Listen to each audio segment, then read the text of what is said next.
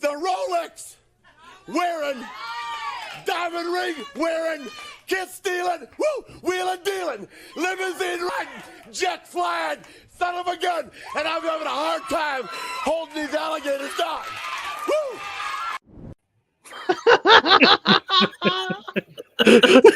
Oh shit! That's amazing. I love it, man. I love it. Oh gosh. I think that was that dude last night, or last weekend from Showtime. He thought he was Ric Flair. Oh shit! All right, these things already hurt my eyes. Oh god. Do we have L Limpy in the house? A limpador.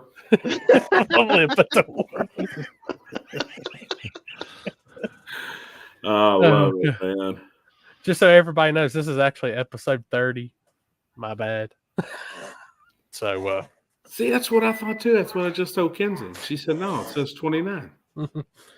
it's like 29's like 30 but different. Oh, Yeah. I was like, wait, what are you talking about? Now I see the thing now. Limpy the luchador. Limpy luchador. I love it. Yeah, the old lady found it yesterday. She was cleaning through her. What's up, Z? Lima the masked light man. Is that the do you guys role play with that mask and like you're the luchador? We're gonna yeah, we did last night. I come off the top turnbuckle, did the headbutt on her. Oh shit! What the fuck does he have on?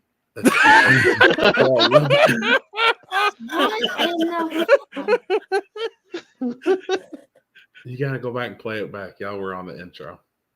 I can't. Oh, You can on YouTube. Yeah, Yes, you can on can. YouTube? Yeah, you can do it on YouTube. I said you can rewind it. It'll never work for me. Do it from your phone. I don't Do it even for have Dell. premium YouTube and it works. Do it for Dell. Oh, hell. Oh gosh. What's up, everybody? What's up, Robert? What's up, Michael? Yick. Everybody in the comments. Oi. I'm hiding my sunburn. That's why I'm got this on. Dude, you look fried, man.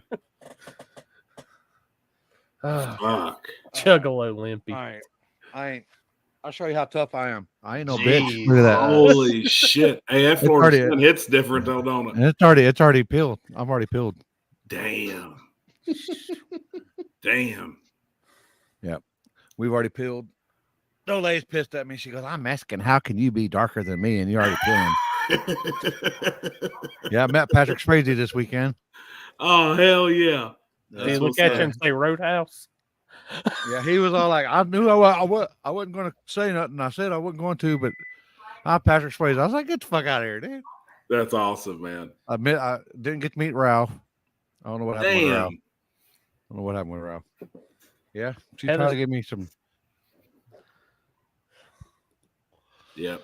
That sun does hit different down there, man. Yeah, but I was trying to get a good base coat for the year. I don't And we blame got you. the good base coat. We got the good base coat going now.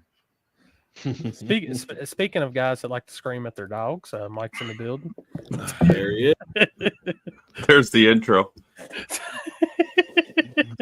And Limpy definitely got a good base coat. He almost looked purple on Saturday. I wasn't that bad. Oh, you were fucking burnt. Could you hear the glow off him like when you got close I told to him if I had cigarettes, I'd be lighting them off his forehead that night. He was red. Here's the bad thing is I was going to upload my video. I was going to edit video. I was going to do my old vlog and I got like half of it and I was like, fuck this shit. But we went riding around and Maxwell was riding around in the front with us and he fell asleep with his fucking head on my lap and fucking drooling. I'm walking around like I got a big oyster on my fucking pants. Oh yeah, I guarantee. I had gray sweatpants shorts on and that looked like on my leg right there. Oh, I just had that's a big old nice. fucking spot. Oh boy. You and It's Maxwell all right, were it best happens. friends. Maxwell loves Limpy, like instantly. Yeah. Those two He's became lucky best buddies he's lucky right he's out of still the in gate. Florida. He's lucky I he's still in know. Florida I now. was worried. don't I know. kept looking around Saturday night, make sure he was still with me. He's badass. Hmm.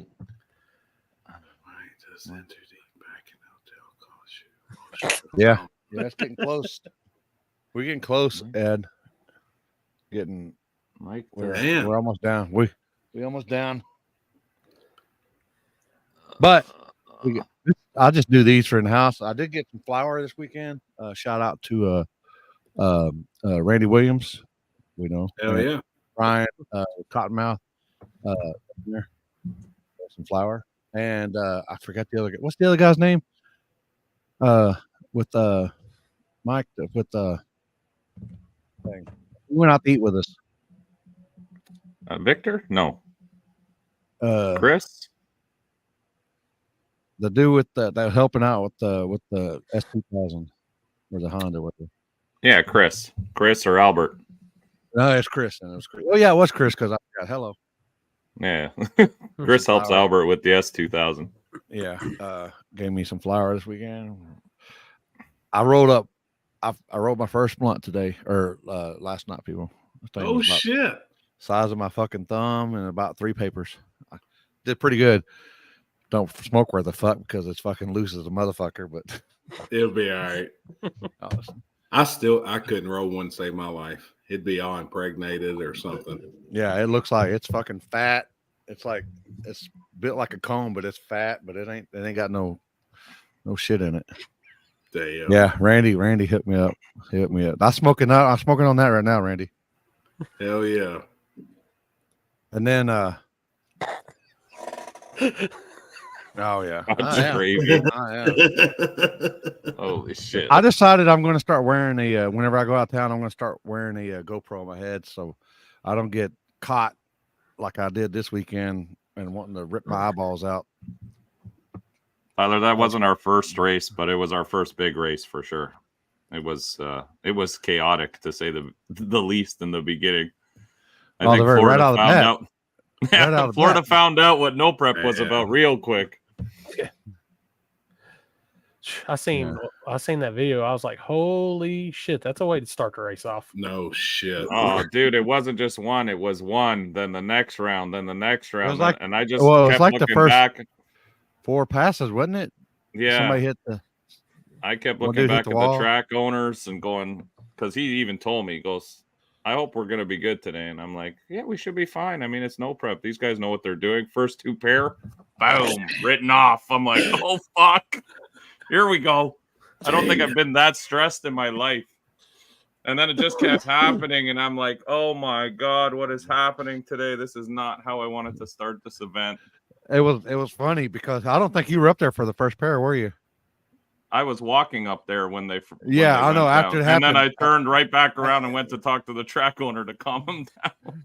Because I seen it all happen, and all of a sudden I seen you walking down there, and I was like, oh boy. I had to turn around, walking back, and then the next pass, same deal. I was like, oh my God, dude, he's gonna have a heart attack. That's when you just got to tell the owner, man. That's what happened. You have that shit on them big jobs. It happens, right? Yeah, no, even more got a little squirrely too. It was. You know what I think the problem was? Nobody touched it since Monday. Like we scraped, or they scraped. I'm not going to say we because I didn't help them, but they scraped the track early in the week, and then it just sat there. So all the dust and the sand and everything else probably blew across it, and then no one did anything. They dragged. Well, they dragged it after the first crash because there was glass all over the place, which I agree with you 100%. Happy with the Lexan front windshield after watching those accidents. That glass makes such a fucking mess and dangerous. Yes. That glass blew up in that kid's face. Like when he got T-boned, it fucking exploded. It was all over him in the cab. So I'm more than likely going to be putting a Lexan windshield in the truck after watching that. Yep. Don't blame you, man. It makes it. And that poor kid, just literally built that truck. That was his first event, first pass. And yeah, it was a rough start for him. We got all that fucking hate for putting a Lexan front windshield in those rules. And then right there it tells you right there. Well, when you see it firsthand and you walk up and you see the mess it makes, not only to the kid, like if you don't have your visor down, that'll probably get glass dust in your face and in your eyes. It does. And secondly, the mess. Like the amount of glass that was everywhere. There was glass everywhere. Good thing there wasn't any glue or stick. Did y'all see? Because you can't get that off glue. Like, did y'all see yeah, Woody's that's what I photo? mean. I'll see if I can find it. Woody had some badass photos. 13. So I was always about that all glass, all steel, but after seeing that, I'm down with the Lexan windshield. Yep. No offense to anybody, but if you've seen all steel, all glass anymore, it's not really even all steel. So, No, hell no. it's all steel, all screw blower. Yeah. They've been talking about that all week.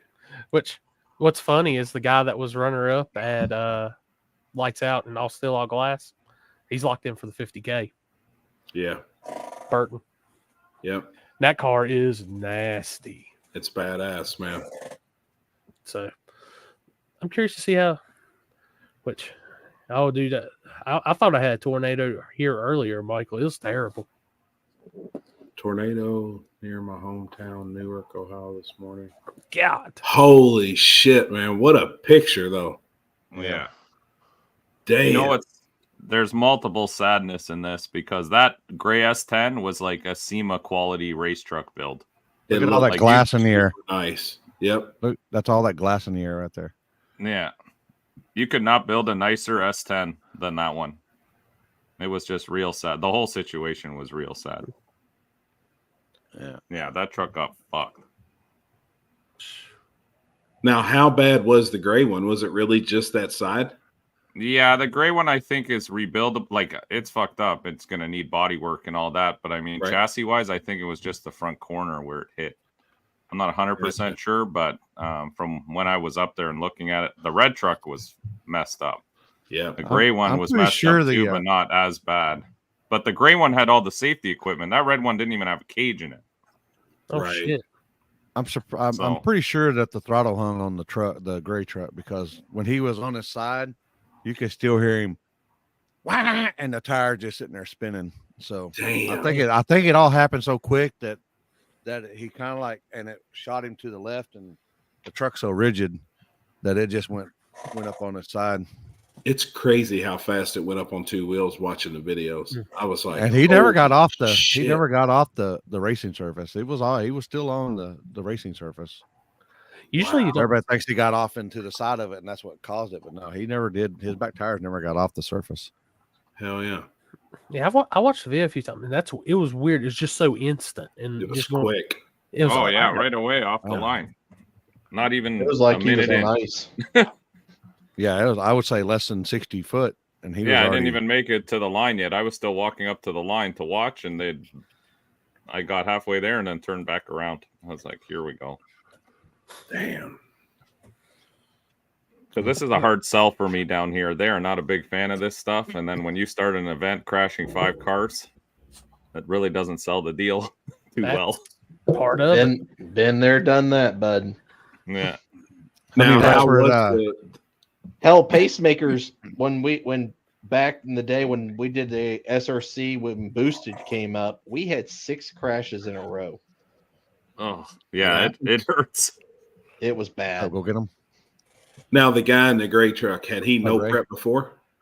Yeah, he's raced all our series, but I don't think anybody was ready for that kind of no prep. Like we've had no preps there, but it's normally we've never scraped it like that. Right. It's never been that no prep. Like it was sketchy to get down for a while. A lot of people were struggling, like a normal no prep, but I don't think the people down here have ever experienced a real no prep like that. Right.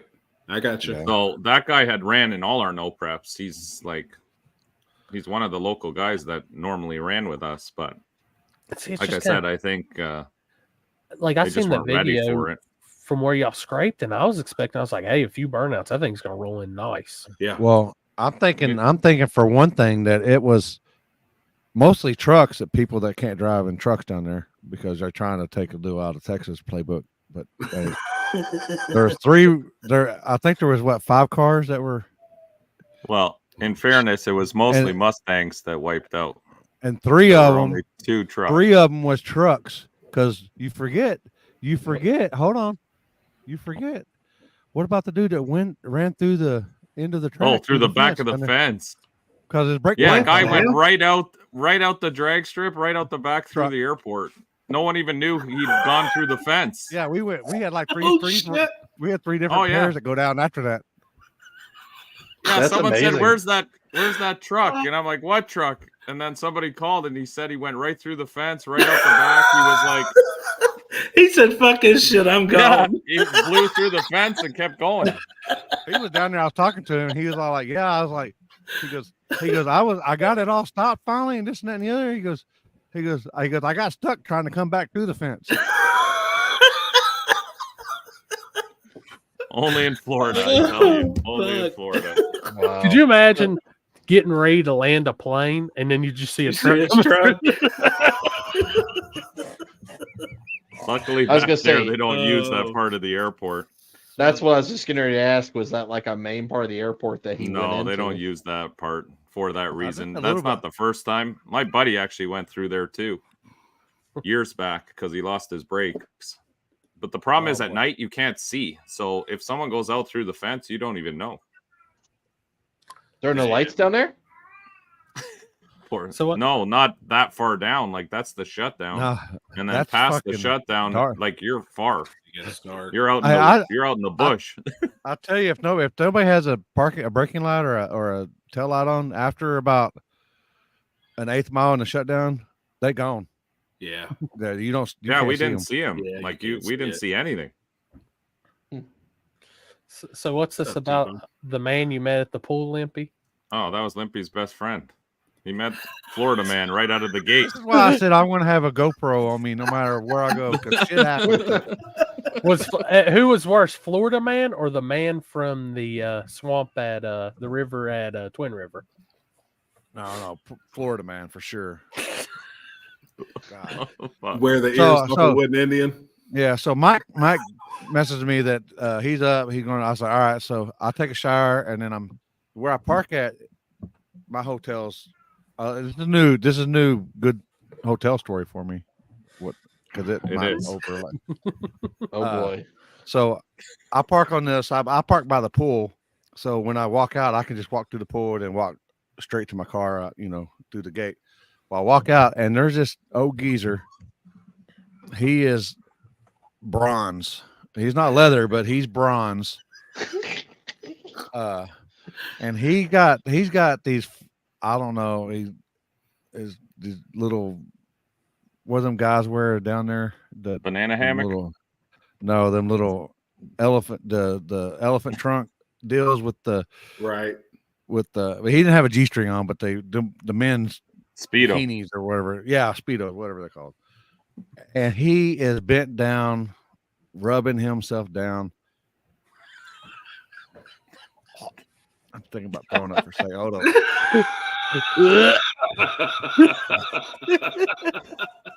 But he is like rubbing the back of where his ass would be, the back going slowly down all the way down to his heel. And I'm like, oh. I'm just waiting for him to get past. So I'm just thinking about them strippers that has them like them bows on the back of their thighs. Like it says like Bambi or this guy's would have said Wild Things, I bet. But it was bad. Oh my god! I had to wait on Mike. Well, Mike didn't show up like he should, so I'm sitting out there in my car doing this stuff right here. And this dude, I can see him just walking. He would flip over, and he'd wipe himself down. And I'm like,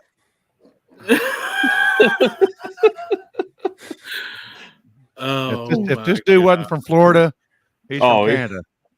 Oh, fuck off. He's from Canada. Zach Jones, that place is on my bucket list. I got to go down there. Yeah, I'd like to check it out too. I got a video of him, but I was sitting in my car. I don't know if I still got it.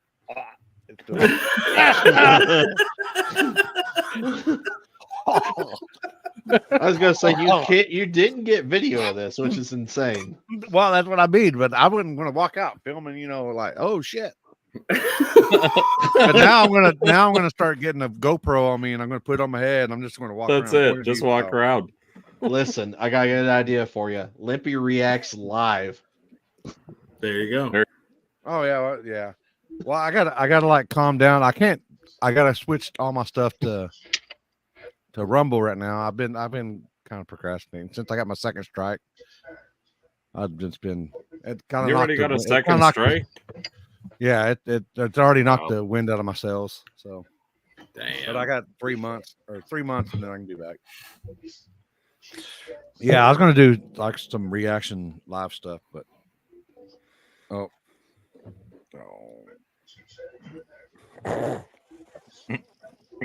I'm looking at all the pictures of me and Maxwell. I'm just sitting here like, Badass. God almighty. Maxwell was depressed on Sunday all day. Said, "Oh, Uncle Limpy left. Now he's stuck with me again." Yeah. I watched the whole video. I watched all of it until the very end. And an old lady said something to me in the fucking your video, Mike, that you Yeah. posted up. It's like, jeez. Mike, Come on your in here, YouTube big video trucker. was awesome, man. I liked it. It looked real good. Just Come on finished in, watching big it. I woke up from a nap, turned it on, watched it, and got on here. Looks real good, man. It's badass. I like to do the behind the scenes Oh, it's stuff on my because other there's phone. enough racing videos out of the event that I like I to agree. give people the fuckery we were doing behind the scenes. Yep, Shit, I agree. I like that, man. Oh, by Thank the way, Happy. Next time y'all are on a trip or something like that, take Sarah's phone away from her. Oh God. What happened? I don't want to know about straws and you ever again. Oh my God. I'll make a post on Matthew about everything on there. All right, need to It's Rumble. It's elaborate. just like YouTube. It's Rumble. They Poor bet me Cameron. that I couldn't put a straw in my pee hole. Who? No, What? you fucking didn't. Oh I know my it's possible. God. Did you but wait? try it? Wait, did you say your mama didn't raise no bitch and you That's did? right. I spit on it too. I would have went Oh in my dry, man. That's just the way I. Yeah, they Jesus bet me it Christ. couldn't happen. I'm sure she's got a video. Yeah, I'm sure. Did she put it on her? What's that thing called? Not TikTok. TikTok. What's that? No. What's the other Instagram. one? Twitter, No. Instagram, What did she do? Snapchat. Snapchat. OnlyFans. No shit. Was you bent over rubbing I was in the with car. like a butter knife, layering up? Oh God. Poor Cameron's just sitting over there like this, like Dude, Oh. that was one of my favorites. That old man, every time there was a guy in this old Cutlass this weekend down in Mississippi, every time he pulled out on the track, he had a Marlboro 120 hanging out of his mouth. He just barely had the button. This cigarette was this long hanging out. Open face helmet, old school as fuck. Man, he was awesome. But yeah, Ready to party. he was ready to party every pass. I forgot what was them cigarettes that them girls used to smoke. Them motherfuckers were like this fucking long. Oh yeah, like Virginia Slims. Virginia Slims. Virginia Were they like Slims. 160s or something like that? This old man still smoked them. which was longer, the cigarette or Trevor Whitaker's middle finger? Oh shit! It was about the same. It was about the same. And Kenzie walked up to me ever past two, and she's like, "You can't let this guy drive down the track with a cigarette hanging out of his mouth." I was like, "Why not? Why He's fine."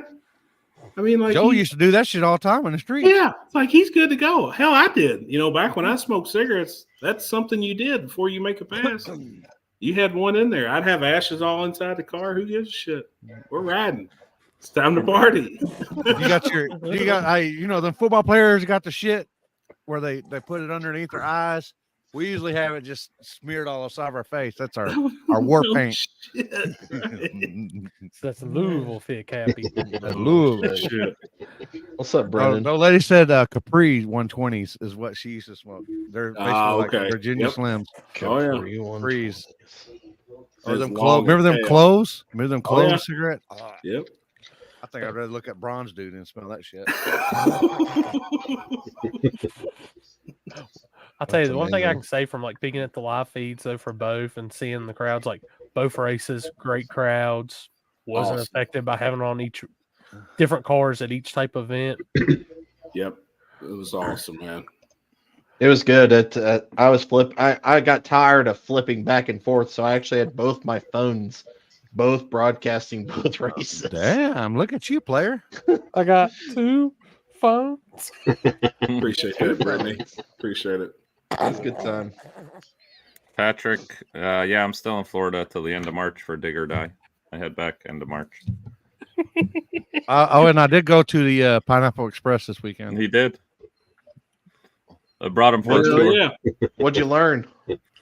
I noticed that people have out at the community here. Wait, down there, they've got like their regular place that they sleep, their travel trailer, and then out front they got the bukkake room. Really? Yeah, and they got like a little screened in porch, Netted or whatever in. that they had the little bukkake parties or whatever that they had. That's for late night activities. I'm telling you, They want man. to keep the bedrooms clean, right? Well, yeah, they have their own Oh, yeah. outdoor facilities. One of them was down, but he said, "Hey, that one likes to party," so they just got to turn the switch on and it airs it up. Pops up. That's right. And it's quick. It's like,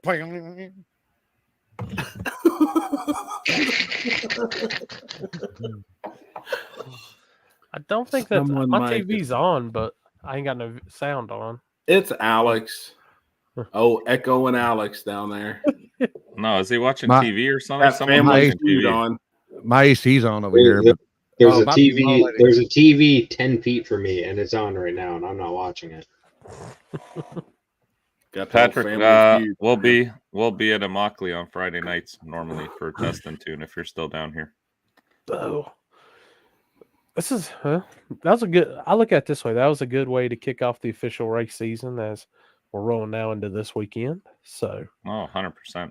Yeah. waiting on Matt said he'd be on here in a few, and I told Justin I think he's 7:45 to the 8 range. So is that Eastern? EST future time. Future. I did break my record this weekend, people. I did. I had a 40-hour round trip, and I did it in 44. Yeah, Damn. you're a machine. I had to pull over. And the sad thing is, and 4 of them hours was on the way back because I was tired as shit. I had to stop twice and for a couple hour nap. Because you left Showtime, right? And as soon as Yeah. it was over with, headed home. Yep. Gosh, damn. Crazy. Dude, I was Yeah. wore flat ass out. I mean, I've been chilling in a recliner for 2.5 months. Yeah, me too. My arm was sore. Me too. I hate to admit it. I really do. I feel like a fucking schmuck. Oh yeah. My right arm was sore from holding it behind my back for 2 days. Uh-huh. And my left arm was sore as fuck from locking cars in. Like it really was. I woke up Sunday and was like, I don't know what to do with my arms. I mean, I was beat down. I really was like, so I told them, I was like, I got to get to the gym or do something. Like, this sucks. I feel like a pussy right now. That's This normal. was terrible. I mean, it was Got him. Oh, shit. Chris was just Appreciate waiting it, on that John. one. God dang, boy. He's coming out swinging in 2024. Man. Yeah. Chris is usually the quiet one. You don't expect the goddamn comments from Chris. Appreciate that, John. Yeah, it was rough. And I got to experience 2 sets of zoomies on each side, pro charged. That was definitely eye opening. Signs down to freedom. It was badass. Had John Doe, Scott Taylor on one side of me with the Hemi and Pro Charger, and then Luke Shivers was in the other lane with the Pro Charged LS engine. But when them 2 rascals come by me, That'll wake you up. I'm telling you, it was wild. It was wild, man. And the front side there in Mississippi, it was fast. It was, but the backside was Can y'all see that? Yeah. Was that Oh, that there kid? you go. That kid on my right there? Yeah. That's my biggest fan right there. He's nonverbal. Dude, that's awesome. He's nonverbal, and he does the hold on, I'll get back there. Oh, damn, man. He does locks them in. Yeah, He locks them in. And he's almost better than almost better than Limpy. We were watching him bring him in and then lock him in. Oh, it was he was awesome. Oh, damn. That's badass, dude. Yeah, that was a good deal. He was down there. They got some shirts. What's up, Joshua? See you tomorrow, buddy. Awesome. Limpy looking sinister red. That's a fact. Now, I can put this back on if y'all want right here. What else you got in that closet for role play? Come on over, I'll show you. Ooh. Damn, me is a good time, baby. My safe word is keep going.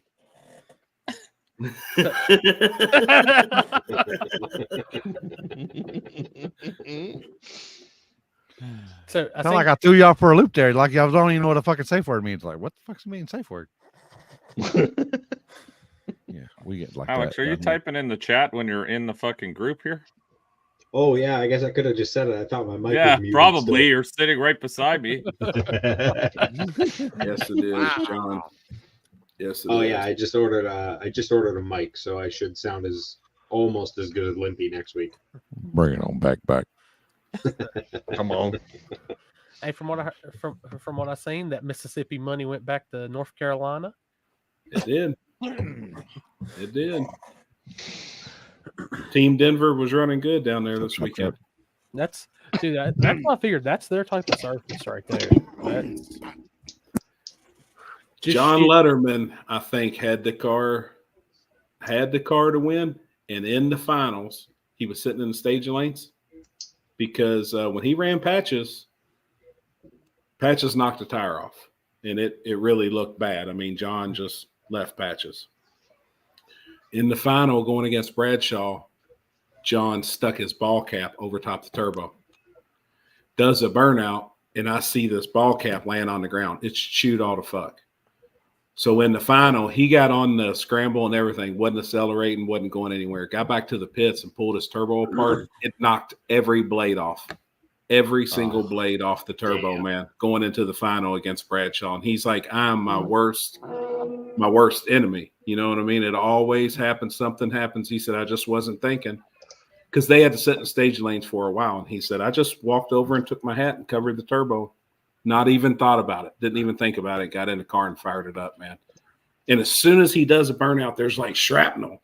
And I see it coming out. And there's a ball cap land. So this kid runs over, grabs the cap. And I notice it's all chewed up. Well, I go ahead and flag him.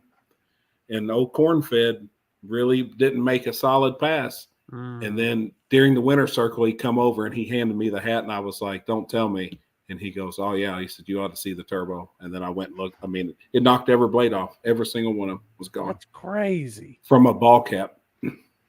So he just accidentally just sat it there for like he covered it just because they were going to be there for a minute. And he didn't want, there's people around and shit. He didn't want somebody walking by and just doing something, which I don't think it was just. It was just something he done, it was just a safety precaution, which actually cost him, I think, a chance at winning the money. Because he had a fast ass car, man. I mean, his car was rolling. I just sent it in the chat. You made a post. Me too. Coffee. Woo, that was bad. Oh yeah, post a picture of there's pictures of the turbo wheel. It's unreal. It knocked every damn blade off. I didn't know that. Yeah, Limpy, I just sent it in the table chat. It's crazy. I mean, I've heard shit like that. I mean, Houston, we found a rag in his intercooler once that got sucked up or something. I mean, it's just shit happens and you don't think about it. We one time before Mike had a very nice setup on his car, his turbo was. The turbine was facing out the left side. All of his coil wires were along the frame rail. One of the zip ties broke, and the zip tie or the coil wires got sucked up into the turbo. Yeah, look at that shit. It got every single blade. Wow.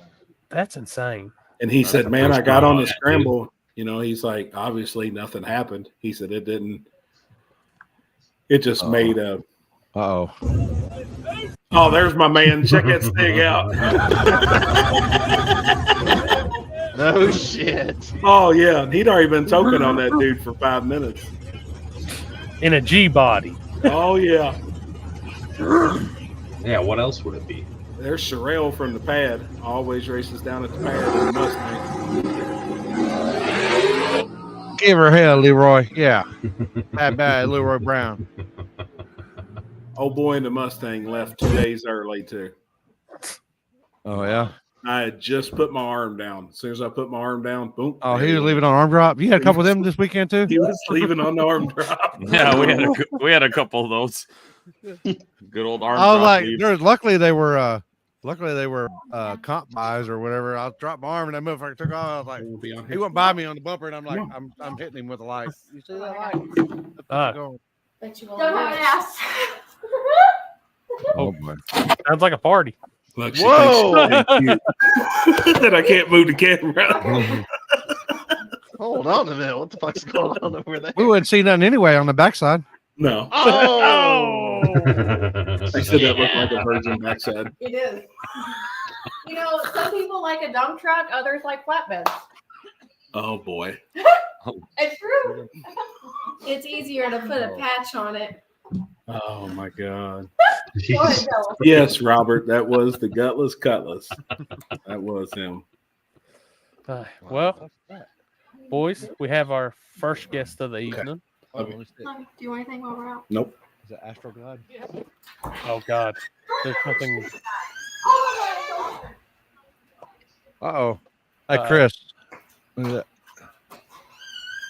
That's right. Astro God. The fuck? Caffeinated Caffeinated aftershave. aftershave. Damn, Limpy, you're burnt, dude. That's how I stay Anti-aging beautiful therapy? right there. That's how I stay beautiful. I Hell sent, yeah. I sent a we're picture done. to Corey how he looked all day in the sun. done. He was We're done. basically Oh, dude, that's sunbathing. hilarious.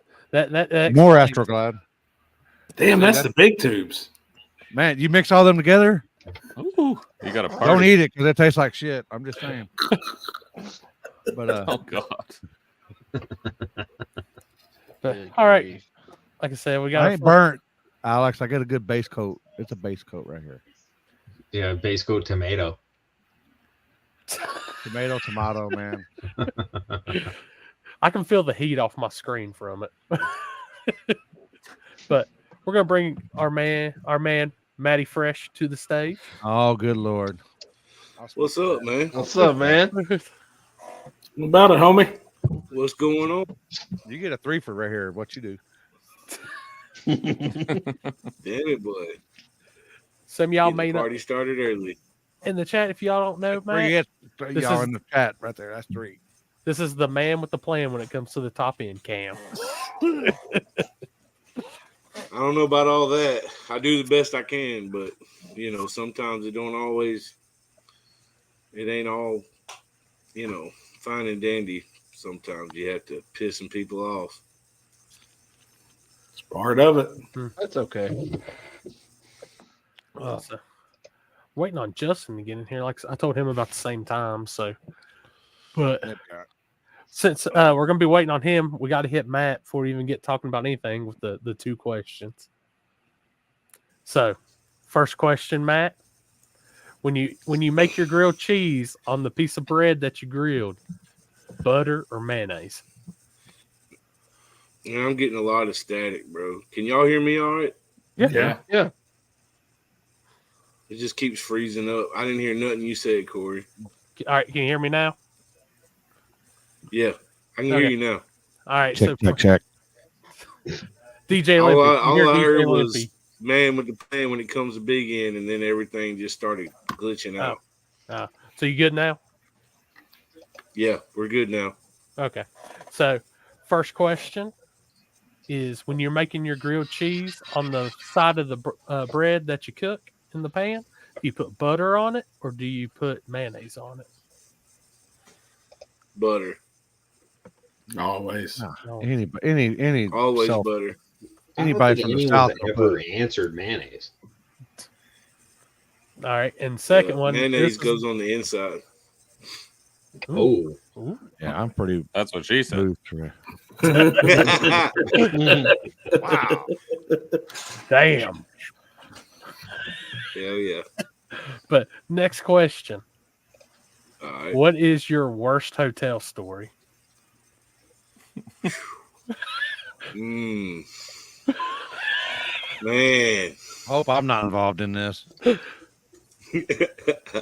I got a third. You are, motherfucker.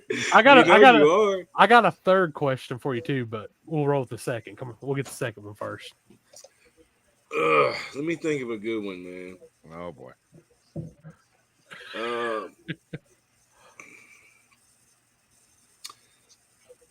I'm gonna go way back. I'm gonna go back to like 2000 and shit. I don't know what year it was, but it was the first time. It was the first time I stayed in the hotel room with Limpy. Oh God. And it was me, him. Shit, there was like 6 or 7 of us all staying in one room. It was Richard. I mean, the crew, 660 Street crew, and everybody was claiming spots to sleep. The only spot left was beside the big man, and I just looked at him, and he gave me a look like I was like, "Look, you just turn that way, and I'm gonna turn this way." And we just hope that the bed frame's gonna hold, bro. We're just gonna have to try not to snore too hard. The screws out this motherfucker. And so it was kind of weird, but I mean, hey, we was just wanting a place to sleep, man. You know what I'm saying? We didn't sleep very long. I think that was a 2-day race deal on the street. Yeah, we were in the jungle. We didn't use that thing, but just a few hours at a time. But it was pretty funny because he was looking at me and I was looking at him, and I was like, "I'm not sleeping on the floor, dog. Coming in hot. Just scoot over." There wasn't a lot of room on this bed. You got to think now. This is like this wasn't no king size bed. Probably. This was probably just a regular size bed. So in case he forgot, I farted while he was asleep on him. Hey man, I probably did too. I mean, I know I did. I lifted leg and everything. Probably. Oh boy, I need to calm down there. I would have hated to be the cleanup lady.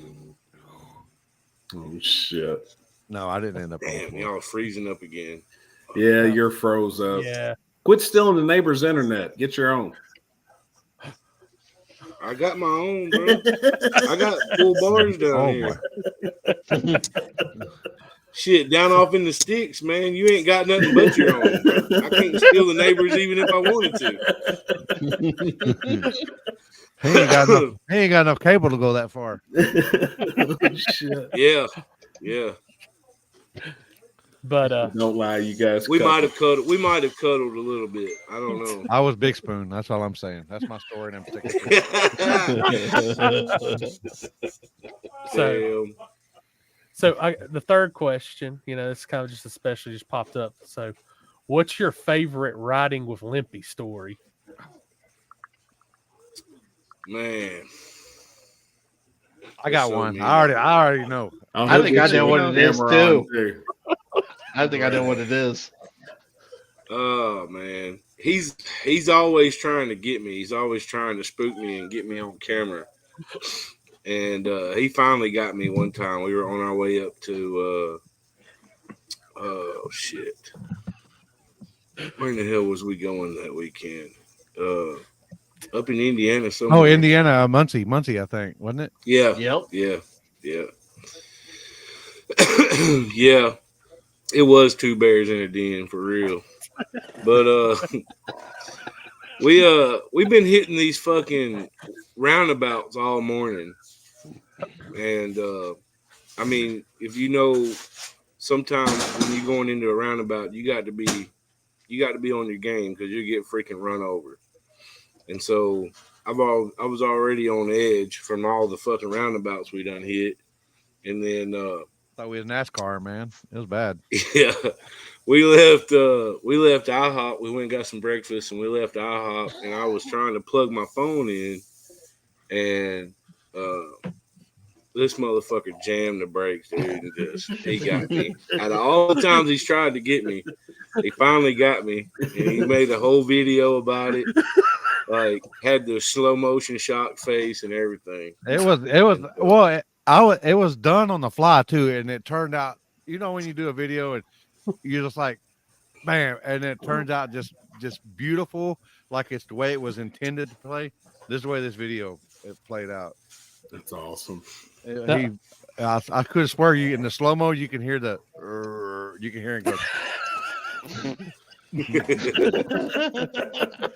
He got me, dude. First thing I thought in my mind was we was fixing to cream somebody in a roundabout.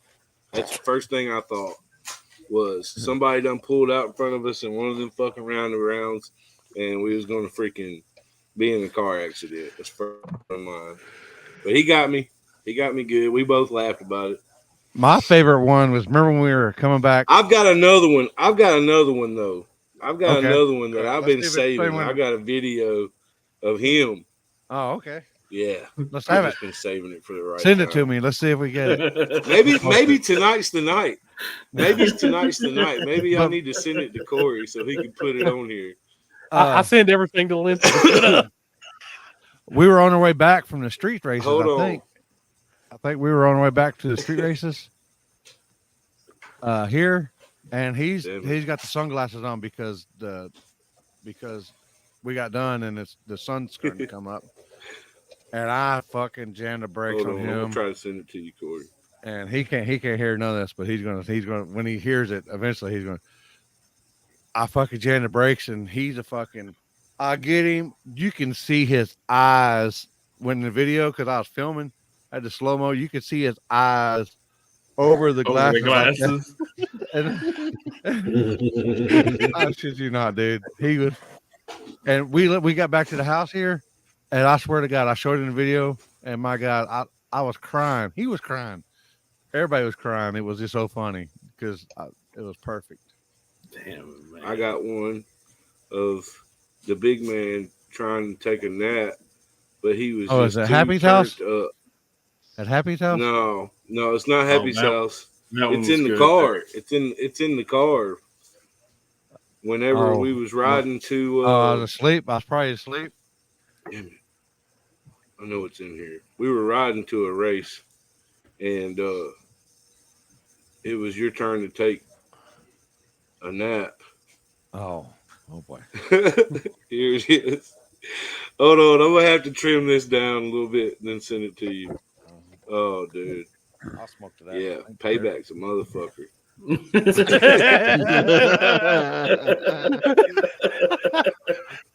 Oh yeah. My mind's always going. I'm just gonna trim it down to 30 seconds.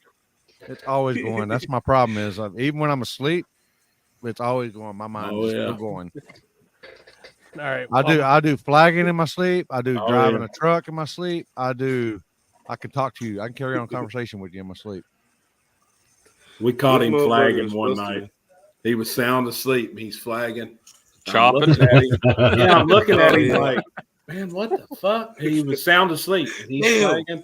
Then all of a sudden he goes, would you come the fuck on? And I was like, what? He said, come the fuck on. Like, come on. Well, he's getting pissed then. I don't think he was sound asleep. He was getting mad. Fuck you then. I was like, hell yeah, homie. Fuck them. Oh, dude. They weren't coming in, I guess. That's another one. Like, I can't remember where we were going, but man, he was freaking. We was on our way back from Georgia last year, and he was freaking flagging a whole fucking cash days in his dreams, man. He was in there. Yeah. He was doing both hands. Yeah. Bringing them up. Go on. Fucking. I should have fucking got my phone out, but I was pretty tired. I was having to try to stay awake. I'm going to send you this one. All right. At least I ain't pulling my dick out and going, yeah. All right, guys. So let's see. We got Justin. He's getting boy. back here. Let So the we're gonna man bring Justin in. If y'all don't know who Justin is, he is the promoter this weekend of Backside Asphalt Brawl, where me, Limpy, Matt will be. So we're gonna bring him in, let him talk about the event some. So fresh on the stage. What's going on, Justin? Can you hear us good? Yes, I can hear you. Can you hear me? Yes, Yeah. sir. What up, dude? Not much. How's everybody doing? Good, man. You look like you're still on the Georgia recovery. The Georgia recovery? Yeah, the lights out recovery. Yeah, that was not. It did not go planned. As it was not fun for me. Gosh, damn. Dude, that race is a marathon. No matter how you are, whatever you're doing, if you're just a spectator, racer, media, any of that. Yes. Yep, that's a fact. So before you can talk about the race, we hit everybody for 2 questions. We got Matt with him when he began. So first one. So when you make your grilled cheese on the side of the bread that you cook in the pan, do you put butter on it or do you put mayonnaise? I put butter. That's right. Yep. That's right. All right. Southern man right there for you. Yep. American. That's right. American. North American. Alex Now, and Mike are my like, grandmother put mayonnaise. And it was a little bit extra crispy, but there we go. I like the butter. All right. And second question. What is your worst hotel story? Probably here recently. I was heading up to PRI, so I went to Atlanta because I flew out of Atlanta, and I stayed at a hotel.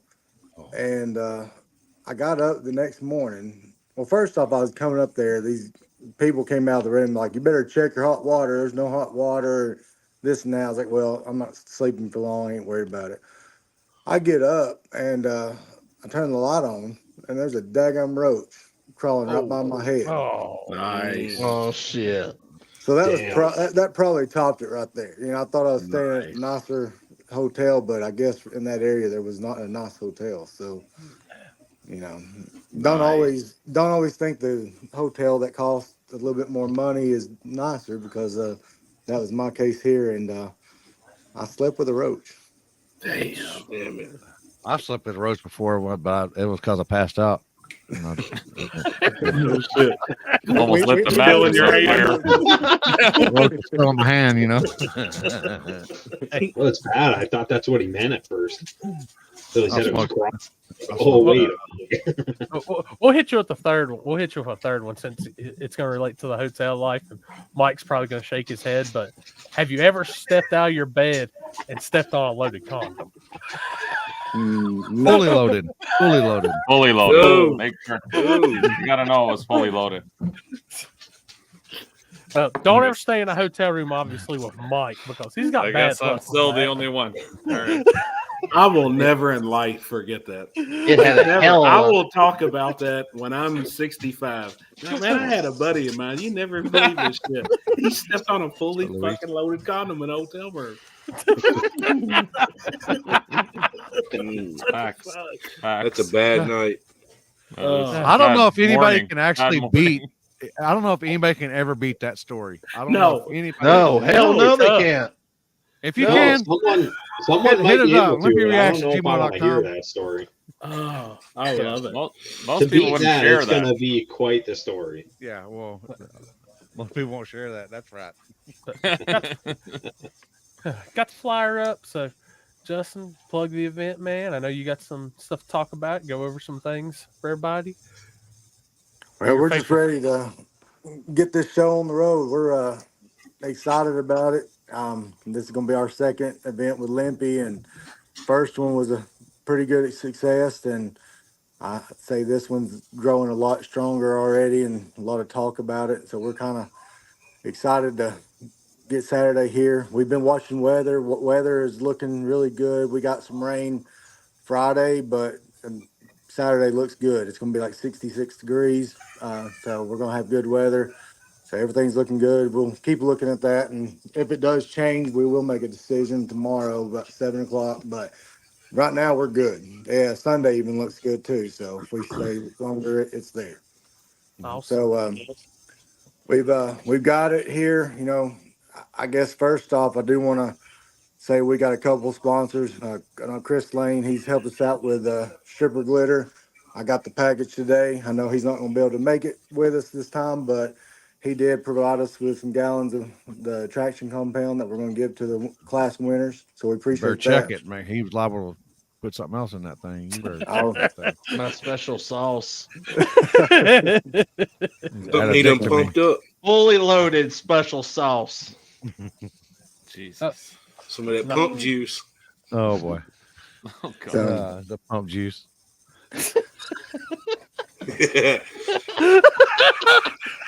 Well, we'll make sure to use that after the race then. For sure. You go, I'll pump you up. Now we know how I make it. I'm sorry. Go ahead, man. Okay, we got Moonlight Performance. Brad Ash, he's been a big help with us, and he helps a lot for this race. He gives me some ideas on it, and he also helps us monetary very well on these. He's also adding a lot in the Ultimate Street. And we have Brothers Automotive. They're out there, and they do make it to a lot of the races. I don't know if their cars are ready for this event or not, but we hope so. Evolution Tent and Audio, they have been with the Big Dog Brawl since we first started, and this will be the third year for us doing this, and they've been with me from the get-go. And then we got Waxworks. He also helped with the last Olympia race. So we got these guys. I couldn't do it without them, so I at least wanted to give them some credit on everything. But we have 10,000 with 32 cars on small tire. I know some people bicker at different things on the amount it's reached at and so forth, but at 32 cars, that is a $2,000 on top of entry. Of course, we got Run What You Brung, Hard Tire, Tailgate, and the Ultimate Street. So several classes we get involved, and we also have where you can double enter. I know a lot of people like to get in Run What You Brung. We run that class first. So we have the run order is basically according to who's double entering, so we give more people time to cool down and whatnot. And of course, tailgate class, we have got Roger Norris. He's well known in the no prep side now. He's added 500 on top of the tailgate class. Awesome. So we're trying to get more trucks out there, and that's not been a class that's been around as much. So it's nice seeing a lot of trucks getting involved and having a specific class for them. So we appreciate Roger for that. He's on here now, actually. Yeah. There's a good question that just popped up from another promoter and another racer. It's Justin Lee there. He said, how's the surface there? The surface is a little bit different because a lot of people run the back and go toward the front. So in Georgia, we run from the back and then we go on further out in the back. We are an old quarter-mile track at Brainerd, so we got plenty of shutdown room. The last event, it was a little bit more sticky at the starting line just because it was after some other events. This is the first event of the season. So we are going to make it just a tad bit slicker on the starting line. We're going to scrape it up and it'd be a little bit stickier. I mean, I'm sure it'll come around, but at first it's going to be a little bit different from the last time. Now, I actually heard this weekend while I was in Mississippi, is in the state of Georgia, are you all at a drag strip not legally allowed to run true backwards? Yeah, you have to go the direction of the track, right? Yeah, the track has to be ran at the direction it is intended to be. So our track owners actually went to fight for that because they did not want any backside racing. So our track owners went and fought for it and said, no, this is the direction that the track is intended to run. Gotcha. So we are still doing it. So luckily, it's an old quarter-mile track at Brainerd, and there's plenty of shutdown and so forth. It's not just the 8-mile track. So we are lucky there. And, we got a great facility over there. And, awesome. It's trying to step it up a little bit. Question. Yes. So the 2000 is on top regardless of whatever amount of cars, basically, is what you're saying in small tire? Say that one more time. It echoed. Sorry, the 2000 is on top of whatever car count you get in small tire? Is that what you're basically saying with that for small tires, 2,000 on top. We're at 32 cars. And I'm just going to be real as possible on this. So our track, we want them to make money. So if there was 500 spectators, the track's going to give more money on there. But if there's 100 spectators, I would expect the track to make some sort of money. So that's where the 2,000 would stay in with those limits. As far as has been the 10,000 ultimate pay. But we are 2,000 regardless. If it's at minimum 30 cars, it's 2,000 on top regardless. Yeah, that's what I was asking. Okay, Yeah. thank you. Awesome, man. That's awesome. That's a good thing. That's what, like, I've always preached with, like, about stuff like, hey, we're putting money no matter what. That's how, like, when all that shit storm got started about the town. That's why I was reading. I was like, even on the math, I was reading. I was like, it was 2,000 to begin with on top, no matter what. At the math, I was like, right. Yep. Oh, I guess I'm just the type I don't get all the political stuff because I've seen so many races that doesn't even have a dime on top, but advertise a good payday, and then it turns out, well, it's just 100% payday. Nobody wants to crucify shit like that, and it's annoying when you look at that and say, hey, there's money there. You can see there's money on top. Yeah, I don't know why people don't just say that though. Say 10,000 and then in small brackets say we're putting 2,000 on top. Period. Like regardless. But 32 cars. I guess it's for it looks bigger when you put it that way. I'm a math nerd. I'm used to just doing it on the fly anyways. Is it prep or water burnout? Justin Lee asked as well. It is pour your own prep. There you go.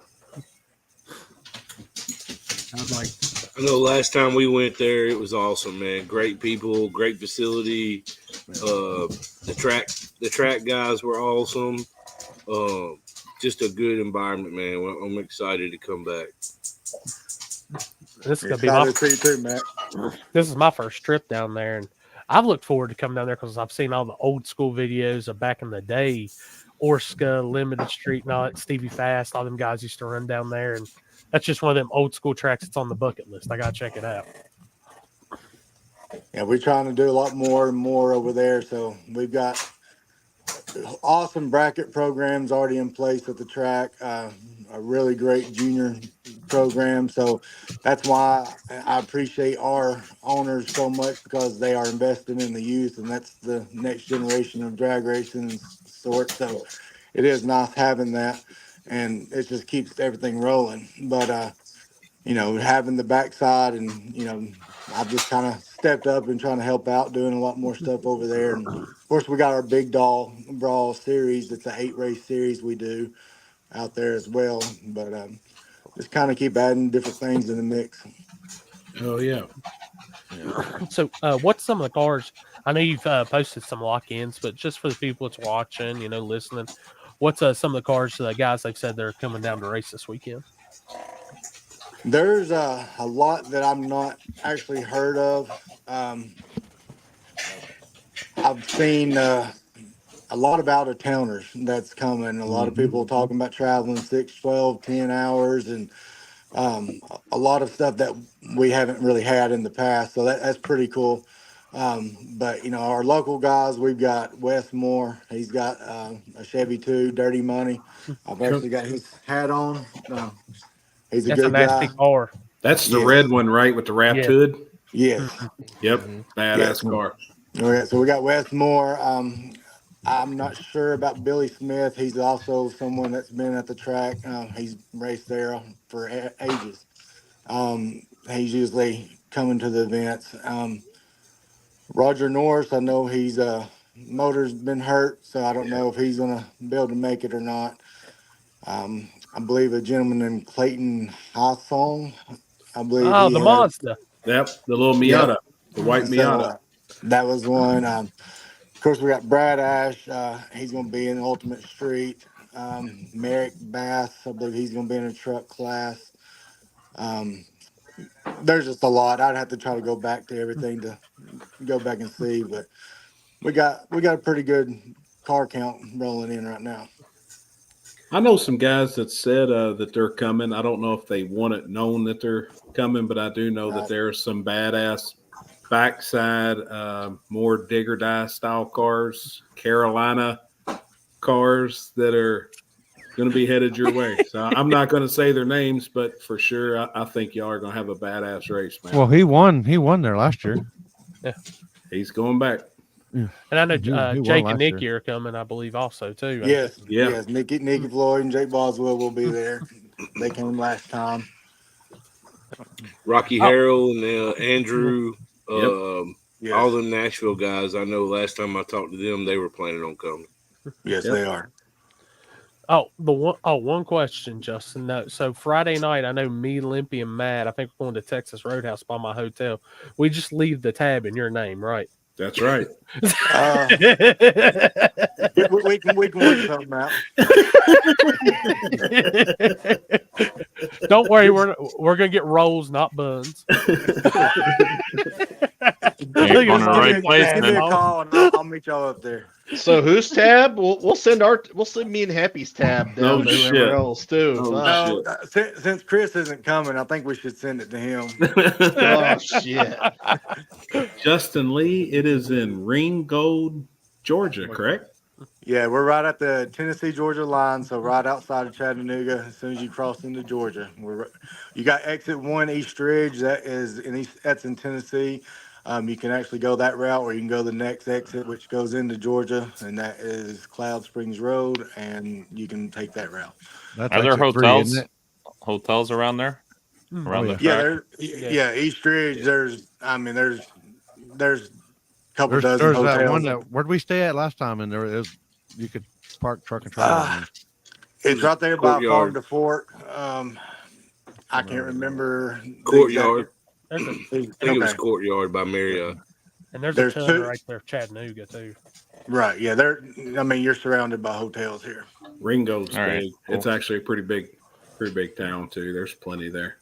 And if anybody wants to come early too and need to park at the track, we can arrange that. So if that needs to happen, Somebody was asking this guy over here camping. Remember that?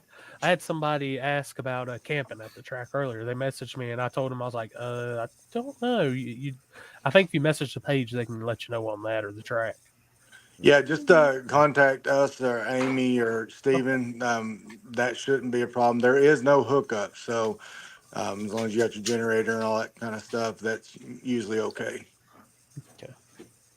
Justin Lee said 7 hours. It's not bad. I think it'd be a good one for you, man. It's 10 hours for us here. 10? Yeah, we looked at it already. I think, well, I'm not going to say we're coming yet, but I talked to Mike about it. He's just making sure he's available this weekend. Hell yeah. It's a No Terry? Nah. That's too far for Terry? Too far for Terry. Terry don't. Surprised Terry get on only the plane leaves and for. fly in. Yeah, well. How once is in a the while. internet at the track? That's a good question. It's not bad. I've never had It any issues. works fine. Yeah. It's T-Mobile work down there pretty good. I don't know See, about all that. now you pissed Terry off. He didn't even ask him? Since the main corporate office is in Chattanooga down here, I'd say T-Mobile should be okay. Okay. Yeah. Well, Terry, I don't know if Billy's going to be there. And I don't know. Yeah, so. Oh. Now you got me in trouble, see? Oh, boy. Yeah. He didn't even ask me. This fucking guy, Terry. I don't know what you're going to do with him. Poor Terry. The one good thing I can say is it's a 5-hour ride for me, but I finally get to stop at a Buc-ee's. Which one will you pass? Sevierville. Oh, that's the biggest one in the world. The largest one in the world, too. That's the largest one right now. Yep. We stopped twice this weekend going to Mississippi. Same one down, same one back. I went to the Sevierville Buc-ee's a couple months ago, and it's just like the other Buc-ee's, but everything's spread out. Way spread out. You want to go to Georgia? 28th, Junior. Are you calling Terry? Oh, boy. Did he mute himself? They're making fun of you now. I ain't making fun of you. No, he should be pissed at you. Yeah, that's bullshit. Yeah. Hold on, I'll mute it. Can't even ask his road dog if he wants to go racing. Yeah, I'm talking. I mean, fuck. Terry, fuck that guy. Fuck that guy, Terry, man. Damn it. It's a rough crowd here at times. I guarantee you he wouldn't forget his other boy, Maxwell. I'm just saying. Oh, guarantee it. Oh shoot. But I'm ready, man. This is really my true kickoff of the season race for me, and brand new track. You know, I'm looking forward to it. Yeah, we're excited too. I just got to figure out exactly what all gear's coming and how I'm gonna... FTG. Fuck that guy, Terry. Fuck Yeah, that guy. Terry. Oh boy, I got Canadians, man. You got Trevor with FTK, and you got now with FTG. Terry. I was trying to see if I could unmute his shit so we could hear Terry cussing him, but I can't unmute him. Oh boy. Oh boy. Look at him. He's in trouble now. We're still friends. We're good. You got Terry got new FTG Terry. FTG. Fuck that guy. Fuck that guy, Terry. Poor Terry. I'm telling you, Terry. Telling you, man. That's right. Damn. He actually told me this weekend. He goes, "This is how it's gonna play out. If I go up there, I ain't gonna say nothing to Terry. So don't say nothing." Oh yeah. Roll. Yeah, right. Fuck that guy. Fuck that guy, man. He ain't gonna be able to go. His wife won't let him go 2 weekends in a row, man. He's not about this life, man. There's a little bit of truth, but God. it's a lot. They already took last weekend off for me, so I would never expect them to do it again. Right. Justin, did y'all get your transmission fixed? No. Well, we burned it up again, and we got a lot more power in the new motor, and it just gonna. I got another transmission order today. I got you. I didn't see what all had happened. I just noticed one post where it said transmission problem, so I was just curious. I love that car, man. Love Thank it. you. Yeah, we got more stuff coming out on it. It's just waiting on extra parts and so forth, and we're gonna hopefully get a good setup in that thing and do a lot more stuff with it. Right on, man. Right on. That's all you can do, man. Don't worry. Like, there's plenty of races going on, so you ain't gotta, be pressured, man. Just take your time getting it back together. There's gonna be plenty of stuff to do. So yeah. How fast or slow is the backside there at that track? Just to give people an idea of kind of where it's at, like small tire car. I personally have not raced it, so that I would be afraid to say. I suck at guessing times, man. I suck. 50s or so, maybe. Oh hell yeah, that's good. That's good surface. That's a good surface. Yes. Yep. It's good, but still backside. Yeah, it depends on it. Depends. I think last time it was good at the first 300, but the last 300 it was. Yeah, it's a little bit different than what some people are used to because they're used to going down the track. So it's getting a little bit better for them. This is kind of the opposite. Right. And it's all asphalt? Yes. Yeah. Now the front side of it was, last time I was there, it was like radio prep. It was like up on the 8th mile. Yeah, front side. Yeah. It's fast for the 80 foot, then it's slick, is what Brad said. Hell yeah. But it is going to be raining, and we are going to scrape a little bit of that sticky off. So, and this is the first race, so yep, I would expect it to be a little slicker than before. Hell yeah. That's not really rain. That's a free track wash. That's all that is. Right. Yep. Yep. I Right.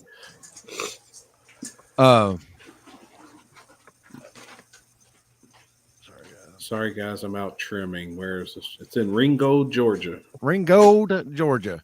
You know, was that like where he said I'll be Huckleberry? Was that Ringgold or no? Oh, I'm thinking about. You thinking about Johnny Ringo? Oh, that's what I'm talking about. Is that? I didn't know if that town was named after him, like Ringgold. Oh shit! You know, I'm not sure. It's smooth but can be tricky. Hell yeah! I mean, that's the good thing. It looks can always be deceiving on these races, and that's a good thing. Yeah, and I mean, Bradshaw won there last year. I mean, so you know he knows his stuff. And I think the finals ended up being a pretty good race until it was up top. I think when it was one at top. And he's on a roll right now. He won this past weekend. You gotta win one to get on a roll. So. Yep. Heard rumors they're coming. I don't know for sure. Oh yeah. Speaking of, Mike had his Power Wheels race this weekend, and I don't know about y'all and the way y'all do Power Wheels wherever y'all do it, but down in Texas, man, we teach our kids to be tough. Now we start our kids at the top of the stands, and whoever finishes first is the one that's down. You ain't got to be in your car, but whoever makes it down to the bottom first wins. They started them out at the track. They were all running like 60 foot. Man, I was like, no, man. Let them go down the steps. Yeah, you got to run. No, I don't care how you get down there, just as long as you get down there. Damn. That one Power Wheels we had that kid's dad made that gave him whiplash. He hit the God dang, dude. Yeah, that Dude, thing. I don't know what he put in it. It had 48 wheelie bars on it. The kid hit the throttle and then let off right away, and he was looking like, "What in the fuck just happened?" I wish somebody had video. I walked up there as it was happening, and I was like, "Holy shit!" I seen the kid like. He went like this. I mean, the kid Like probably got three wrecked on pounds. Christmas life, man. Damn it, man. It was like putting like a little miniature person in y'all's little RC cars that y'all got. That Oh yeah, like, it was violent. it's all limp and stuff. Damn. That happened, but it was like upper scale version. That kid probably scarred for life. Oh, he did. He 60 footed the shit out of the other one, and then he completely let off. Yeah. When I the ain't traction, driving this shit. when he felt the power, he was all like, "I'm out." Yeah. And then he got out. He just got out. He said, "I'm fuck that car." Right. Oh yeah, Steve. Yeah, we're thinking about doing the Power Wheels at the top. We of the should hill, do a that Power KD. Wheels down KD if they'll let that go. Man, that would be love sick. to. That would be sick. But hey, but make They it better make have it, an extra hey, ambulance on Hey, standby. but Oh, yeah. hear me out. Full Hear me leather. out. Hear me out. But we'll make it the adult version.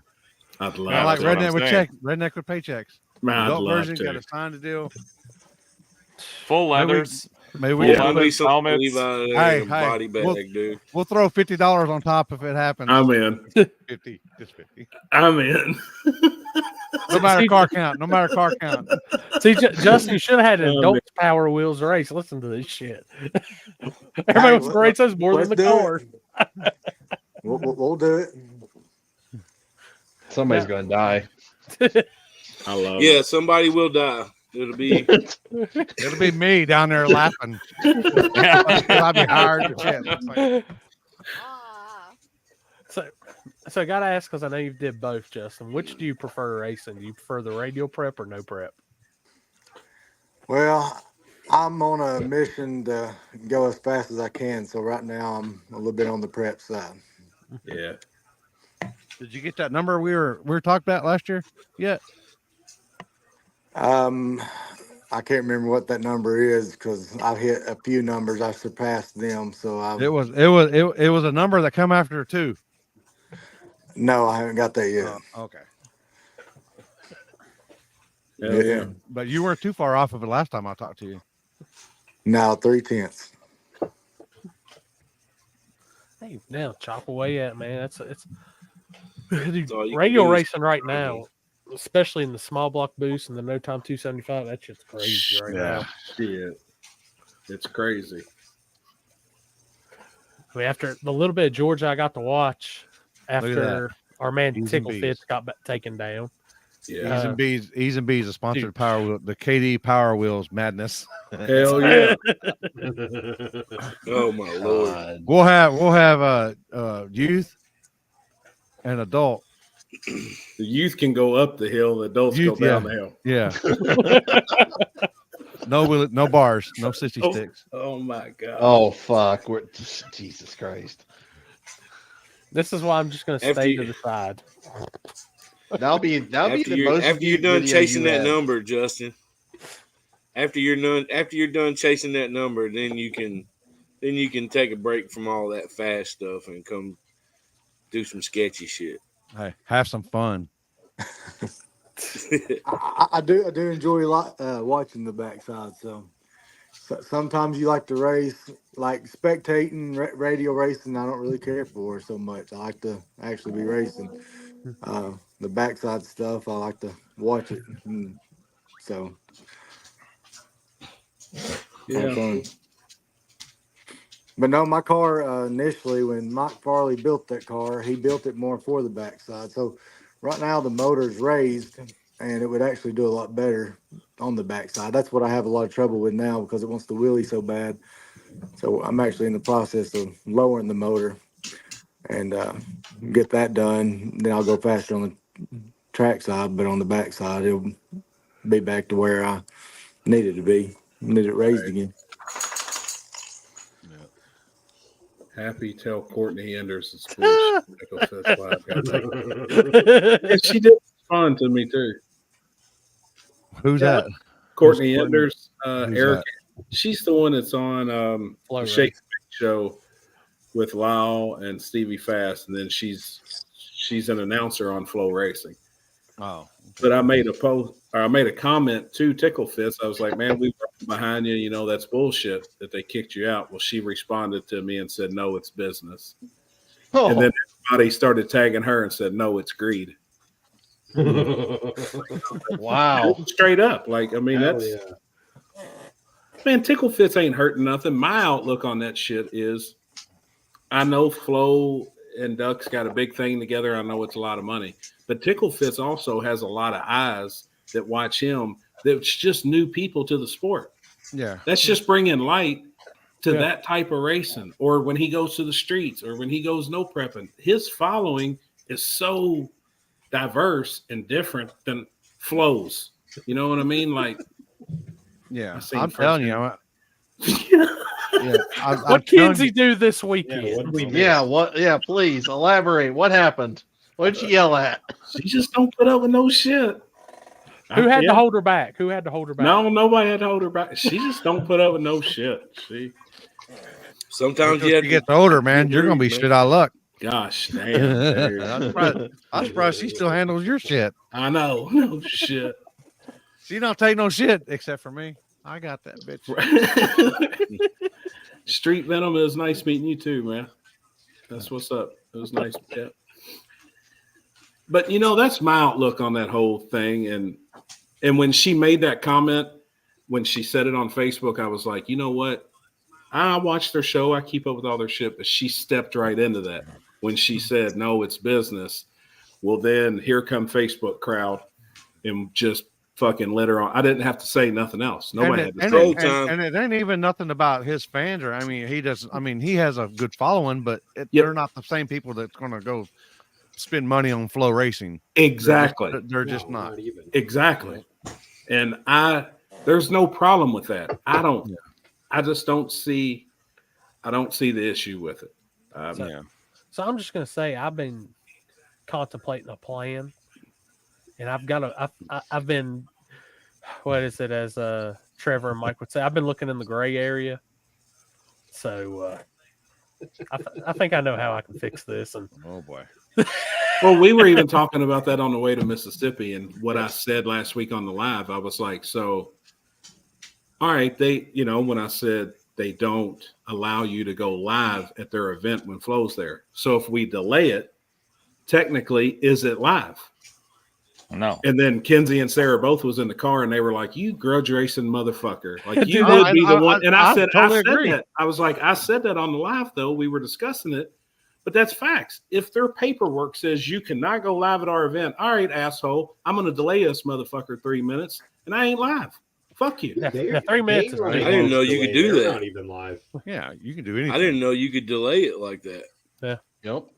Well, he uses that live view like I got, and I think you can do that, something like that with it. Happy, where was that? Was it on Ticklefit's Facebook that comment got made?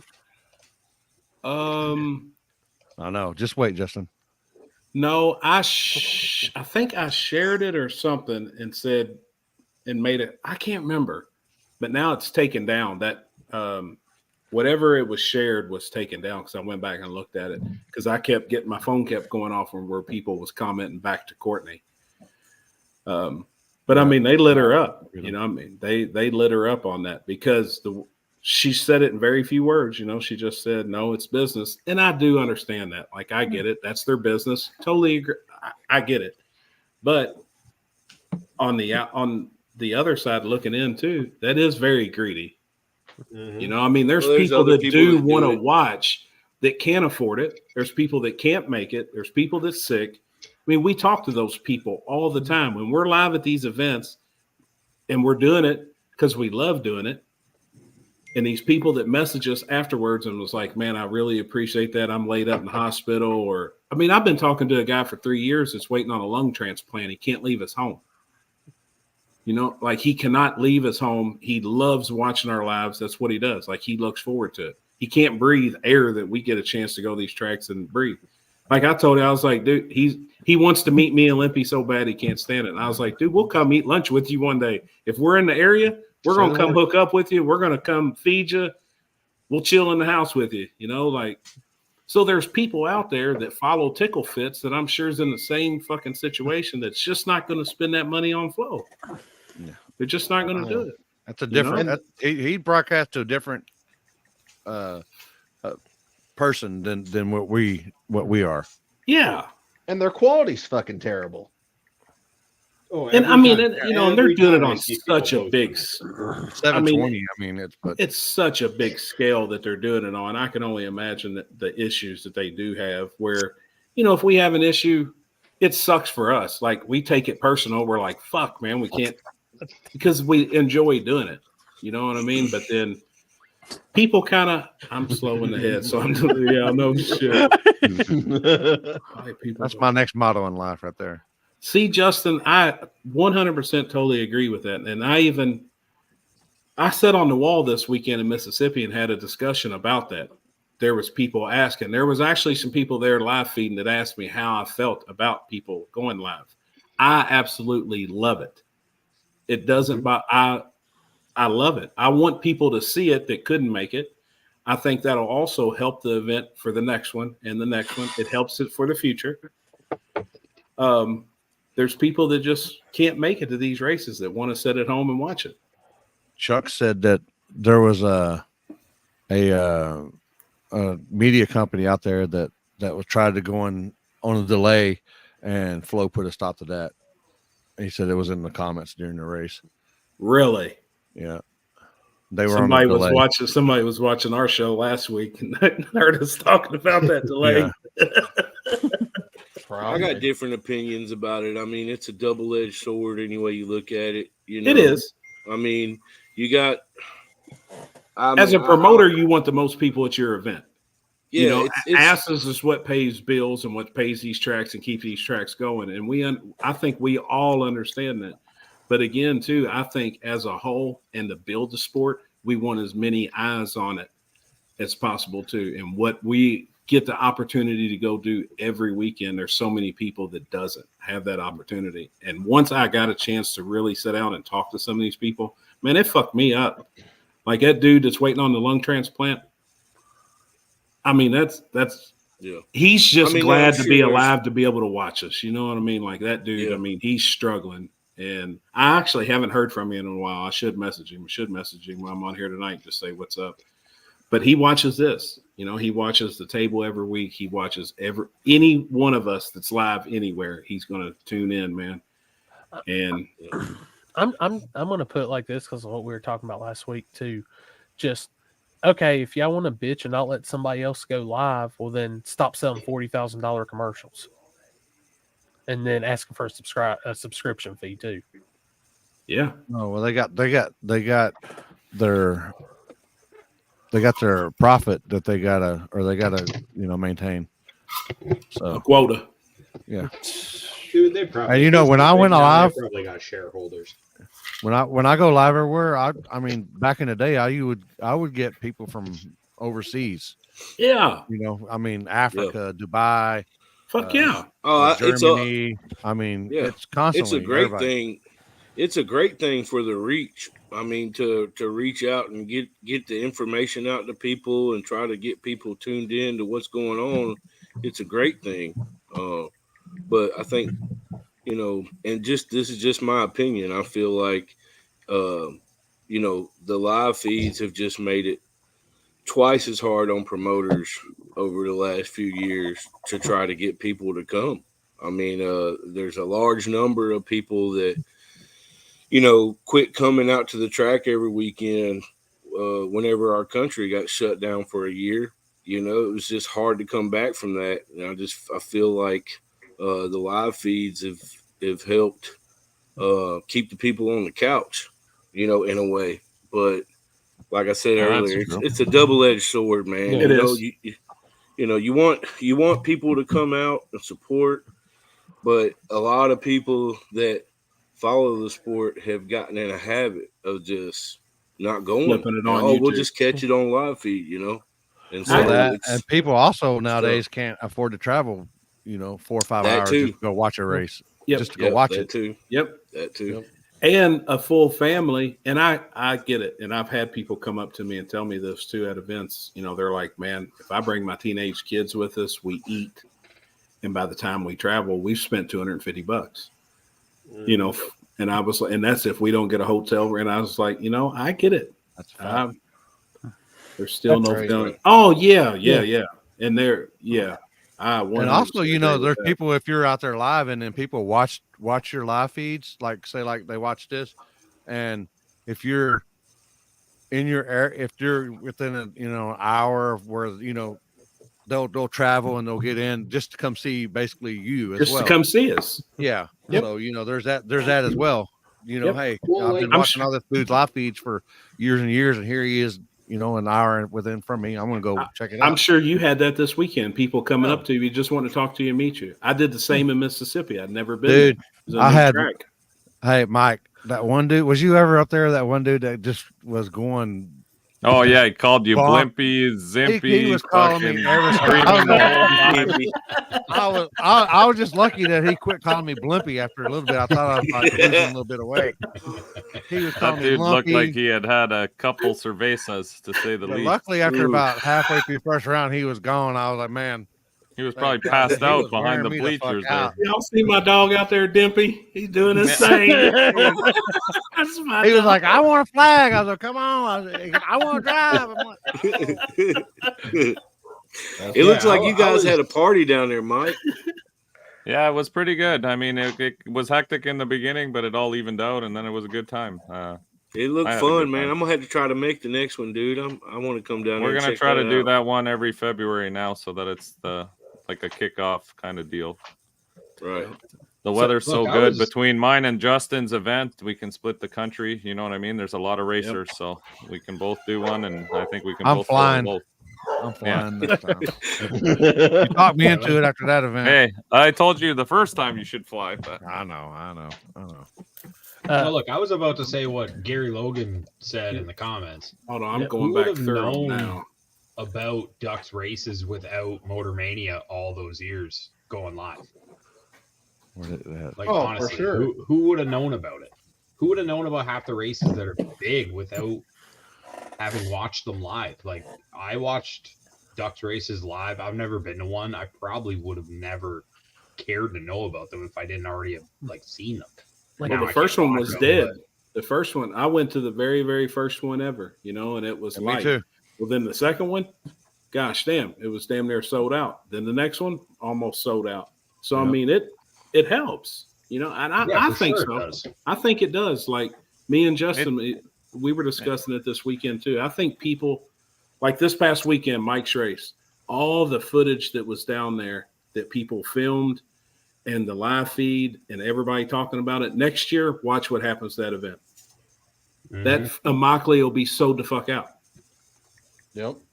No, I agree with that, but the flip side to that one is I saw a comment that went by a while ago. A lot of people now have the attention span where they can't even watch the live feed. They wait until they get the edited, chopped up version the next day because they don't have the attention span to sit there and watch the live feed because there is a lot of downtime. I mean, even our event, we had 5 crashes in a row. So you can imagine they had to clean up every time. Even some of the spectators were like, let's get on with racing. I'm like, well, we're trying, but when you crash a car round after round, it takes a little bit of cleanup. You know, you can't just send the car right beside the crashed one. I know it's no prep, but we're not that stupid. And I know a good channel that does both the live and the coverage. If you need their information, limpyreacts@gmail.com. Yeah. But the problem, just to go back to my point, the problem is with all these live feeds and stuff, eventually if everyone's just doing live feeds, then people won't come to the track. And then how are we going to pay the racers? How do you pay the tracks to stay open? Like you still need the bodies at the track. I don't think someone's going to choose. Oh, I can go to this track this weekend. Oh, never mind. It's live. I'm just going to stay home and watch that. I don't a lot of people actually do. A lot of people do. We had some people even this weekend here. I think it's a lot of locals even here watched it at home because it was going to be cold at night. 60 degrees is cold in Florida. Oh, buddy, ask Brian. Brian's from Canada. Ask him how cold it was here at night. It's a different cold. It is 60 degrees, but it's fucking cold. It's a damp cold is what it is. Yeah, it gets right in your bones. All right. This is from Zach. Gary said it's in the 40s. I forgot his school project. What is it? Black Lives Matter. He's having a Really? Damn. He just cost good race. Where's that? Oh shit! Is that the guy that went through the fence?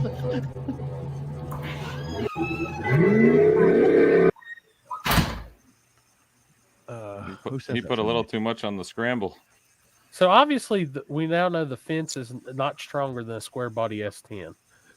No, definitely not. Oh wait, no, that was Zach Beasley that sent that to me. Oh, yeah, that was in Mississippi. Yeah. Oh, that's the sand pit. That's the sand pit one. Yep. Justin Reed went off in it, and he was rolling. They had to pull the Pro Charger and everything off. Then his next pass, he left the beach on the starting line. Oh shit! And he won. Shit! He wound up winning the whole event. So, hey, Justin, just a quick question, because we've met some interesting characters from the guy that walked out of the river at Twin Rivers to now Limpy's met a new character in Florida. Is there any interesting characters that's going to come up to us this weekend? I don't know. You just do y'all have a river or a lake, anything right beside the track that people walk out of, or anything? Swamp people? Swamp thing. I don't know. I guess we're known as some backwoods country folks out there. So no. That's some Whitaker shit there. I'm West Virginia. That don't bother me. I mean, that's his neighbors. I'm waiting on Lippy's. I'm waiting on Lippy's. Yeah. It's just one of those you had to be there, I guess, to see it at Twin River when G2K's that guy came out. Oh, you're G2. I know they got a great track staff there, man. Them guys took care of me down on the big end last time. Anything I needed, like they were taking care of me down there. So shout out to them. I can't wait to see everybody again. Paul, there's no banjos there. They got them. No banjos, but they got them harps or with the thongers. I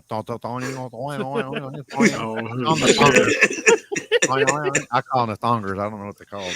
Oh shit! I am bringing my top end camera, so Matt, I might have to holler down. Is it still working? Is it still going? I got you, bro.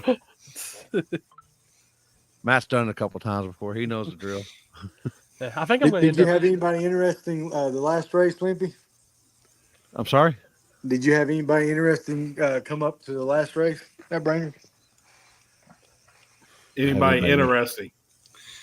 Anybody interesting? Get your attention. I'm thinking.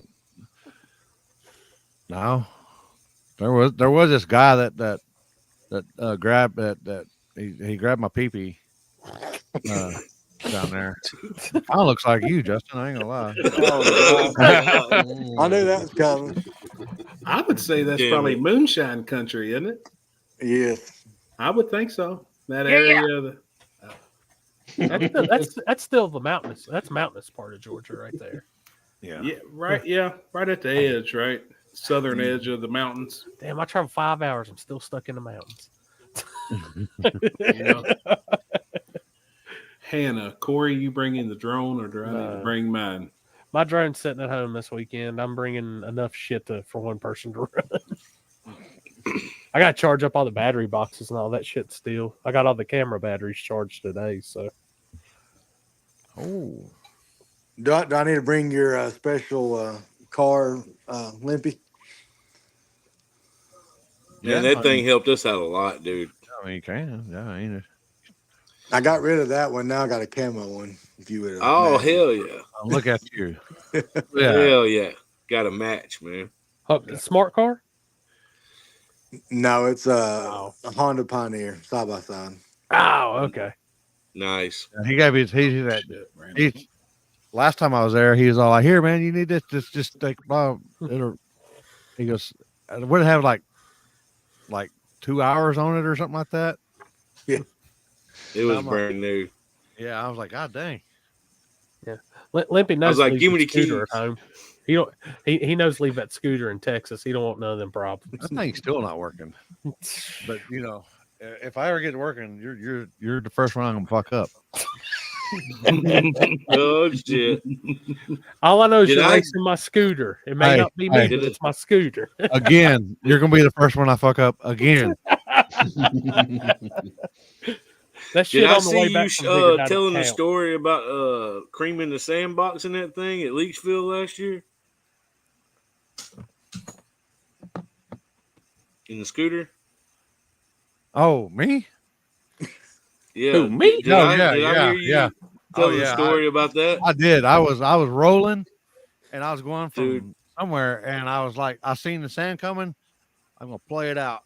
And Olay was following me too. And I'm falling out and I don't know what happened. I fucking endoed, went. Oh fuck. Dude, what I would do to try to if I would have had a camera that day, so I could have had that shit on film, dude. Oh my god! It was funny. It was funny until I almost shit myself.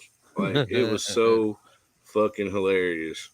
I did that. Me and AJ watched the whole thing from the back of the truck. I'm sending you something. He was hauling ass.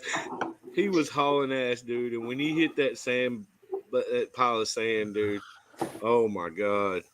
It was, and then I was like, "Hey, dudes in the air."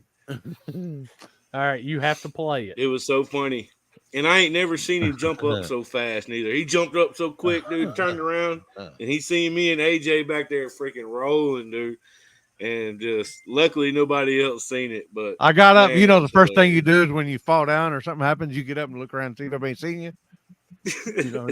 Right. I got up and the old lady's behind me, and I was like, she was looking at me like, God, and I was like, then I got mad at her. I was like, God dang, she seen me, damn it. All right, hold on. Let me get this. That place was a lot. What happened to it? It went away. It broke. Uh-oh. I'll send it again. I'm kidding. All right. All right. Is that better? Or is That's better. That right there. This might be fake. This is fake, people. This is edited and it ain't real.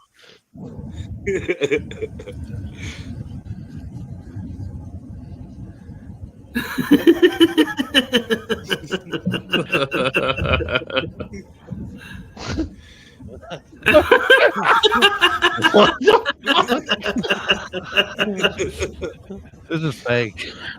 What the fuck are you wearing? Oh my god. I don't know what the fuck. It's got to be. That's a mask. That's one of those face masks. He's supposed to have it over his mouth, not his eyes. Had some young Dolph on there. I don't know about this though. I don't know about that. Oh yeah. There you go. Screenshot. Yeah, I didn't go back to there. Okay, hold on. I'll find it. Right there. Look at that. Look at that tongue. Yeah, look at that. Oh yeah, get it, boy. Get it. Let the band play. He was turned up. He was supposed to be napping, and he's back there turning up, boy. Let the band play. Gimpy in the mask. Gimpy in the mask. Gimpy. There you go. That's I heard good. something. We were riding, and I heard something, and I turned around, and that's what I seen. I was like, "Oh, I got to get this." Hi, do you remember the? Did you hear that story I said of when I got you the screenshots? Oh boy. Do you remember that? Remember we were on our way back from the streets and the sun was up and I scared the shit out of you and you had your glasses on and your eyes, you could see the eye. Remember? I think I cried about 2 hours when we got back home because I was fucking rolling. Yeah, you got me good on that one too. Yeah, that was. You woke me up out of a dead sleep with that one. Well, luckily a seatbelt caught him because I jammed the brakes just a little harder than I was figuring. Yeah. My life, I don't know if I'm ever gonna ride with Matt or Limpy because if I fall asleep, I'm screwed. He's bad, dude. He's like me. I really don't. I'm not good about being prepared and having the phone ready or nothing. But you gotta watch yourself around him. You know, where is Ralph? I don't know, man. I was supposed to. I did not ban Ralph. He said he messaged me that he screwed up, and I guess he was supposed to come to the track this past weekend, and I guess something happened and he didn't make it. He said he's an idiot. And I'm like, oh boy. Huh. We're gonna play Matt one on Mike. Yeah. Ray Whitaker right there. Trevor's not here since Trevor bans Ralph. We gotta go to the next Canadian in line. Yeah, that's fine. I'll accept that. Not gonna blame Maxwell. Yeah, Ralph's going No, dark. can't blame him. Ralph's gone dark. He messaged. Happy, you look like you guys had a party down there at Leachville. Did y'all stay in one of the cabins, or did y'all get a room, or what? We wound up getting a room. It was like 17 miles away in the Holiday Inn Express. But I think next year I'm gonna try and get one of those cabins before they sell out. Oh, dude, when we went, the cabin's where it's at, bro. That place, and they was even telling me, they was like, man, Limpy and them hung out front of the cabin. Yeah, you know, last year it was cool. safety meetings. Dude, it was a place cool is little legit. chill spot, man. It's a cool little chill spot. You're right there, you know, and shit. That lake, we had a ball, and the track being right there, and the feel of that track. Mm-hmm. That was badass, man. Like, you know, even the name Street Racing Haven. Yeah. And I mean, that track fits the feel of the name and everything. It was legit. I really, really, really enjoyed it. It was fun, man. It was a good time. Yeah, it's a lot of fun down there, man. It's just cool when you pull in and they got all the stuff set up. Like when we went down there last year or year before last, I can't remember. That's man, there was dudes out there fishing in that pond, yanking out some big bass. Oh yeah, and having a ball, dude. I mean, it's a good place for family, and you know, it really was. Man. They told me they was like room. They was like, get a canoe. Grab a canoe and get out there in the lake. I was like, I don't know. I don't have no canoe. Man, I couldn't only imagine the pictures that'd be on the table if I was in a fucking canoe out there in the middle of that lake. No, my left, I'd be like that, and I'd fucking drop that motherfucker, and I'd be like, oh, yeah, fuck. Exactly. I'd be up the river without a fucking canoe or without a paddle. No shit. They said something about putting a water park in behind the cabins over there when we were down there. I don't know if they're still planning on. Did you see all the side by side stuff action too? Oh yeah, right next door. User submission coming your way, Limpy. He said next year, by 2025, he's going to have a water park built out in the middle of that lake. That'd be cool. That lake's big too. Like, I mean, it's big. Already? Hell, you can put a jet ski in it if you wanted to. Yeah. I think I know the culprit. Me? Mike can bring the jet skis. Yeah, Mike brought it on already. He's already quick on the draw here. Quick draw McGraw. Oh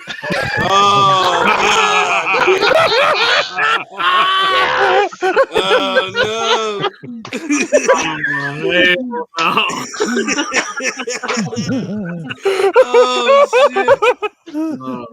shit! Damn it, boy! It's already started. Already, there. Come on, hit me with your best shot. Come on, I ain't scared. I love him. I love it. Oh fuck! Oh, man. Good one, Mike. That's pretty good. I didn't figure it'd take you that long, man. I figured it was quick. Yeah. That's what she said.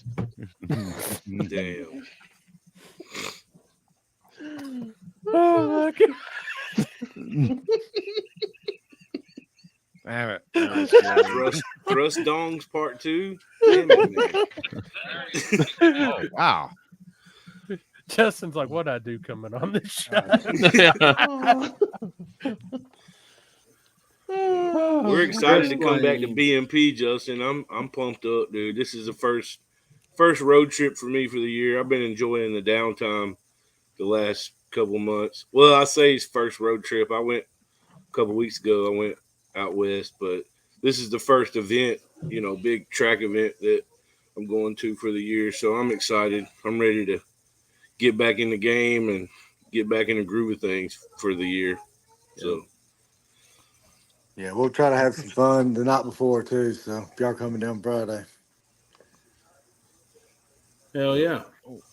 I should be there sometime around probably about 5-6. Okay. Oh, Chris, the magic question keeps popping up in the comments about Cooley. I know. I keep fucking avoiding it. And I see that you just had a smile on your face and wasn't going to say shit. This was the smile right here. Oh, my God. We'll start with a little rectal exam and see what's oh, going on no. Fuck, warm this up for you.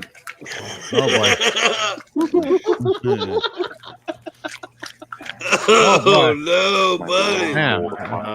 That might have been that loaded condom out of my that. Is this what you see that today? I think that was that loaded condom. Oh, my God, dude. We should put Mike's face on the back of that. Look how he's jerking that shit, too. Cold upon entry. But ain't mine is urine. Oh, my Lord. Okay, I'm just going to have to go a little deeper. This is rough, dude. God damn. All I had to do today. Is that what happened today to you? That is exactly what happened today. Damn, bro. Hey, did they? Because I went to the doctor like 2 or 3 weeks ago, and they were telling me, I don't know if they talked to you about it or Kinsey or whatever, but they said my prep work was like 6 out of 10. Now, and I'm like, dude, you gotta be fucking kidding me. I had nothing left. I'm telling you, I felt like a sprinkler was coming out of my ass for the last 2 days, dude. Did you do like me? Was you just standing in the shower? Just thank God I got that bidet where I could turn that bidet on and rinse. Oh, well, I'm talking because I would have been in bad shape. It's bad, man. Oh but they told me I was 6 out of 10 on my prep. I'm like, how? I did like a liquid diet 3 days before, dude. And then that stuff, I don't recommend. What people y'all don't know. Y'all just don't know. No, the liquid diet one. The worst part is the prep. Drinking that shit. I drank it with Gatorade, and then you can't trust the fart because every time I mix mine. The powder with Gatorade. Yeah, I did mine. I did lemon live. Remember I said I said hold up. When has Happy ever been? When has he ever been able to trust the fart? 10 times worse. So the woman. All right. So I'm laying in the hospital bed. Sneeze. Dude, I'm telling you, I'm laying in the hospital bed, this afternoon, and she was like, all right, now when you come out of operation, just please pass the gas. Just let it go.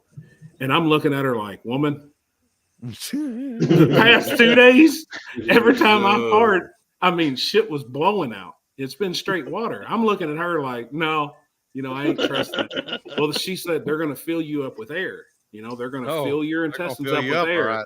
And then you just have to let it go. If you don't let it go, we got to keep you. You got to walk around the nursing station and just let it go. Well, I'm in recovery, and I felt it coming, and I was like, oh, my God. Like, I'm scared I'm going to blow shit against the fucking wall because it's been straight liquid. Well, I just let it rip. I'm looking at Kenzie. My eyes were this big, and she's like, don't do it, babe. And I hiked my leg up and everything. I was like, if it's going to happen, it's going to be full show. Thank God it was there. And it was so loud. That nurse was like, whoop. I stopped her in her tracks. Like she was walking in front of the door. She just kind of smiled and kept going. She said, just let it go. Let it Clean go. up aisle 3. I was scared to death. I was going to shit it all in my gowns, man. I was like, you got it. Well, I mean, you're kind of used to shitting on yourself. So I know. Yeah. I mean, fuck. In a hospital.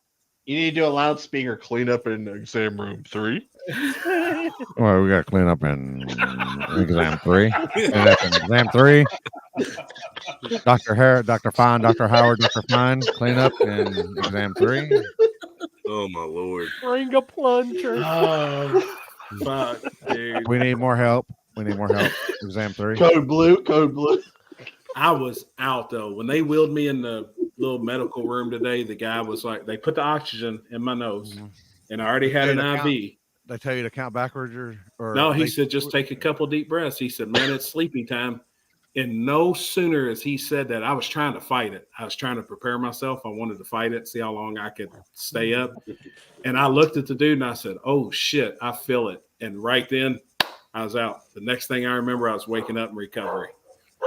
Like, I mean, whatever they give me today, I was out.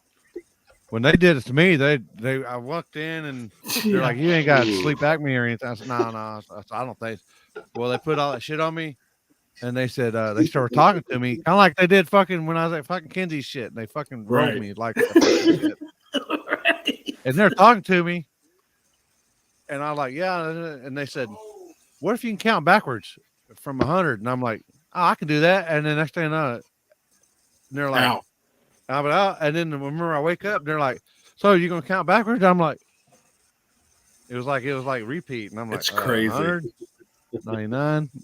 But my anesthesiologist dude, his name was god dang, what's his name?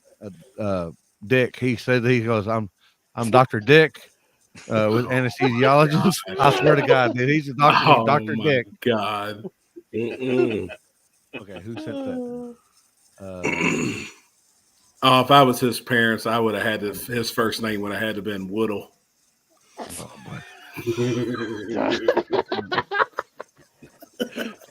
That's just wrong, bro.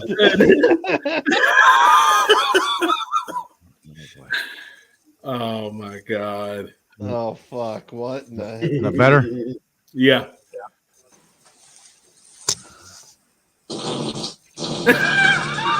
I'm telling you. Oh my God, dude. Dude, that's it. He felt so much better.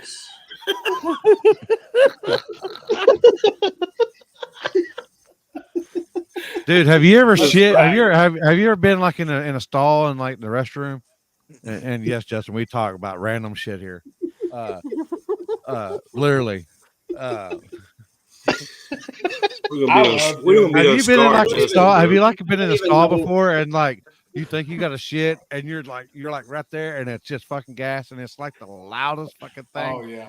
Oh, it just echoes off everything. Motor. I love it. I fucking farted one time and I was like, oh, and I walked back and I think the old lady said, wow, honey, I heard that all the way out here. I'm like, holy shit. That's how that nurse was today.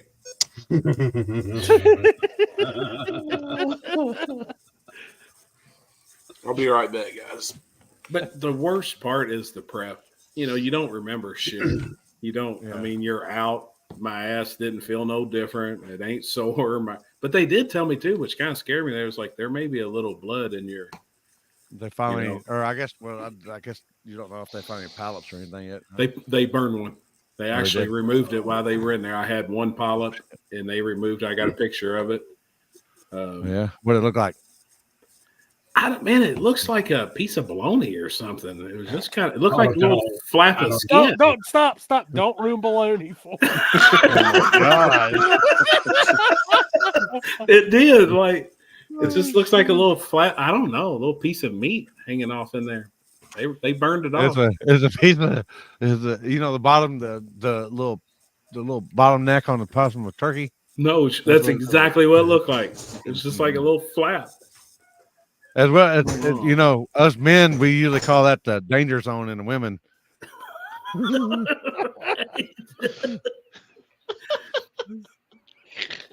Oh shit!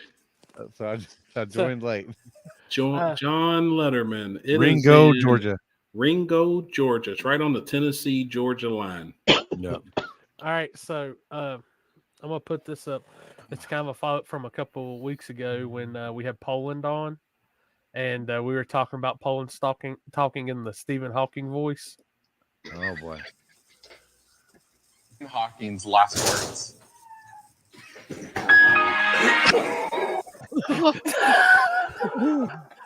What were Stephen Hawking's last words? Oh my god.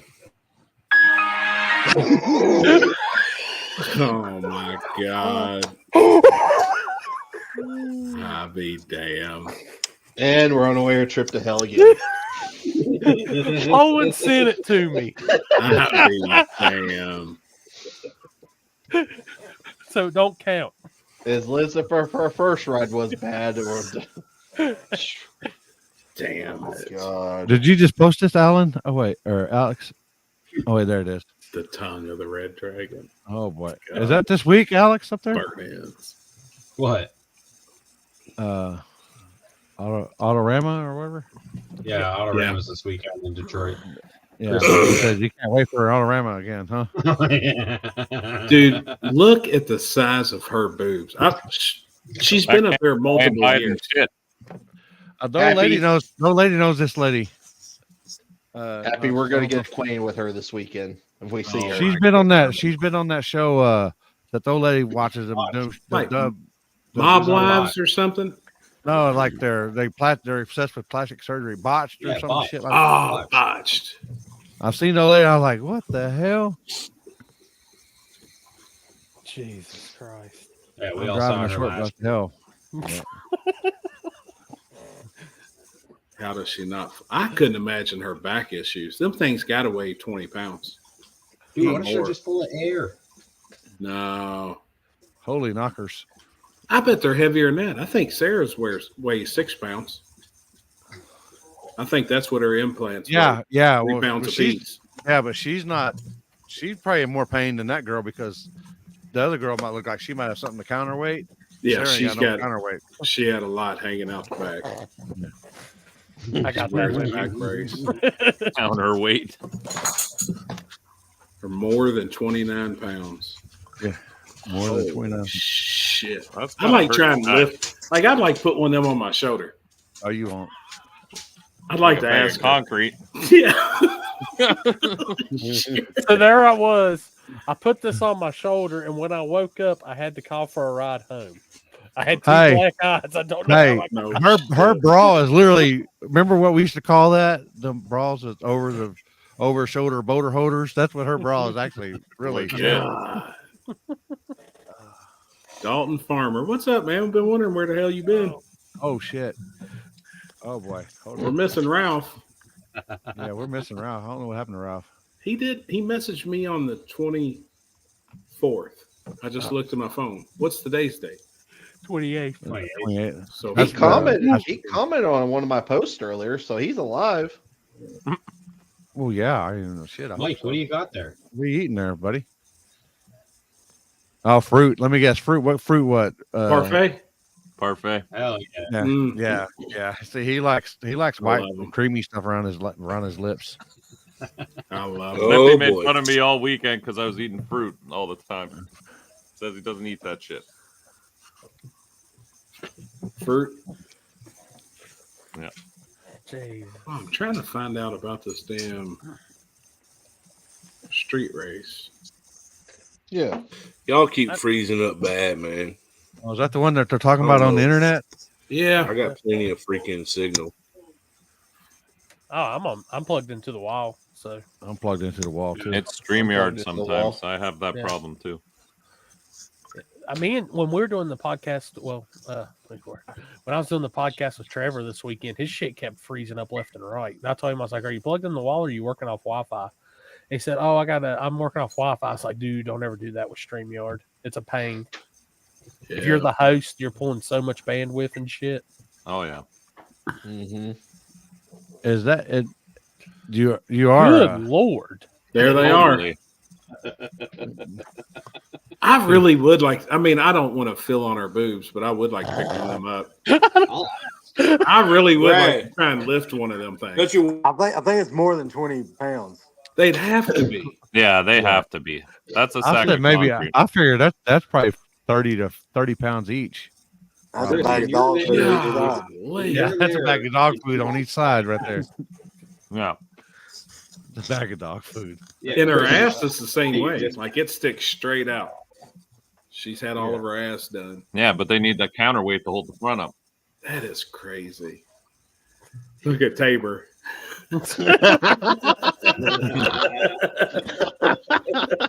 Give her little midgets that she got underneath her. She's carrying two of them. Yeah, she got two midgets down there, one on each. Now, I'll tell you from just what I've seen, the pictures of Tabor, that deal in Brainerd this weekend, that's y'all's kind of surface right there. Good asphalt. It's not slow asphalt. It actually looks pretty good. Yeah. Do we have any pictures of that surface? Pretty sure I'll find some. It'd be hard to try to find. I'm sure I got some somewhere. Lisa, you said they part like the Red Sea. You think they'd lay on each side of her? I think them things would stick straight up and down like a motocross jump. She don't think she got that southeast southwest syndrome? I don't know. You know, when she lays down, they go, whoa. Oh, for They sure. would 100% There's no do way that. they would There's hold no up. way. Blue boots. I call that one southeast blew up, southwest. one blew out. She'd have a hell of a chest down in them bitches part. Or she's got to tape them up. Too heavy. Or I bet ratchet she's. strap I bet 'em. she's got to sleep with a top on. I bet she got sleep on her side so she don't so she don't smother herself. Golly. Good old ratchet strap will keep them together. Yeah. Motorcycle strap, the one motorcycle strap. The little ratchet straps. Yeah, the little. He got a call or a text. I bet he's looking through his pictures. Yeah. Yeah. I'm trying to find a picture that I might have. Yeah. Racing tape, no shit. Them thing. That 100-mile-an-hour tape, yeah. Aircraft tape. I'm seeing if I can hold everything. Yeah. That's what they had my IV held in with today. This shit Oh. ripped every hair off my fucking arm. And then the heart monitors. Fuck. Well, one thing that I did learn a while back is I'm allergic to adhesives. So when they do that, they take the skin off with me. And now if you tell them that there's some other kind of stuff that it's still going to pull out, but it's not as bad as really. I can't remember the name of it, but that's what they use on me because I've I'm never allergic heard of to anyone allergic to adhesives. Damn, that's crazy. That's the only thing in the world that I know I'm allergic to is because right. Damn. Skin off. Crazy. I'm looking at some pictures of this place that's popping up. They got riding wheelies and shit. Like, oh yeah. Well, is that front side? No, it's backside. You're flagging. That might have been in the back end of the night. Yeah, because I mean, like I said, the front half is good. It's just that back half you gotta. You're not talking about that lady still. I'm gonna send you some videos, Corey. Oh, I don't have any good pictures, but I got some finish line videos. Hell yeah. There was some really good racing last time we were there. I mean, there was We had some some real good close. racing. Now you all don't allow Really all-wheel close. drive, correct? In any class. Correct. Well, run what you brung. Okay. Good God, Alex. Happy, What look do at you your think phone. about the F-150 drag truck? Which one? Yeah, this is it, I think. But that's when it was. They just did a radio race before, I think. Dang.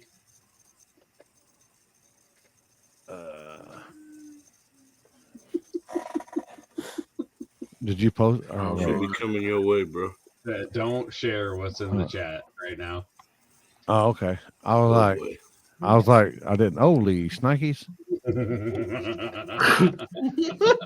Dude, her hair's caught in there between them things. Holy, dude, her nipples are the biggest piece of bologna I've ever seen. Speaking of bologna, why do you guys keep ruining bologna? That is bigger than a piece of bread. Hey, That meat would hang off. Hey, now don't be talking about bread like that. Holy fuck. I'm thinking of some lightly cooked pancakes. It's like mortadella. Oh my god. Wow. Shoo. Dude, they don't even have stretch marks on them though. They actually did it. Damn, look at her lips too. She got everything done. Her nose is done. She kind of fucked up. My bad, Corey. I should have just saved them Oh, no, to my you're good. phone and then sent them to you. I just forwarded him to Limpy. Limpy's really the IT of this. I just kind of set it up. I should have went in there and just saved them, resaved them to my phone and then sent them to you. My bad. Oh, I got some more pictures. Oh yeah, dude, that place looks cool as shit. Anyone that sends me a message and asks for what I posted in the chat, I will send it. Oh, save the camera. Oh. I got you, Corey. I'm finna help you out. Hold on. Okay.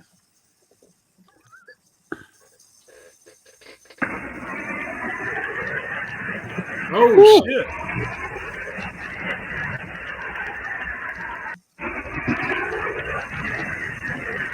I like it.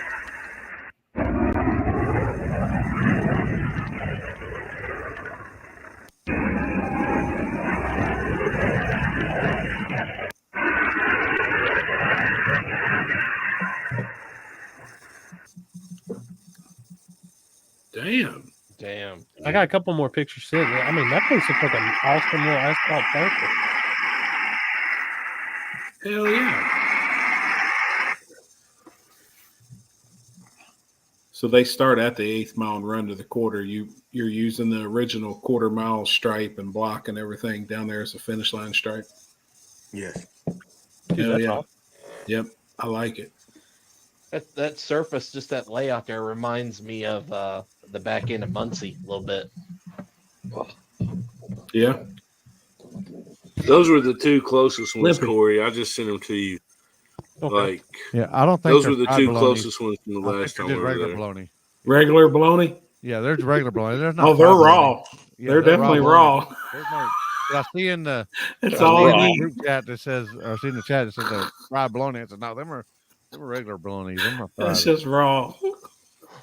Yeah. God, It's man. just a slab of meat. Jesus. What's her name? What's old girl's name? Foxy Menagerie. Bless you. V-R-E. Did you say menage a trois? What? Foxy Menagerie. Wow. Here, I'll post it in the chat. That's the front side, I think, isn't it? Oh no, that's the back side. That's back so. There's your surface right there, somewhat. But that's yeah. I mean, I like it. Asphalt. I say it won't be good this time though. Like you say, it's been sitting all winter. There you go. Say it'll be pretty tricky surface. That'd be a badass race. That was tight. I like it. Yeah, that one was won by a bumper. The other one was like inches. Yeah. So Yeah, there were several like that. That was what was really interesting. I like that. We had one close call this weekend, and the guy didn't protest. That second one, that took me a minute. Took me a minute to call that one. Yeah. Anytime that they're less than a bumper, if it's, less than a foot, it's going to take me a few minutes to make that call. It takes me a little bit to really zoom in on it because I don't like.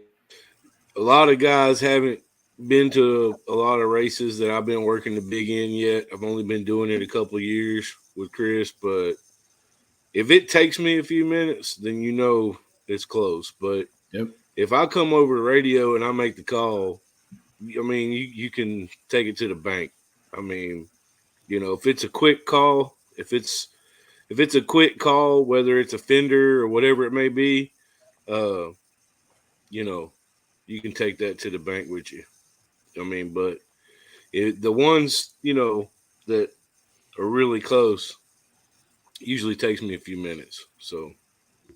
Yeah, because I've had people say, I got 100 right lane. I said, I got 100 on what Matt says down there. I said, I got 100. Yeah. I said, I'll show you video proof and screenshot. Well, I seen it with my own eyes. It's right lane. And then Matt calls left lane. I said, you want to take that bet? No. There's some of y'all that are just buffering. I can't even see you. Yeah, you're froze up. Yeah. Look at you. You look pretty good, though. Yeah, I ain't gonna lie. It's got some good view there. Oh, there it is. Now your mouth's closed. You're back to normal now. You didn't have your tongue out. Stick your tongue out. Maybe it frees up. I'm going to exit out and try to come back. Okay. Oh, my God. Oh, boy. What you looking at? Well, we got more.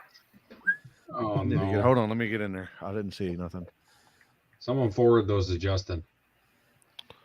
Jesus Christ. Jesus. Holy. They look like they're about to rip off. Yeah. Dude, they're on the floor. And she is straight up and down on her knees. That is That's one thing. That could be a curse too. Would this get us kicked off for nudity? Yes. Oh, yes. Definitely. 100%. Damn, y'all. I was trying. that one right there ain't nudity. There ain't no nudity right there. That's what I was thinking. I just sent it to you. You know what? I can edit it so you can post it. Stand by. Holy shit. I'll make a. I think we could even almost edit the first one too, couldn't you? Like with two happy faces. You could put bologna in front of them. You could put bologna in pieces in. Stand by. Raw bologna, not regular bologna. We have to get her acquainted with Happy this weekend, Alex. I'm in.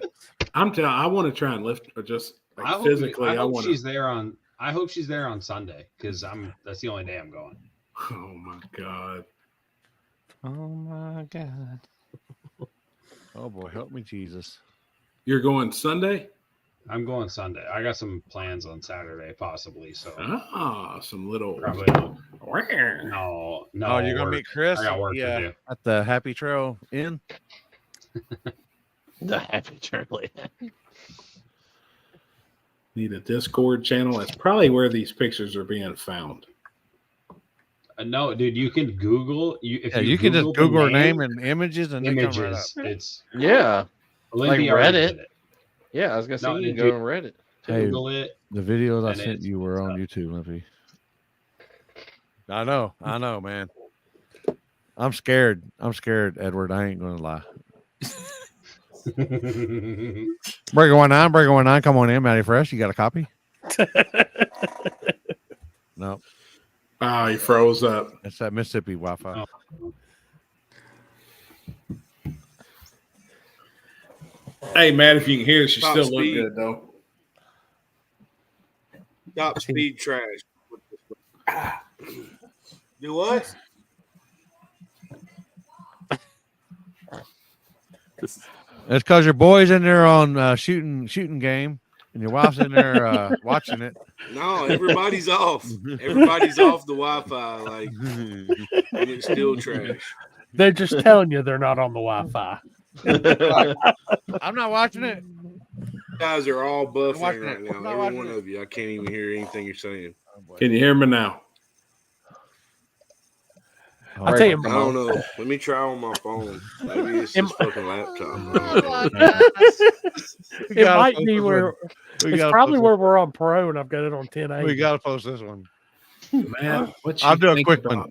Yeah, I got to do a quick one here.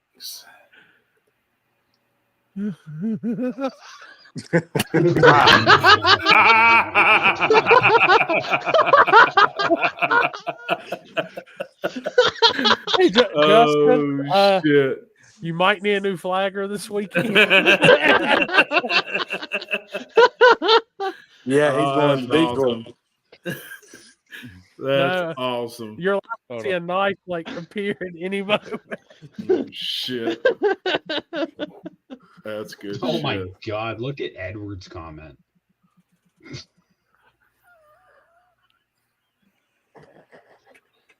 Oh my God! That's messed up. Oh I heard the beat. God! Yeah. Oh, look at that! Imagine that. Imagine that. It must be this trash ass laptop I'm using. I don't know. Look at there. Breaker 19. Come on in. Oh, crystal clear. Crystal clear now, bro. Is the laptop You even sound louder. I don't know. I don't know what the hell's going on. I guess I'm gonna have to get the old lady a new laptop. Oh boy. Get one of them MacBooks, Apple. That's some good stuff. It works way better than that Android stuff. Oh, fuck that. Hey, Matt, a guy was asking what you felt about the Holly Springs doing a no prep event this weekend on Sunday. Oh man, I love that track. It's actually one of our local tracks here. I mean, I think it's great for that place. I'm not going to say anything negative about it. I hope they have a good program. It'll be the first no prep race they've ever done there. So I've talked to a lot of guys about, somebody doing something down there, and it's just never happened. But it's going to be one of those deals where, and this is just my opinion. It's just my opinion.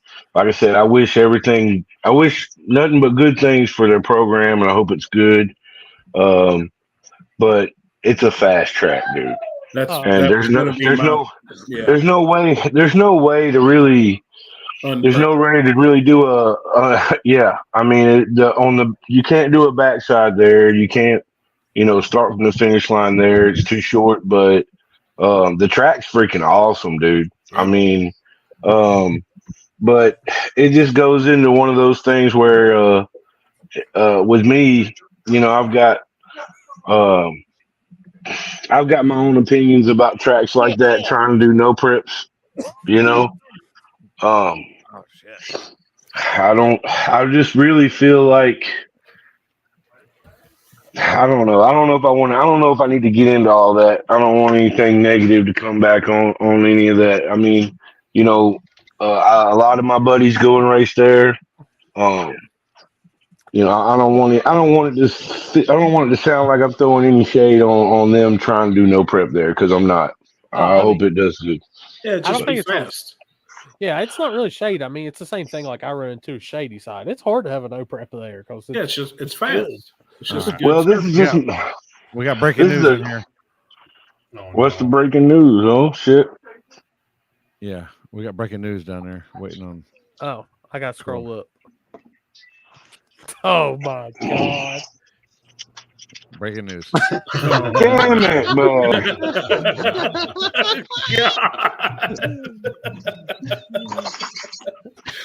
Holy shit! Damn! That's gonna be happy this weekend. He'd be like, "Oh my lord!"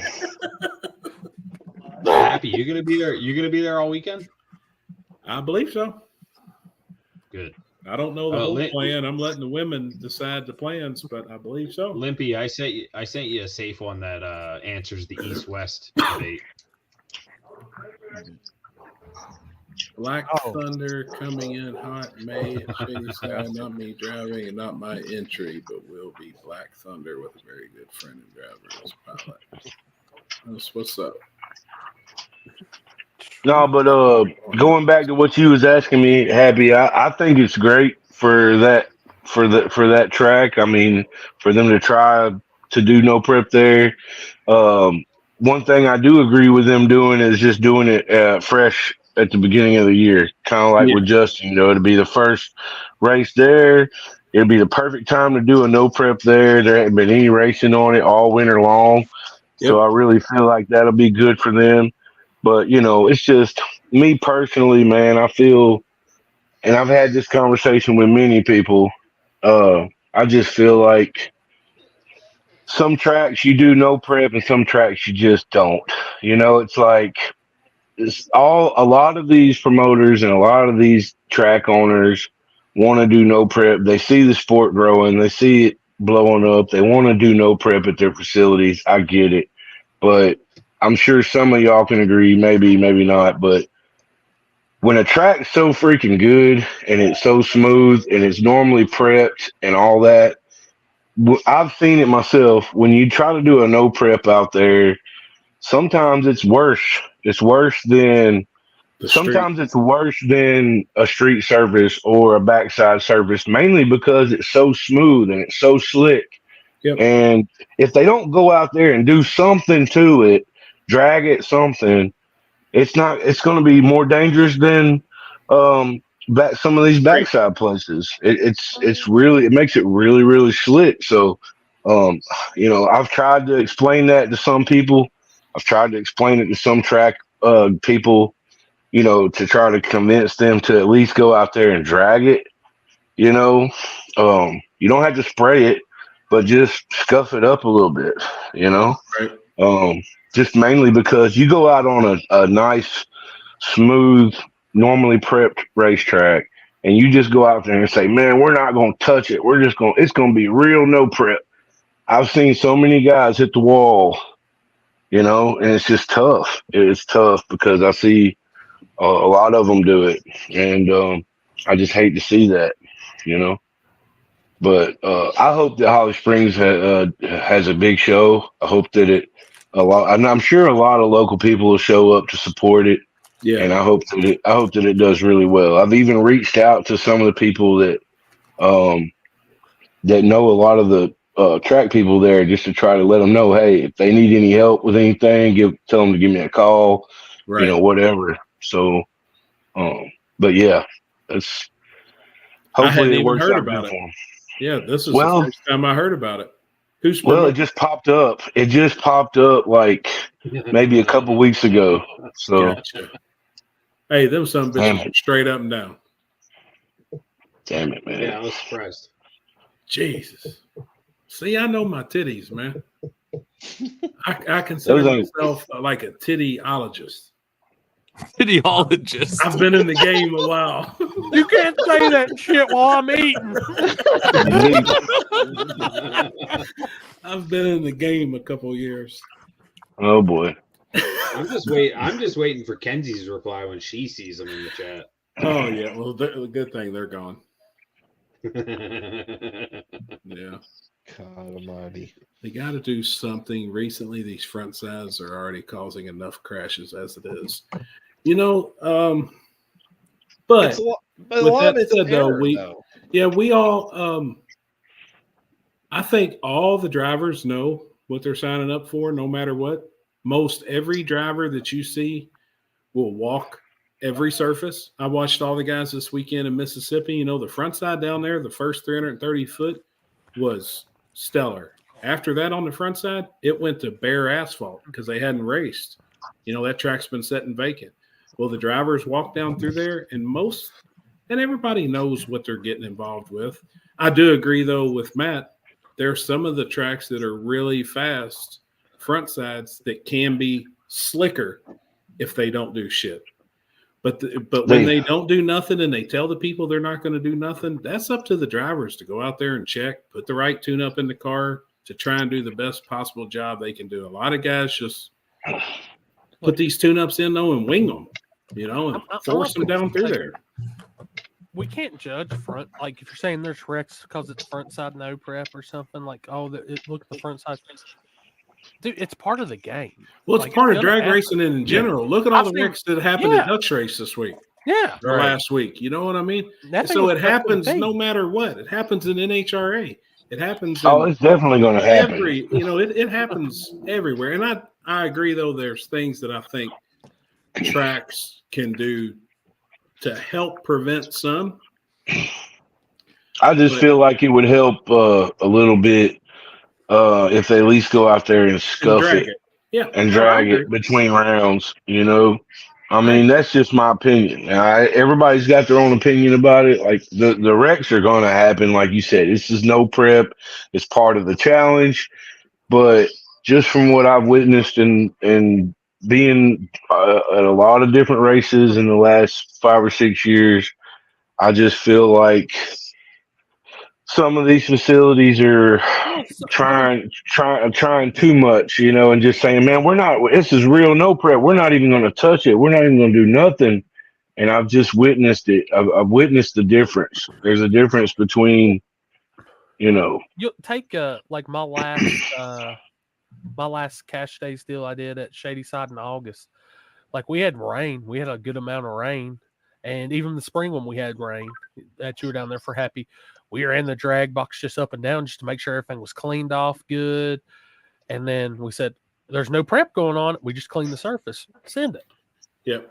Well, and another thing, though, that does, like I noticed this weekend from where there had nothing been on it, you could reach down and push like a blister with your finger and it would squirt out like a pimple, you know, just water sitting underneath the rubber. Well, the drag will definitely knock the head off of those pimples for say, you know what I mean? And if there's any water under that layer of slick rubber on top, it would pop it and release it, at least let the water dry.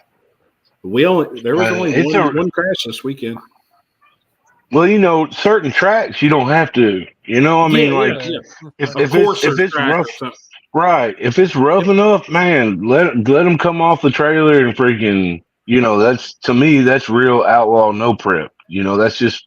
But like I said, these are just my personal opinions. But you know, I've just seen time and time again, you know, a lot of these facilities trying to do no prep races and their tracks are so smooth, man. They'll be so smooth and slick. It actually makes it worse, you know, if they just don't do anything to it. You know, first round would just be rough. You know, it'll just be hard to watch, you know. And so I'm just putting that out there just because, you know, and like I said, it's just my opinion. I'm not throwing no shade on nobody's program. I feel like it would be better to at least drag it. You know, you don't have to prep it, but at least scuff it up a little bit. I think it's a good thing too. I think it is just kind of make sure the bad shit's off, work it. You know, it's not that you're sitting there running put a rotator on it or putting the glue on it and shit. Literally, I've had people come up to me and said, "Man, that's gonna make the track so sticky when you drag it." I'm like, "You have no idea what you're talking about." Yeah. Dustin Face, I see your comment down there. Southside will probably be like that. First 10 or 15 passes, 7 years shut down, nothing ran down it. The thing about that is, and the difference of what we're discussing now is there's no rubber on the Southside surface. No. So it'll actually be coarse. The concrete will be coarse up front and the asphalt will be coarse. Oh boy. Dude, that's good. It'll actually be a coarse surface. So I think that surface will take rubber better than like what Matt's talking about. It's a track that's been ran for with a bunch of rubber down over the years, and it's just rubber really smooth. The ones with really smooth and slick, you know. See, that Southside track won't be smooth. It'll be coarse from where the rubber is just totally gone. Right. Which is a totally different feel in its own, too. I mean, that's. Well, I'll give you a perfect example. You know, when we first started doing our Beyond 660 events, we were at Jackson Dragway. We're no longer there anymore. But one of the things that I butted heads with, you know, the owner there and the previous owner there was he wanted to do no preps there from the front side. And I was trying to just, you know, be as honest as I could be. and just let the guy know, hey, I think if you're going to do no prep, you need to keep it on the backside where we are, because it's just the track is so good. They've radial raced there for years. I mean, for a long time. And so the front side was so good and so smooth. It was the same situation like I explained a minute ago. And so what would happen whenever he did a couple of no preps there, after a few cars go down it, the first 60 to 100 feet get really good, really good. But then out there, on the other end, it was still slick as ice. And so, it was just, it made it more of a challenge and all that. But to me, I think there's a fine line where you have to draw that line and say, where it gets too dangerous. Right. I mean, we all know the risk. We've all been to some sketchy ass no prep tracks, but there's a difference between war in the woods no prep and somebody trying to do a no prep at Jackson Dragway. It's two totally different deals. And so two totally different services. And I mean, that was all I was gonna say is for sure it's gonna come around. Yeah, it's gonna come around on the first 80 feet. Yep. But after that, if you're not out there in between rounds dragging it with something or scuffing it, at least it's just gonna be like ice the whole entire event, unless it's 100 something degrees outside, But track conditions, what you think about the gut? Gotta ask. Me personally, I think the gut's badass. I think the surface is badass. It's tricky, but it's fast. Yeah. Limpy. It's fast, bro. You got bumps, you got dips, you got transitions. I think it's badass though. If you haven't ever been to the gut, I think you need to put it on. That's a bucket list track. But if you get out of the groove, bro, hang on, because it's got a little downslope. Yeah, it's pitched on both sides, like for water can run off. So if you get off that, you may be going for a ride. And it's I bet definitely racing there too, you would feel like you're racing in a tunnel. With the I bet I'd love to make a pass there and something, just that fence down both sides. Mm-hmm. Like I think it'd be wild. It'd be different. It's definitely a bucket list place. The shutdown sketchy there too. Yeah. George Ray's is bucket list for me. I've never been. Oh, dude, you want to see a real freaking outlaw no prep track? You go to George Ray's, buddy. I'm telling you, it's kind of like War in the Woods. It's its own animal. Like you're only going to go certain numbers there, or you're going to crash, bro. Like you can't go but so fast there, or it's going to be bad. You know what I'm saying? It's got a lot of dips. The concrete there is old and cracked, and there's all kinds of tricks to getting down that track. But if you want to go, that's another bucket list place. If you want to go see a piece of history, that place has been there for decades, man, and it's definitely a bucket list place to go to. That's somewhere I've always wanted to go, just because of the history of it. Me too. That's where what's his name wrecked last year, right? Pickup truck. Beetlejuice. Brian Britt. Beetlejuice. Brian Britt.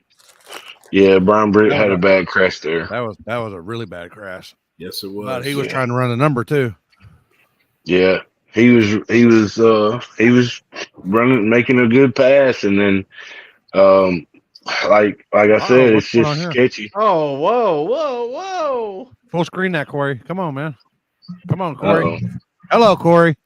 Full screen. Happy. Hello. Wake up. Full screen, Corey. Happy. There you go. Oh, what the hell? Corey's awake right now. Y'all are Damn it. All right, that's it. She's done. Damn. Don't take much. My bad. I was eating. Oh Lord. Lord. Fucking deer in the headlights. We're like, hello. Corey's all Oh. like, what? Happy, Like, load oh. them pictures up. I want her live reaction. Dude, them Nutter Butters would be it, son. I can't help Check it. these out, babe. Make this full screen. Look, hold on. Look at these things. Make this full screen, Corey. I hope not. Yeah, she's all over TikTok. I hope not. Mopar. Yeah. She says she's TikTok famous. She's going to be at the car show this weekend. She's also TikTok Look at this famous. Let me just say. Oh yeah.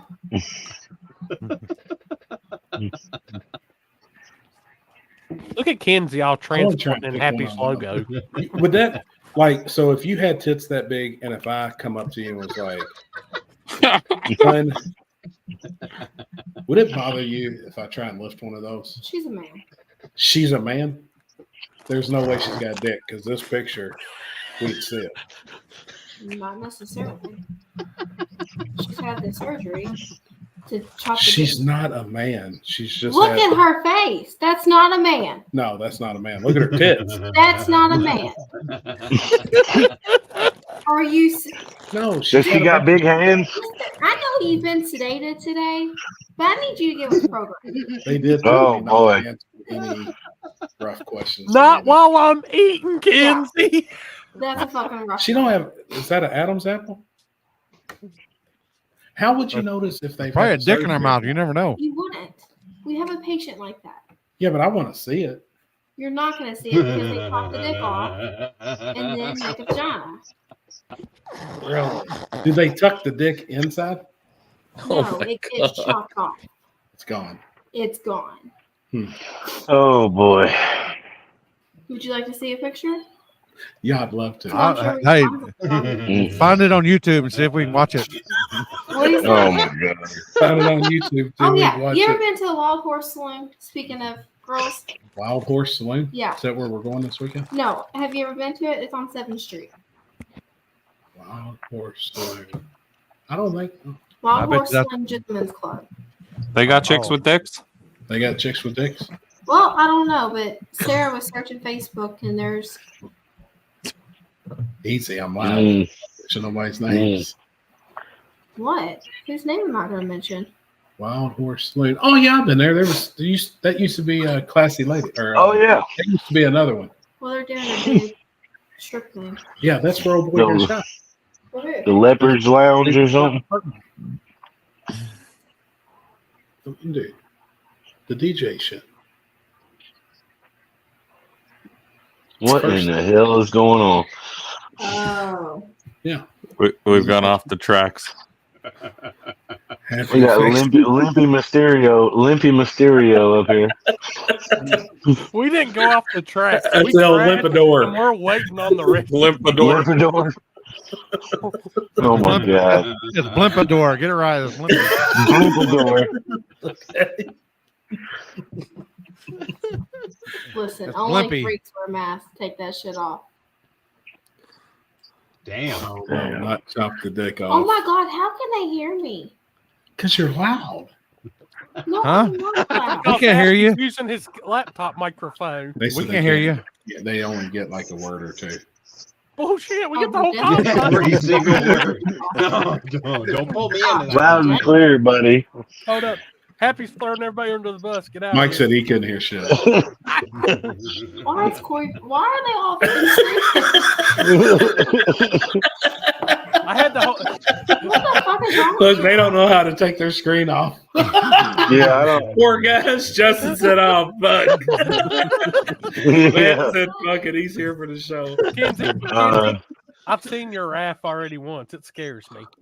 Yeah, Justin Lee was talking about you from this weekend too. Wow. What's he talking about me? He said he could tell why people's a little nervous around you. Fuck you. That's what he said. That's what he said. Why? I'm not nervous around Kenzie. Kenzie likes me. Oh no, I guess you got on somebody's ass. Whose ass did I get on? I don't know. I was trying to think. It's probably probably Happy's, on the tire crack camera. Oh probably- yeah, she was doing probably got tire on- It's probably she was getting Yeah, on and your there's ass. that And one she was guy all that kept standing fucking in front of me. Get the fuck out of my way. She don't put up with no shit when it's tire crack time. That's just how you have to talk to him, bro. You really do. And then what's crazy is it'll be the same guy. Oh yeah, the same dude every time. And and after about the fourth, excuse me, there's tire crack camera. Oh, I She quit. was being nice. Finally, she was like, "Hey, dude." And then he'd knock over the lights. She set up the lights at the back tire so we could see on the backside. Same dude knocked him over. Oh shit, my bad. I didn't see it. Dude, I wish y'all could have seen. I wish y'all could have seen us running tire crack at that Grand Hustle race, dude. Like my boy Sean and Cheyenne came in clutch because it was a full team effort just to run the tire crack camera. They were having to snatch motherfuckers by their hoodies. Yep. And one time, Sean, my buddy Sean's not a big guy, and one time he grabbed Rankin and like snatched him back and about made him fall. And he told me after the race, he's like, dude, he's like, I ain't gonna lie. He said, when that swole up motherfucker turned around, I thought we was going to have to scrap, but he was cool. He was like, I didn't realize how big he was till he turned around. And I was like, oh shit. I was about to just snatch this dude to the ground. Was that the come up short or was that something else? Yeah. That was the one that nobody ever talked about all the good shit that happened. It was just all fucked up. The megaphone? Yes. It's fucking necessary. We don't need you with the megaphone. Gosh damn. Or at least a stun gun. Get her a stun gun. Yeah, Hey, happy. Or like a cattle You're prod, like one of them little 9-volt battery rods. stun guns. Yep. Yeah. Stun gun would be And cattle prod. But the one that's like one a that little ain't just baseball gonna bat. pull your dick out I'd on it. It'll just kind of. I'd rather get hit with the stun gun than the cattle prod because I've got hit with stun gun or cattle prod before. I've got hit with a cattle prod and cheek of my ass. Yeah. Oh, yeah. I'd rather get hit with handgun. stun gun. I think I'd rather get hit with stun gun. I would too. That's why cattle prod will be better. Little bat like that. Just a little. You want to talk about? I mean, you talking You wanna try it about out? somebody blowing the head dick off? Now that I'm telling you. That'll blow their dick off. my old man used to haul cattle for a living, and so that's how I know. That's how I know what them cattle prods feel like. Hey, you ever people are like, oh, aluminum isn't Conductive. a conductor. The fuck it ain't. Yeah, bullshit. I still remember getting fucking holding onto the trailer. My dad hitting one of them fucking trailer deal, and I fucking went through it. Oh yeah. Yep. So Justin, have you ever been hit by cattle prod? We're trying to figure out what's the best for Kenzie here. Yeah. I like the cattle prod. That's probably what he's talking about. I didn't think. Yeah, They've seen you in your pure. We've done the stun guns. They don't really do much, but yeah, cattle prod's a little bit. I'm sure it was that guy. I know. Or it could have been that girl that got in the alley with me. That's when I told you take care of her. Or we've been fighting. I said, ma'am, do you mind backing up a little bit for the tire crap? She said, oh, certainly. You got to be nice.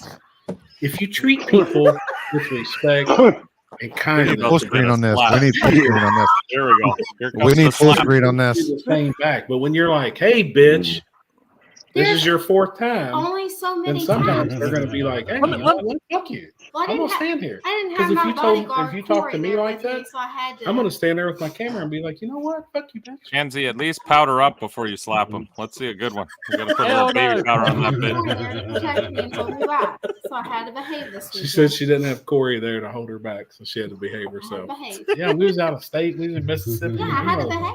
That beat your ass. Though. Oh yeah. Yeah. I went all the way to Oh, went all the it's way to free guys to Kentucky hold me once to be back? start line security just for Kenzie.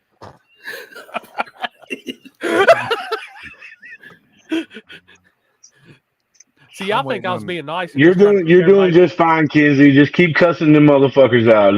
They'll move out of the way. That's Okay. right. She did do good this weekend. There was a couple protests on tire crack, and went back to her camera. It was clear as day. I mean, a couple guys come up. Now the way Justin did it, you paid $100. If there was any call, finish line or starting line, you pay $100. At the end of the round, we review it before we do chip draw. And it was simple. And we had a couple guys come up and was like, hey, I want to review that call. And I was like, all right, it's $100. If you lose, it goes in the pot. If you win, I'm going to give it back to you. And we went back and looked at it, and there was a couple that was clear as day.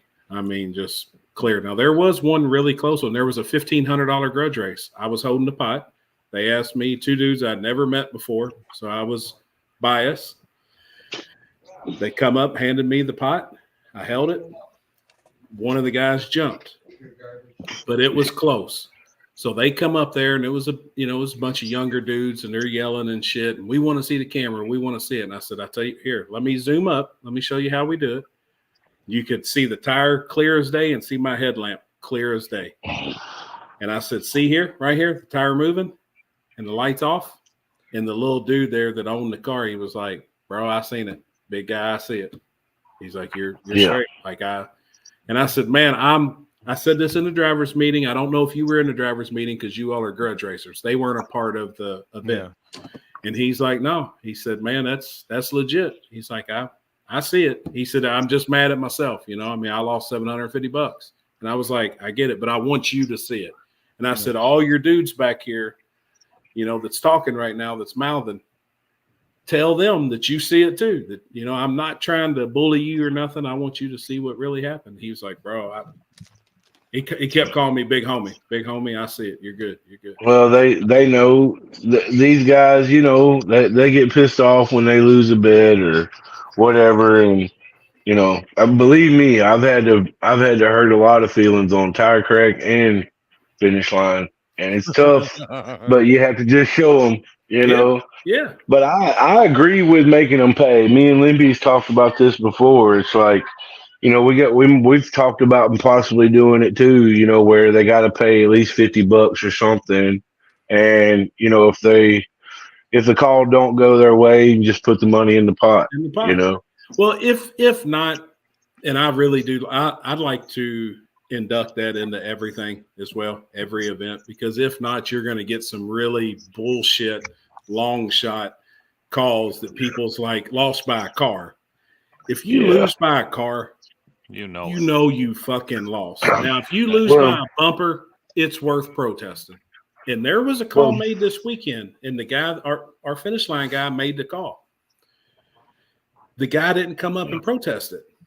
Well, later on in the night, the finish line guy come to me, and he was like, man, check this one out. And I'm telling you, they were on the line. But the guy in the other lane approached me after the event, and he said, did you see that finish line call? And I said, yes. He said, would have you protested it if you was me? And I said, yes. He said, I just didn't want to slow the program down. I took his word for it. I lost. And I said, that takes a badass dude. You know what I mean? I said, man, much respect to you that you just put it all in the hands of the guy at the finish line. I said, mad respect. I said, me, I know you couldn't see him beside you. I know you couldn't, because they were bumper to bumper. And honest to God, and I don't know if the guy's watching here or not, if it would have been a protest and I had to make the call, it would have been a rerun. It was that close. It was one of those camera views where the car closer to the camera had the light blur. You know what I'm saying? You could see the car in the far lane, which was his. The car in the close lane had the light blur. And the blur was in front of the line. But if I had to look at that, I know what he did wrong there, and I'm sure Matt knows what he did wrong there. That's what happens when you get people that really don't know what you're doing. Yes, and because they think, oh, I can just go this route or I can go this route. We've got many years invested in learning how to do this stuff. So I mean, if you want to pay big money and you want to get somebody on there because you don't want. You can't afford to pay somebody, It's tough, man. It's tough because there's a lot of guys that are trying. They really are trying to do good, and they're trying to have a good, smooth program, and they want to be fair.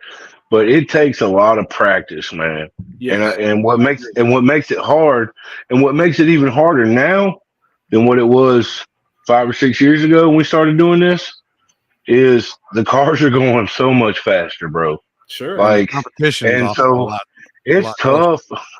It's tough even at 968 frames per second to catch some of these guys directly on the line So when you got one real close like that, it makes it twice as hard to have a clear enough shot to be able to make a fair call. Like, I'll give you an example. At the last race we did, I had a rerun that I had to do. And even though in my mind I knew that the guy in the left lane came around him, the only frame that I had was where both of them were almost at the line. Okay. So the only other frame that I had was after they had passed the line. And so I couldn't, even though I knew that the guy in the left lane probably came around him by an inch, I didn't have what I needed to make that call fair, So I had to explain that to him because, you can watch it in slow motion and you can see the guy and you say, man, he came around him.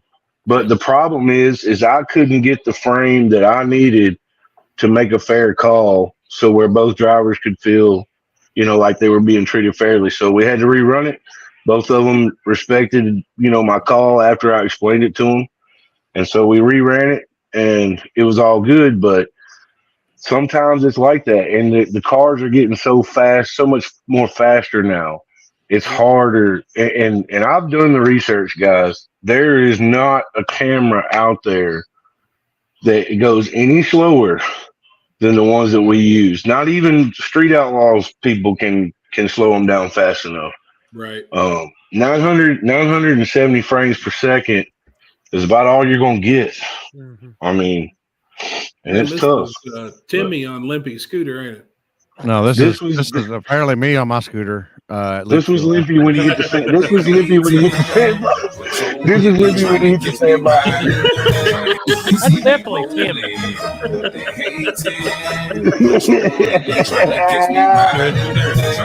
He never puts an arm out. I was trying to get it when he stopped, like his first rebound. He just goes with it, man. Oh God.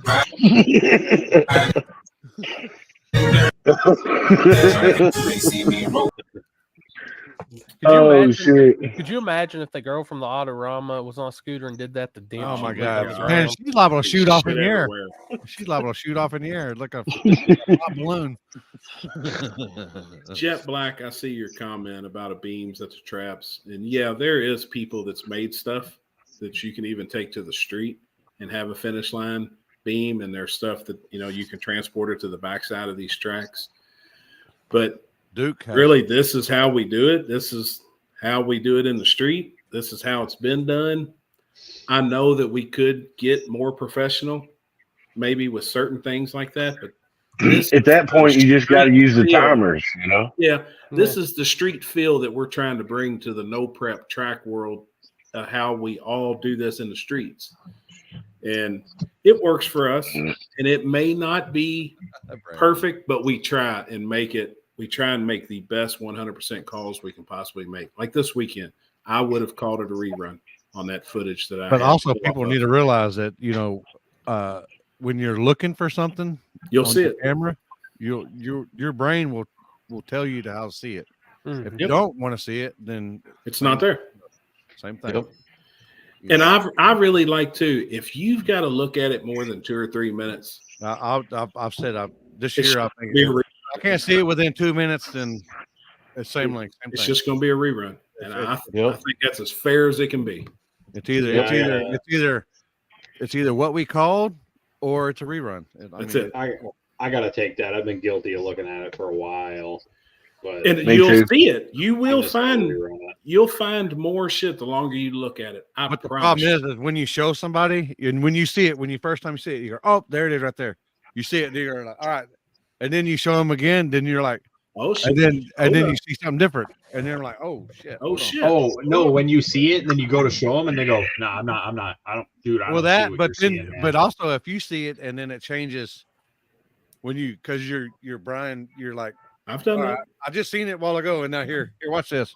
You're like, oh shit, hold on, let me look at this again. Well, that goes back to like I said earlier before all the shit started freezing up. I don't know if y'all heard me or not, but if I'm making a call from the big end and I come across the radio pretty quick, and I say, left lane by a half a fender. It was left lane by a half a fender. Like you can take that to the bank. But if you know, like if it's taking me a minute, if it's taking me a couple of minutes to really look at it, then it's going to be an inch or 3 inches. It's going to be a bumper or less, And so it's tough sometimes being down there because I know that, Limpy's up there with everybody crowded around wanting to know. And it's tough sometimes because, like that 1 year we were more in the woods and I had so many close calls, man. The most I've ever had to call. And I had just as many people crowded around me on the finish line as Limpy did on the starting line. And it got so bad where I had to just tell everybody, back the fuck up. Like, I need some space. I need everybody to just back up so I can look at this. And so when it's less than a bumper, it's tough. Sometimes it takes more than a couple of minutes. The front side deal. I like the way Mike did his this weekend. If you're going to do if you don't want to do instant green, you still want to do flashlight start. We used the beams pre-stage and then the finish line. So we told people, double ball, but that's not your start. And then they watched me. So yeah, it worked pretty good for the most part. That's a good idea. We've done that for 2 seasons here in Louisville at the underground deal. We lined them up on the tree goes green, and then I headlamp started them. Yeah, we took all the bulbs out. We just had the 2 pre-stage. Look at this comment. Damn, dog. Best looking thing. I resemble that remark. I mean, you say that while in church. There's a reason why they call him Matty Fresh. It's the freshest man there is. Limpy, did we get any? I don't even know. Did anyone ask to view footage at all this weekend or last weekend? I don't think so. Like starting line crack. I don't think we had anything. No. I thought you were going to contest it. That you thought the old boy jumped because yours was so bad, but yours was just that bad. Yeah, Justin. But see, the difference there is the tire was on the starting line. So instead of how we race now, bumper to bumper, it'll be tire to tire. Yep. Tire will trip the start line beam. Tire will, obviously trip the finish line It'll beam. be dictated by the tire no matter what. Yeah. Yep. I mean, I've adapted to either way. I tell somebody, if you want to have somebody down there, then we got video. If you want to do out that, then I mean, that's the way we did it. When I started doing no prep back in 2006 was like that, off the tree. Yep. Nope, I heard it. I like it. My tires. Oh yeah, forget about get you one of them. Shit. The Firebird little hanger. I don't know. As high as his tires was, that thing would have to come down about 10 foot. He done it this weekend too. It didn't take flight, but he was toting the front end across the stripe on the big end. Holy shit! And sometimes that can hurt. Sometimes they can hurt racers. Sometimes, like I've had a couple of them that was within an inch or two, and that front end being up so high, if you're making the call by the bumper, it's tough. I mean, it's tough when the bumpers are, aimed up and not down towards the line. So, hey, by the way, Brandon, congratulations going all the way to Mississippi and getting that hard tire win. Hey, he's gangster too. He unloaded in Mississippi and made some street hits. Oh hell!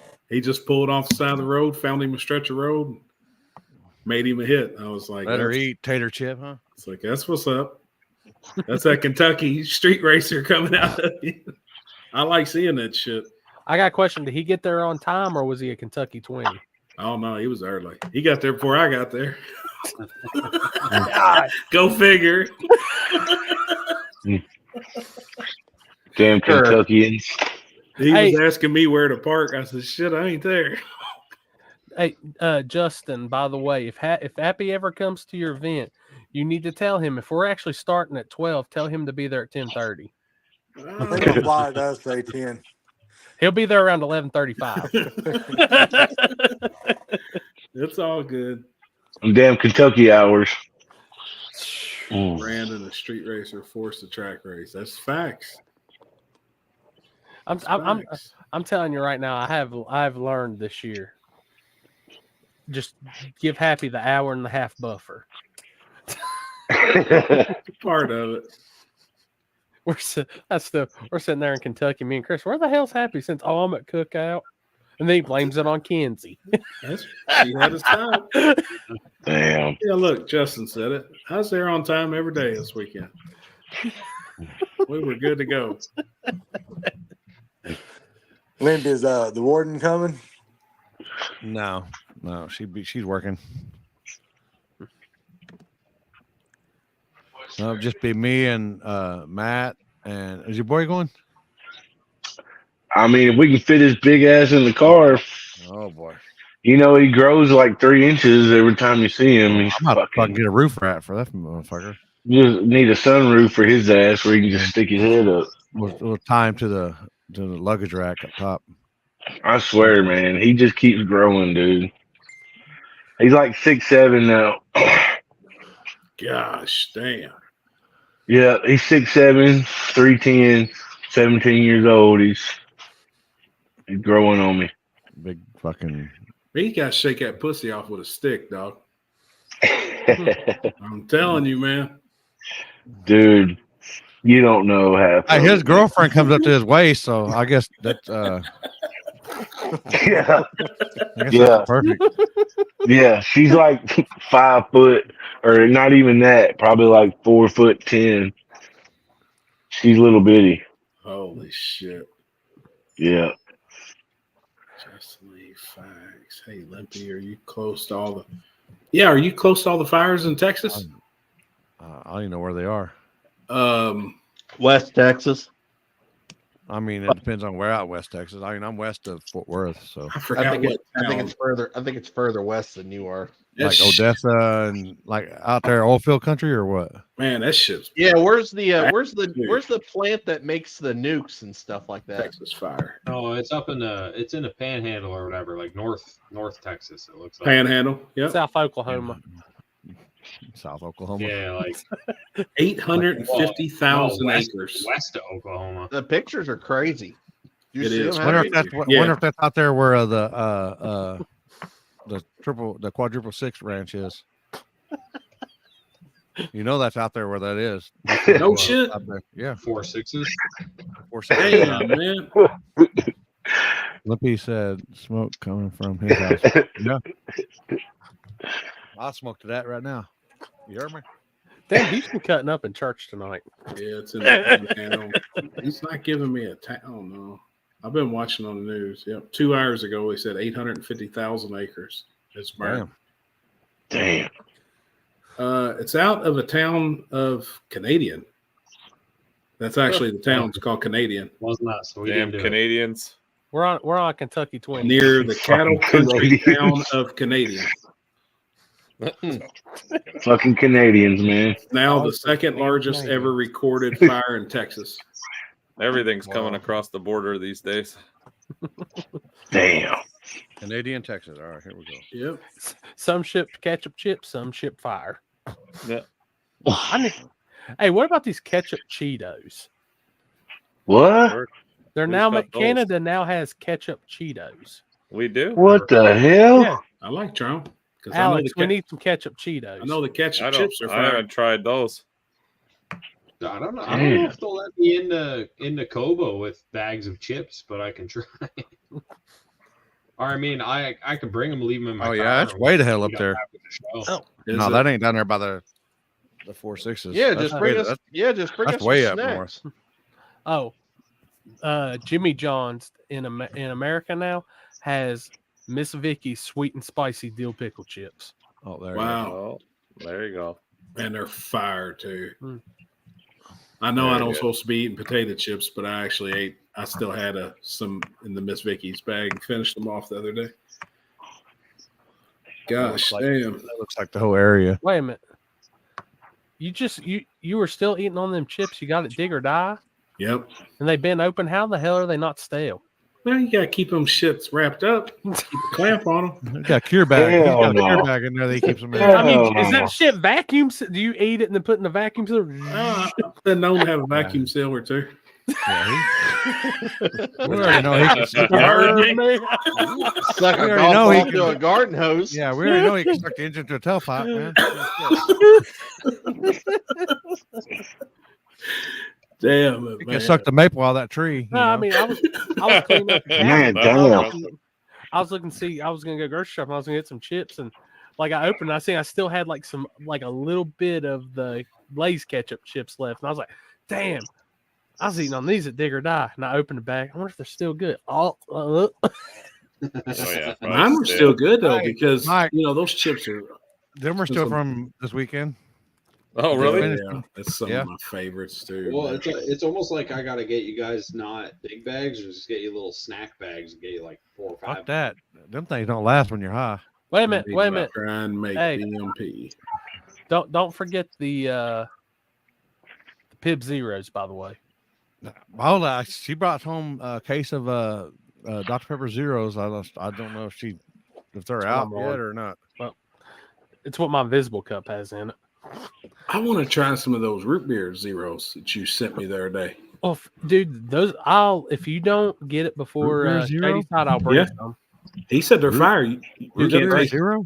Dude, Yep. they got A&W Root Beer, beer Zero, zero. Oh, and speaking of- A&W Cream Soda Zero. Speaking of, Dole brought home some my ice cream cone deals with the nutty drumsticks.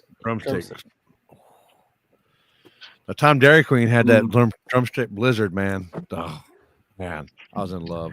You can't say They got blizzard some- right now. You're gonna kill man. Happy. They got some down here at the store that we've been tearing up lately. They're the drumstick bunny trails. Really? The bunny trails. Yeah. Misfit. They're fire. There they are. That looks pretty good, actually. Oh, they are, man. Gosh, That's damn. they're that's the good. last bag I got here. Oh yeah, Matt. Holding up. 300. I did the half and then the whole one. No. Oh yeah. Still didn't touch it, huh? No.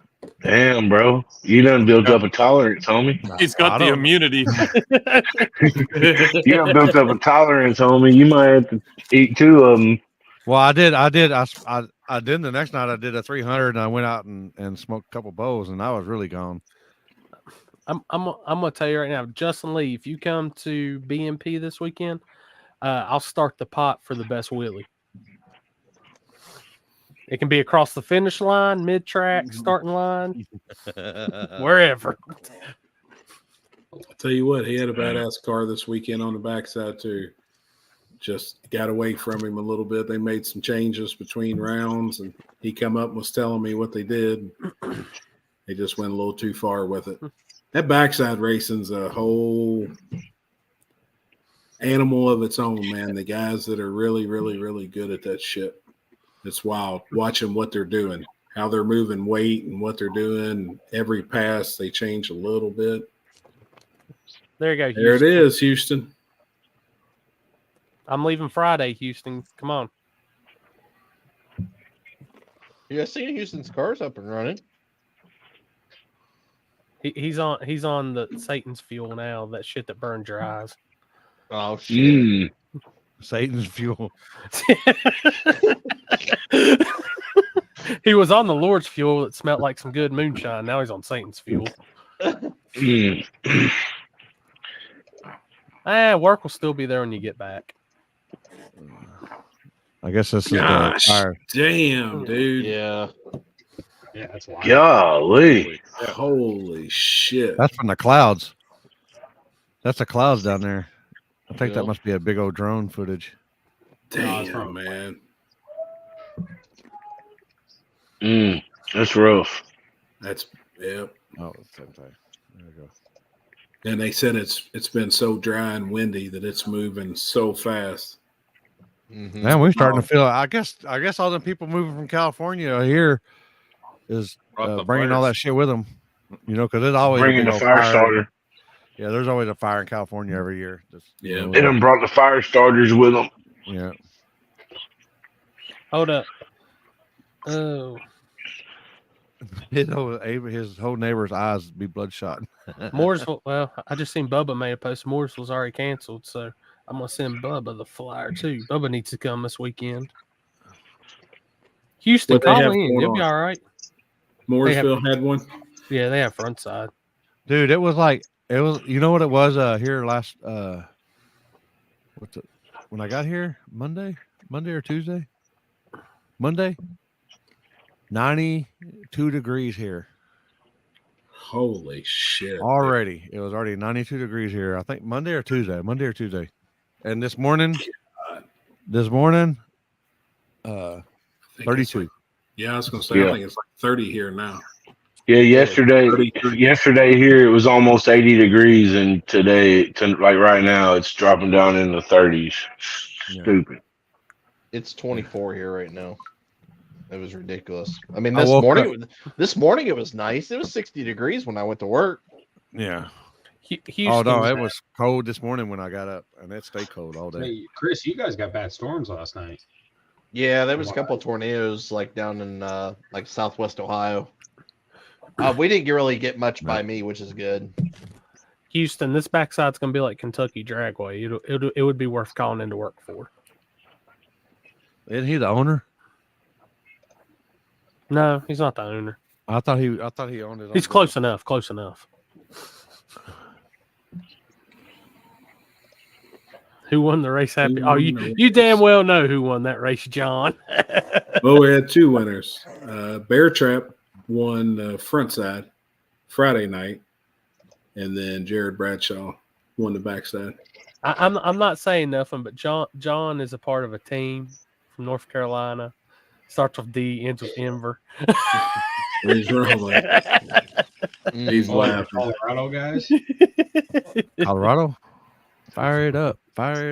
I'll smoke to that. I'll smoke to Ed. E's and B's podcast. He fires. I'll say that. That probably that Is that where Ed's from? Yeah, I thought he was from up north somewhere. He's originally from Indiana, but he moved to Colorado like back in the early 2000s. Oh, okay. Yeah, Booze Traveler. That one in Grand Band last night. I was actually watching that on my radar, and Me too. before they even had the warning out, there was a mega fucking correlation coefficient of just fucking debris in the air, and they didn't even release a tornado warning. So like, I can't imagine like how much shit got fucked up and nobody knew about it. Yep. Oh, dude, it hit the Air Force Museum in Dayton or wherever it is, and like ripped some sides off some of the hangars. I was talking about Michigan last night. The one in Michigan and Grand, whatever. I was watching Ryan's channel live on YouTube. As soon as I watch him anytime a storm's coming up, man. He's pretty badass. Yep. Ryan Hall, y'all. Ron Hall, yeah, I watch him on YouTube. Yeah. Yep. He's got like 1.7 man. million subscribers. Like he's legit. Like he actually goes out and like most of the money he gets out of like donations and stuff from YouTube, like they donate back to the communities that get hit. He had 1 million views in 12 hours. His following's huge, man. Hey, Mike, I'm still hitting that one Kentucky. that you gave Did you me. know that? Yeah. Yep. Still?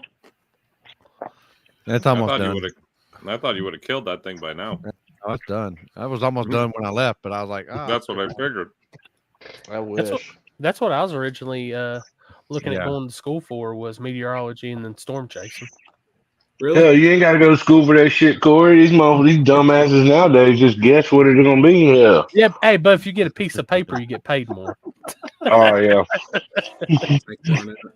That's what's up. Hey, We're all watching. there was a dude that was on the Memphis news station down here local.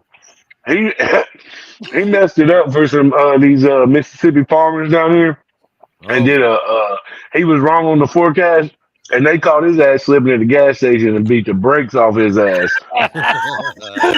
That's no lie. That's no lie. Look it up.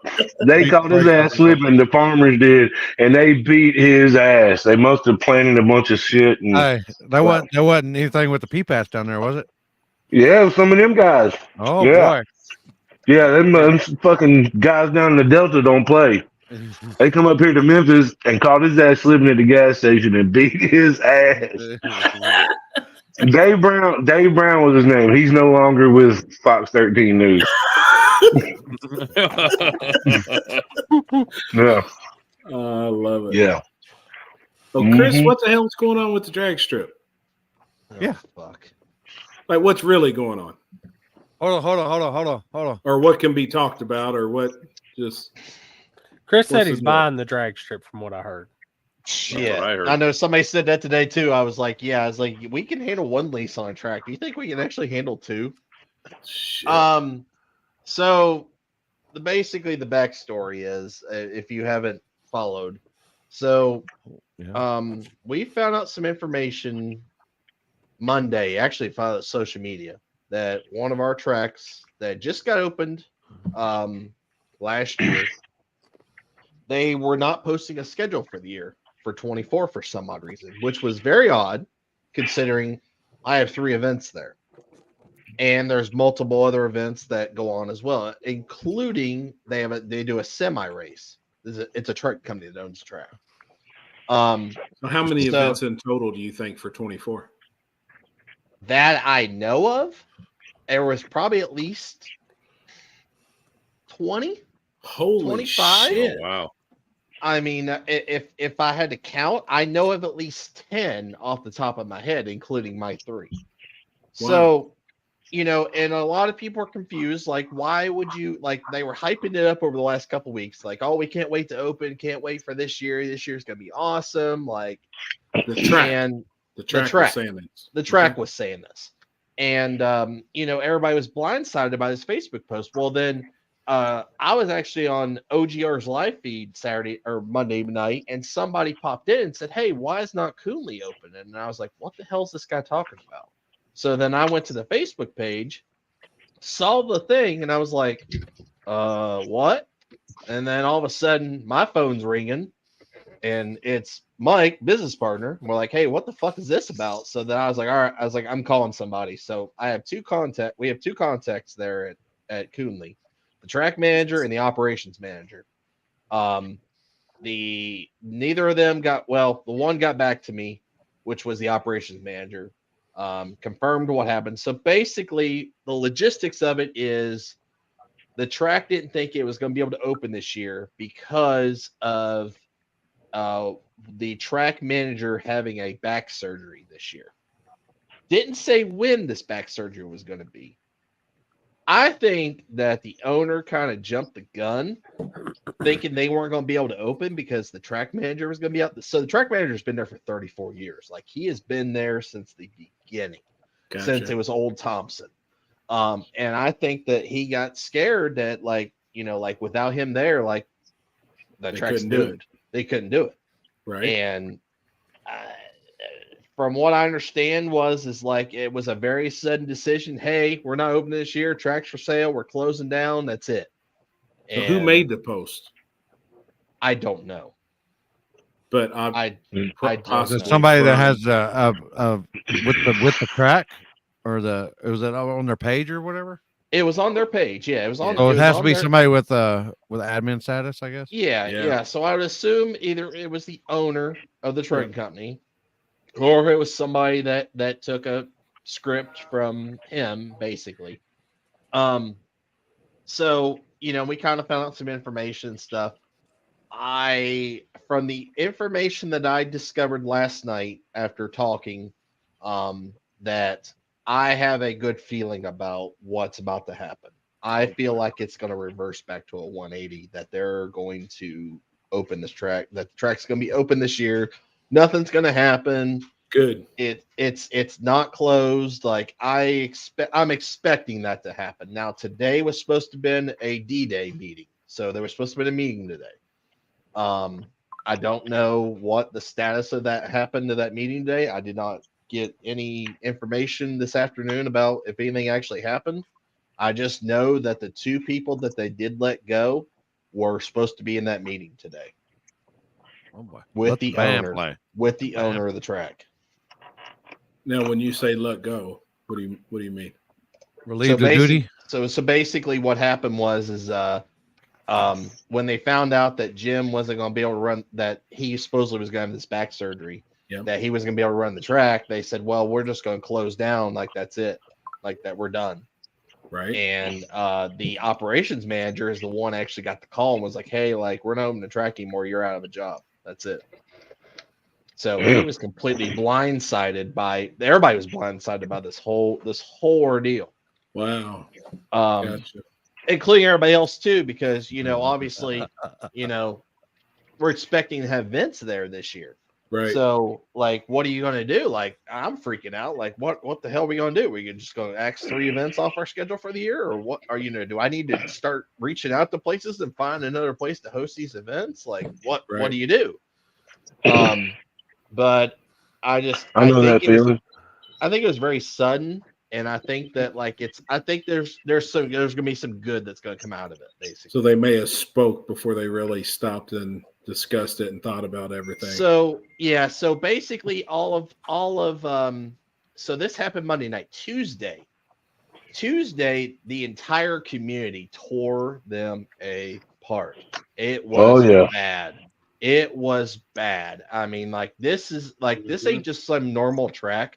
This is the oldest track in Ohio. This is the very first drag strip in Ohio. So, it's got a lot of history. It's got a lot of meaning. They got their asshole torn out. And the owner actually, believe it or not, called the old track manager. The track manager, obviously, I don't know if he still has a job or if he's still there or not, but he called him and was like, "Hey, why am I getting so much backlash from this?" And he's like, "Dude, you pretty much left us some explanatory that you didn't have a schedule and stuff like that after you've been promoting the shit out of the track for 3 months, and now you're saying you're not going to open, that the track's closed for the year. Like, do you expect them to not be mad about that?" Right. So, I mean, literally, I told them guys in the group chat Monday or Tuesday, I said, if people don't show up with torches to the truck company and set that place ablaze, I wouldn't be damn near surprised, because they're fucking people mad. Damn. They let that alligator mouth override that hummingbird ass, huh? Yep. They were mad. Like, they have their own Facebook group. And I mean, I can't tell you how many posts there were in the last 3 days. Sure. It's absolutely insane. Justin Lee, get comment. When stuff hits the interwebs, it's too late then. Yeah, and it's definitely the community spoke out, and I think that probably had something to do with this. That it's going to take this 180, and all of a sudden it's going to be back to what it was, because the community really stepped up and spoke out, like, hey, you should probably open up, especially regardless if you're going to sell the track, at least open up to where you can at least make some money back. That way, then you could show that piece of property would generate a profit to make somebody want to buy it. I don't know. It's tough, man. It's tough. Some of that stuff happened to us down here last year, so I mean, it's a tough situation. We've been very fortunate, in my area. I've got 3 very, very close tracks, really close tracks. So I mean, my whole life I've been pretty fortunate with drag strips being in my backyard. But if one of them just up and closed, we haven't had that issue, and it would be, it would suck. That would suck, man. We lost our home track. A couple of years ago, and it sucks, man. It sucks not having that place, because it's just a little old fucking shithole to most people, but to us, it was home. It was it was our backyard, and we used to always go up there, sometimes twice a week, and the owner and the people leasing it just couldn't see eye to eye, and it had to get closed down, so no more Byhalia Raceway. Well, the problem is a lot of these tracks are grandfathered into this situations to where if they stay a track, they stay a track. If they don't stay a track, that's it. There's no track. You can't come back from that. Yep. Especially if it switches hands. That's why our local track, they said they could never sell it, because it is grandfathered into a bunch of different things. Yep. So they said the only thing the family that owns it could ever possibly do is lease it. And if they leased it, it would continue, it would still be grandfathered in. I didn't know how all that shit worked, but I found out last year on some of that stuff. Yeah. Well, Byhalia Raceway's track was grandfathered in, before they brought the city limits out and started doing all kinds of regulations and requirements and blah, blah, blah. there was nothing that the city could do to shut it down as long as it was open, you know. Yep. And so once the owner, you know, got bad in health and the people that were leasing it and him couldn't see eye to eye on a number, you know, then at that point it went up for auction. They couldn't sell it for what he was asking for it. He was asking way too much for it. And so some dude bought it that's got property next to it that's, you know, hates the place. And all he did was just buy it just to bulldoze everything and put cows on it, you know? Damn. So it sucks. But that does suck, man. I hate seeing tracks get close. Yeah, it sucks, man. We got a lot of memories up at that place, dude. And I mean, it's a shitty part about it. Oh gosh. Yeah, that's and that's that whole grandfather then thing. Like next year, like we have a very big decision to make, and because a lot of people don't know, we split a lease at a track every year, Magnolia, for No Prep Mania. So we run our No Prep events out of there. We lease the track the entire year. We've already paid the check out every year. We do the check every February. It's $10,000 every year. We're already out $10,000 for the year leasing a track. Next year, the other leasees are pulling out because they're done. I mean, they've done it for a long time, and it's growing lower and lower and lower on their end, basically. Just people. And they're the normal weekly bracket people. Yep. Their lease is for bracket weekly events or whatever they want to do, right? Yeah, they just do a Sunday bracket race deal. It's every Sunday. So like every No Prep, we stay late after every No Prep Mania and get that place ready so that way in 3 hours Sunday morning it's ready for bracket racing the next day. Right. So next year they're done. So we have to make a decision if we're going to take over the entire lease or we just step out and then nobody steps in and that's it. That place is like grandfathered in. So like if it stays a track, it stays a track. If it doesn't, it doesn't. But our rate, obviously goes, $20,000.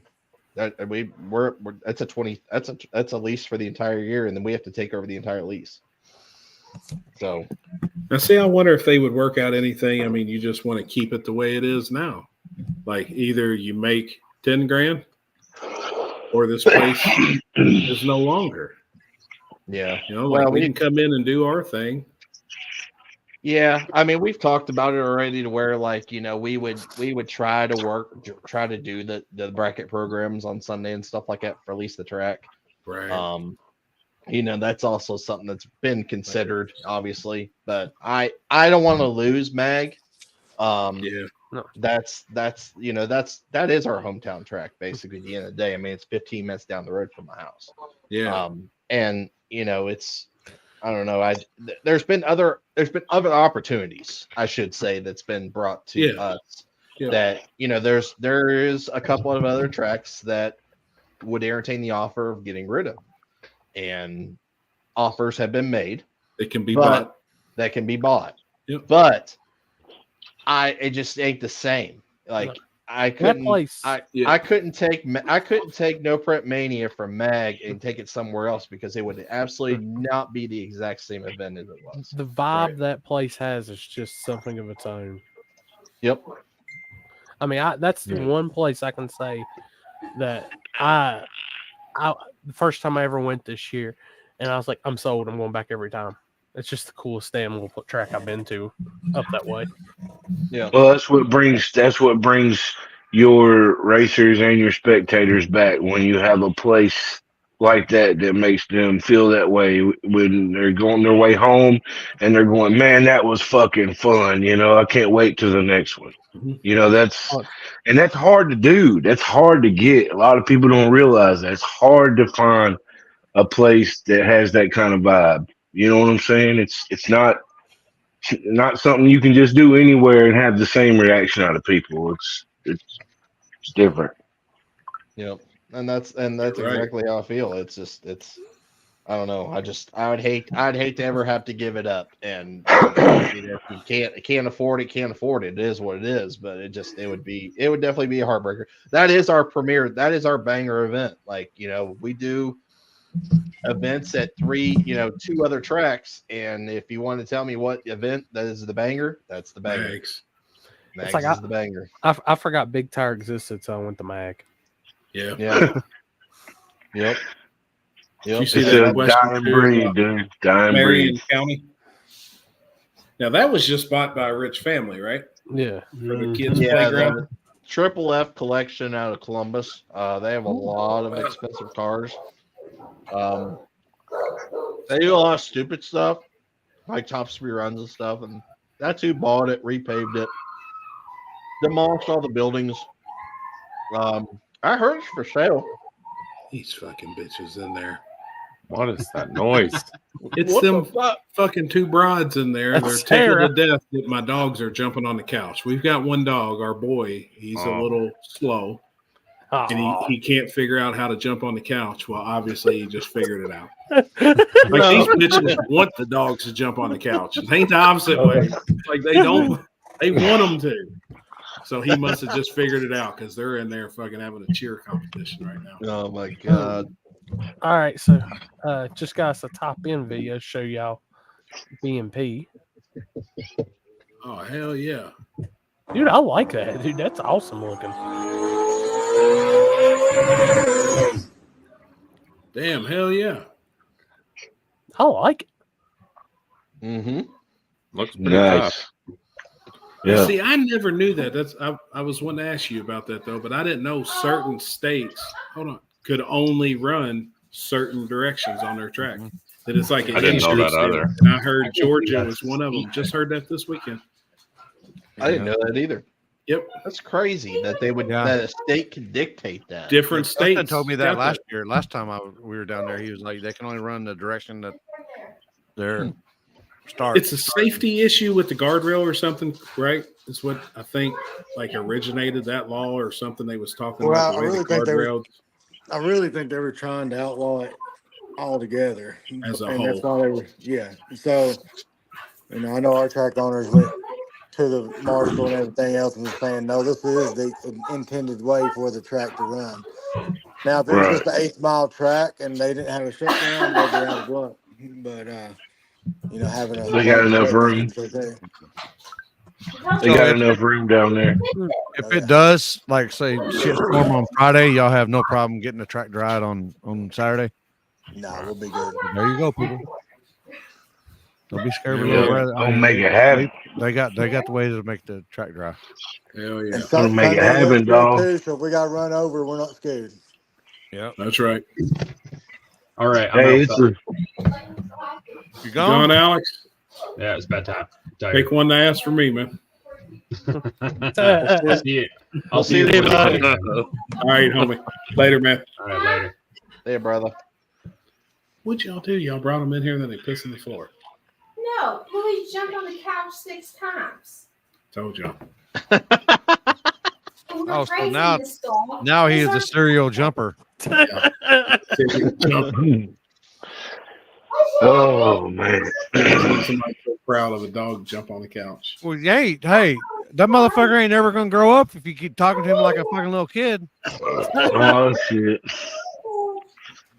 I see Justin's comment, and dude, I was watching a crash compilation video today, and it was from one of the tracks in Carolina. And dude, craziest shit I seen, dude grudge racing somebody in a Chevy Love truck. He goes over the guardrail, it launches him like a ramp, it rolls over 3 or 4 times, and then you see him come out the windshield. Dude had just jeans, a regular shirt, no jacket, no nothing on, no helmet. Oh my god, dude! I was like, holy shit. Don't show that because then we'll get banned in 996 countries. Yeah. Dangerous activities. Gotta have a hat on, bro. No. It's crazy how many people that do that now these days. Like you think you think that like 15 years ago, like I get it. In 6 years, I've had two. In 6 years, I've had two different guys.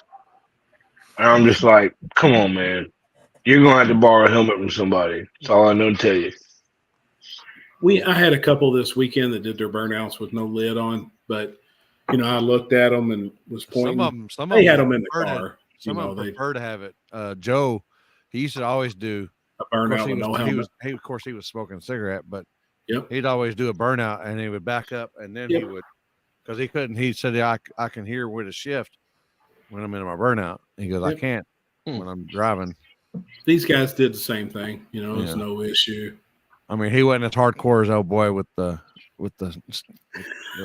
open face 120 on it. 20 slim. Oh shit! God damn. I'd be Matt right there. He's like cigarette hanging out his mouth, stuck between his front two teeth. Old boy was just so excited to race this weekend too. He come up to me a few times, man. He was just excited. He was just glad to be there. I remember last year when I was at Ozark Raceway, the Virgin backside deal, and there was that one dude. Every time I seen him over, he was smiling. It's like, and I said, "Man, I like that guy's enthusiasm." About the third time I've seen him, he's still smiling. And he's like, "Yeah, this is his first. This is his third pass on no prep." And I'm like, "No wonder he's smiling. Just wait." Yep. No shit. I talked to Mr. Ricky the other day, and he said he had a blast down there. And that's one old man that just likes to race and have fun, dude.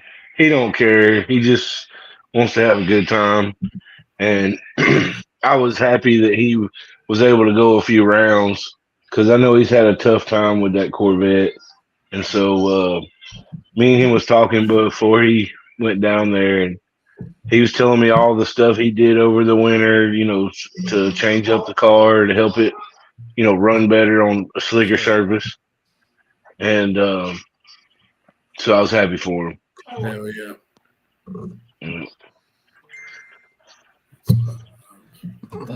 All right, gentlemen, I'm out. We'll be at BMP this weekend. All right, Mike. We may possibly see you this weekend. Where are you going? I'm going to bed. What the fuck for? Did you get up early today? No. To be honest, last night I was puking my guts out. Oh, damn. I don't know why. Is promoting hard on you? Terry let you have it, huh? Oh shit! Last night I had a rough night. Tonight I got to get some sleep. I barely slept last night. I took 2 Neocitrins now, so I'm starting to feel fucking. Time to go night night. It's about to be good. Hey, it's time to go night night. It's time to go night night, buddy. Yeah, you'll see me like this soon on the table. Anyway, good talking to you, boys. Maybe we'll see you this weekend. I'll talk to my buddy and see what he wants to do. All right, Terry, let him come on. All right. Later, brother. Later, bro. See you, buddy. See you guys.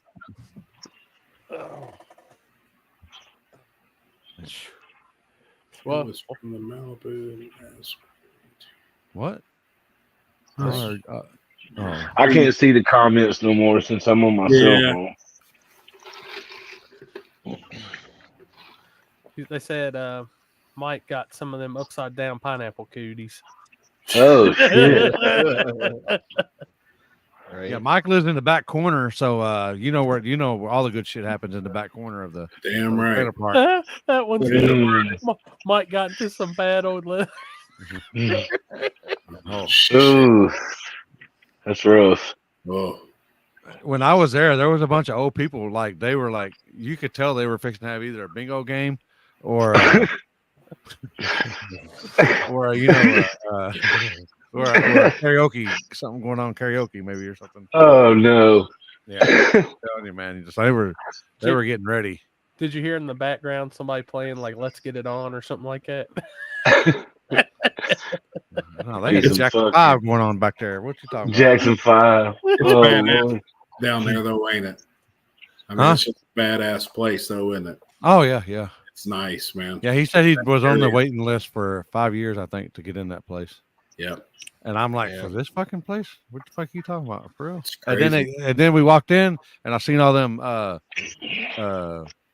don't know if the mountain lions that were walking around in there are cougars. I don't even think they're cougars. Maybe they're like snaggletooth cougars. Oh my god! But yeah, he's got happening on in there.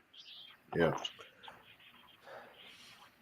And then he's just walking around Maxwell, all of them. What's going on? Yeah, he said he gets out and walks around Maxwell, and he said Maxwell picks up more fucking trim than he does. I'm telling you. Damn it, man. That one trip by the bleachers at Dig or Die with Maxwell,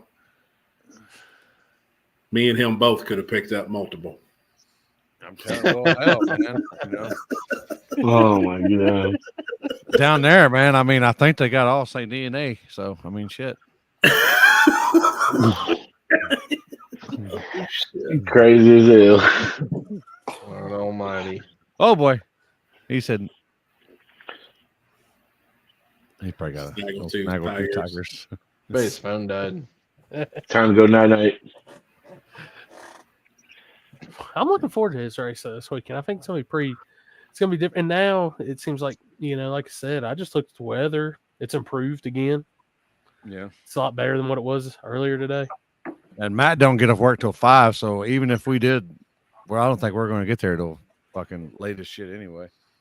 Oh shit. I can try to get off work early, but I hadn't been over there very long. I ain't been over there since November. So I've been trying to save all my favors for a little while. Hey, send me the link to your work, and I'll send them an email. They'll either let you off early, or you'll get fired. One of those. The boss man is pretty cool. He's a good buddy of mine. I mean, if I went and talked to him, I could try to figure something out. But I was telling Chris the other day, I'm trying to save all my favors for when it gets real busy this summer. It's gonna be wide open, man. When we got them 2-day races. Yeah, like when I got to be off the whole day Friday because we're leaving Thursday, shit like that, Well, I mean, I was just going to send him a picture of Happy on Christmas Day, that one he put on Facebook. Oh, there it is. Oh, fuck. He's going to be like, what the fuck? He really ain't going to let him go. Just don't post it on Facebook. I'm just going to tell him, man, I got hacked. Don't pay no attention, none of that shit. Fucking Chris Lane fucking injected me with stripper glitter, man. That's what happened. By the way, I don't know if he's been watching or chimed in, but I just sent Jeff his invite for his normal time in. Oh, shit. Yeah. Justin said he had some connection issues, so he appreciated coming on, and he'll see us this weekend. Like I said, this is where we're headed this weekend. It's a really cool place, dude. Like whenever me and Chris pulled up, you can't really see it. It's kind of hidden down off in this little cove. And when you get to the end of this road, or around this curve on this 2-lane road, it's just right like there. Going into like a pair of shops or something. Some shop shops. Yeah. I forgot we got to give our sponsor shout out. Oh my god, the Red Dragon special every day. Oh shit! That's the first time you ever seen that, Matt? Yeah, I ain't seen that one. Damn. Look at the logo on the hat too. Oh, that's perfect. It's perfect, dude. The chef hat, everything. Oh my god, that sounds good too. Hey, some hibachi. Yeah, I turned on Tubi. I think last night, and I seen Alf is now on Tubi. Damn, that's a classic. It's my shit, man. That's a classic, bro. Hey, love Alf. Matt, you do know Happy and Alf got matching Louisville tattoos across their stomach, right? Oh shit! Is that another one I ain't seen? I'm going to dig for that one. I might have to go back in the archives. Oh my god!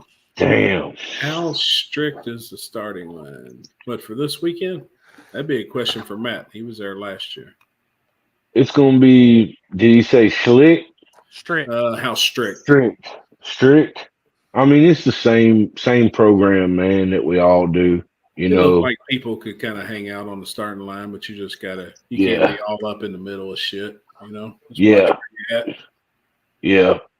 mean, I don't think they're like requiring people to have wristbands or anything like that. I think they pretty much let everybody come up there as long as they get out of the way of the burnouts and shit. And, Yep. I'm just gonna tell him I'm with Matt. That's right. There you go. That's one thing I liked about Mississippi this weekend in Leakesville. Everybody could hang out about where they wanted to. Everybody could hang out against the wall. Like, it was super laid back and chill. It was a really, really good time, man. Track owner was cool as hell. They let shit slide. It was cool. It's just laid back. You get good vibes from that place. It's one of those places got good vibes. Yep. We got a good thing. Huh? He said, if you get in the way, that's on you. And I agree. That's Yeah. We try and do our best. There's certain places you can't, I don't want to see nothing happen, but damn, there's just idiots though that be out there on that sauce all day and they don't give a fuck. They know more than we know. And there's a certain point where you're just like, you know what? Fuck it, man. You want to stand there and get ran over? Fuck it.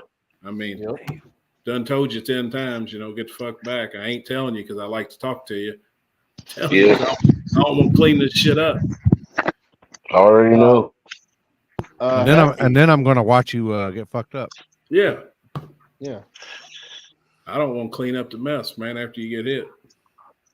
Everybody at Dyersburg usually does pretty good. Like, everybody knows the drill up there, and when we do our events up there, we let everybody come up to the starting line, but everybody kind of knows, to stay out of the way of the cars, let them through. I ain't never had an issue where I've had to like stop the race or anything to get the cars through. Like, everybody is pretty good about getting out of the way, and and it's a lot of fun, dude. I get good vibes being up there. Oh, there it is. Me and my man. Oh my God. That's me and my boy there. Oh my God. Louisville. We're chilling in New Orleans. Damn it, boy. Alf. Motherfucking Alf. Man. I know. I found the Alf channel on the Sling TV the one night, and I was like, "Are you fucking?" I told you it's me? on there. Wow. Damn. But the driver can be sued for it. In worst case, guy dies, he can take bigger charge. And yeah, I get that too, Justin. Everywhere we go, a lot of these tracks, are pretty lenient on everybody drinking, partying, and shit. Thank God, I don't think any of us has had anything bad happen. I mean, obviously, we could see something bad happen. It can happen anywhere. Yeah. Anytime it can happen. I always think like it ain't no difference to somebody leaving a bar drunk, hitting somebody and killing a family. Like. Well, the best thing is Danny never likes, happened. It's just never happened in any of my races or any event I've ever been at. I don't think I've only heard of one really bad incident where a balancer slung off a car and hit a guy, and it fucked him up pretty good on the starting line. That was on a donk race. That was it was a donk. The donk master, the damn balancer slung off the crank, and it hit a dude, and it got him pretty good. I already know that was bad. Why ain't Trevor on here? He put something in the group chat. Yeah, he's been at another shop, been working or something tonight. Who's the girl that was filming for Outlaw Media? That's Cherie. So I was watching. She got hit by something that came off a Swamp Thing's car. I guess where he didn't do a burnout. Might have been a rock or something on the tires. Rocks were rough down there. I actually had an open wound. I had a rock hit me hard enough, flagging from the backside. It busted my arm open. Yeah, she got hit by something, and it hit her hard. Them rocks ain't no shit standing out there. And that's what I tell people really like. rough. Yes, it's peeling that shit up. Yeah, it'll never it's get peeling good. all them rocks up, bro. Yep. Yeah, that's the only thing about running on stuff like that. That old asphalt like that. Them cars are digging. Them cars are digging, bro. They're putting a lot of weight in these cars, and it's grabbing shit and slinging it. For the first 60 to 80 feet. I've had shit hit me too. I mean, yeah. it sucks. You get hit by one of them fucking rocks in the leg. Yeah. Like, oh shit. This is the first time I've actually been busted open. I was bleeding. Damn. It's kind of like, motherfucker, you know, it's like it got me. Dude, when we went the first time we went to P Patch, the first time we ever went to P Patch, I was that guy that took a bunch of big tire cars down there on a virgin road. And I mean they were peeling that shit up so bad, dude. But I knew if I took them there first, they would scrape all the shit off that was gonna get scraped off and peeled up and put some rubber down on it. So when next time we took some small tire cars down there, it wasn't too bad. There was like some rubber grooves there to start on. Right. But I was getting fucking nailed, bro. That whole race, we had like 12 big tire cars show up. This was about 4 years ago. And dude, I was getting tagged. I was getting tagged by shit. I was having to just duck and fucking try to take cover and turn around. But I had to turn around and watch them go down the road. So I'm like fucking doing the Matrix over here trying to dodge pebbles. That shit's real. Dude, that's Yeah. She's on here. She said she thought she was bleeding. Yeah, dude, I felt bad because I've been hit by some shit while I'm filming that same spot too, man. It sucks. It sucks, man. Should hurt. The best picture, the best visual I got from Matt's big race was when Doc Baker pulled up and he got 5 hats, including mine, including the starters. Including mine, bro. I was standing right there. I was just like, oh. For a street race. Dude, well, you got to think, if you go back and look at that video, bro, you'll see that road is so narrow, man. Like them old Delta, Mississippi roads down to Delta, man, them 2-lane roads are real narrow. And so there ain't a lot of room to stand in between or on the side. Yeah. So when they come up do their burnouts, I always stepped off to the side right there. And I knew Doc was fixing to just fucking do a damn John Force burnout. I just knew it. And it was one of my favorite pictures. You know, it was him just blowing everybody's hat off. And it's like 4 or 5 hats. Somebody got a good picture. I think it was Stephanie, where all the hats were in the air at one time. That's awesome. And Cheyenne's got a big picture of it over his house that he had put on a big like blanket or something. But that was one day I'll never forget, dude. That whenever Doc left the line on that race, his collector was probably about 3 to 4 inches from my leg. So when he came by me, it about blew my whole fucking hoodie off. I mean, when you have a blown Hemi that close to you taking off on the starting line, it rattles your freaking organs, man. I mean, it's like, ugh.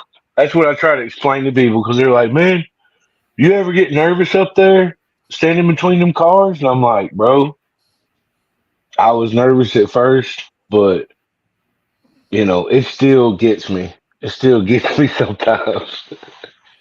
Corey. I'm looking. I got you. I was looking for something. Yeah, this was virgin. This was fucking virgin, dude. This is the slow-mo part. Yeah.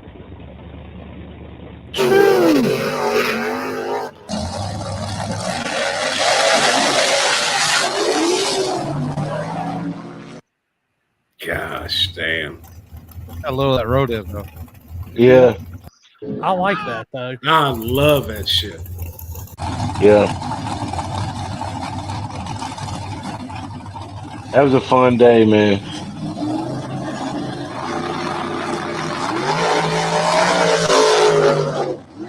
Dude, love it. People think they're street until they go to some shit like that. Yeah. That'll make a man out of it. You know whose car that is? That's old lead. That's old lead sled. Yeah. Yeah, Daniel. Yeah, Daniel won that day.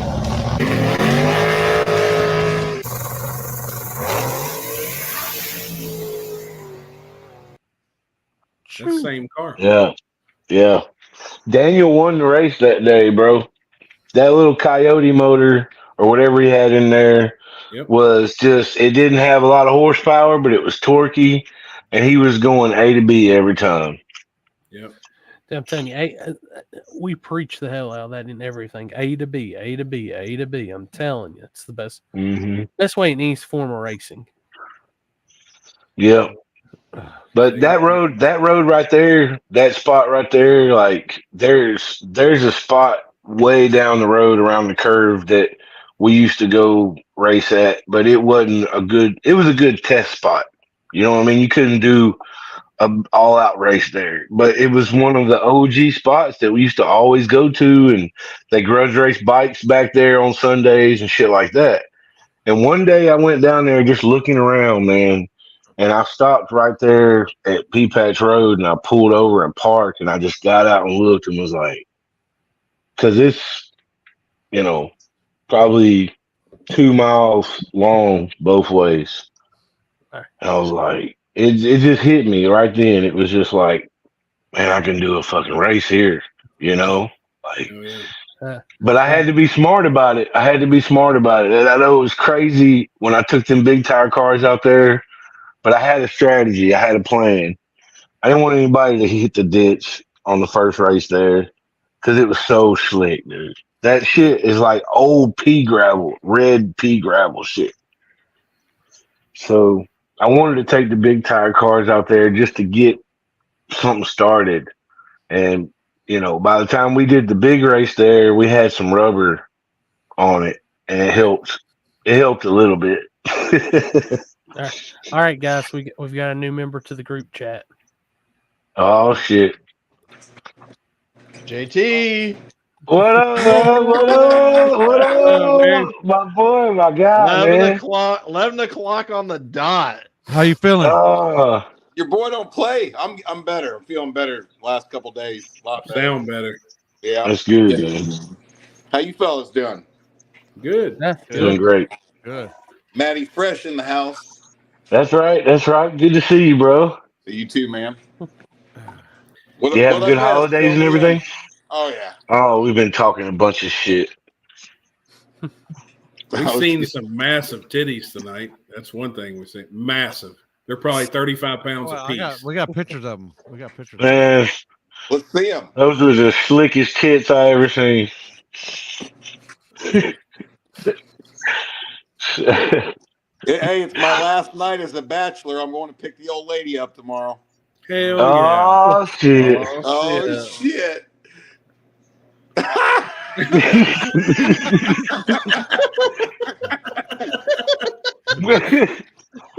The fucking slickest tits of the year. The slickest tits award. The slickest tits award goes to her.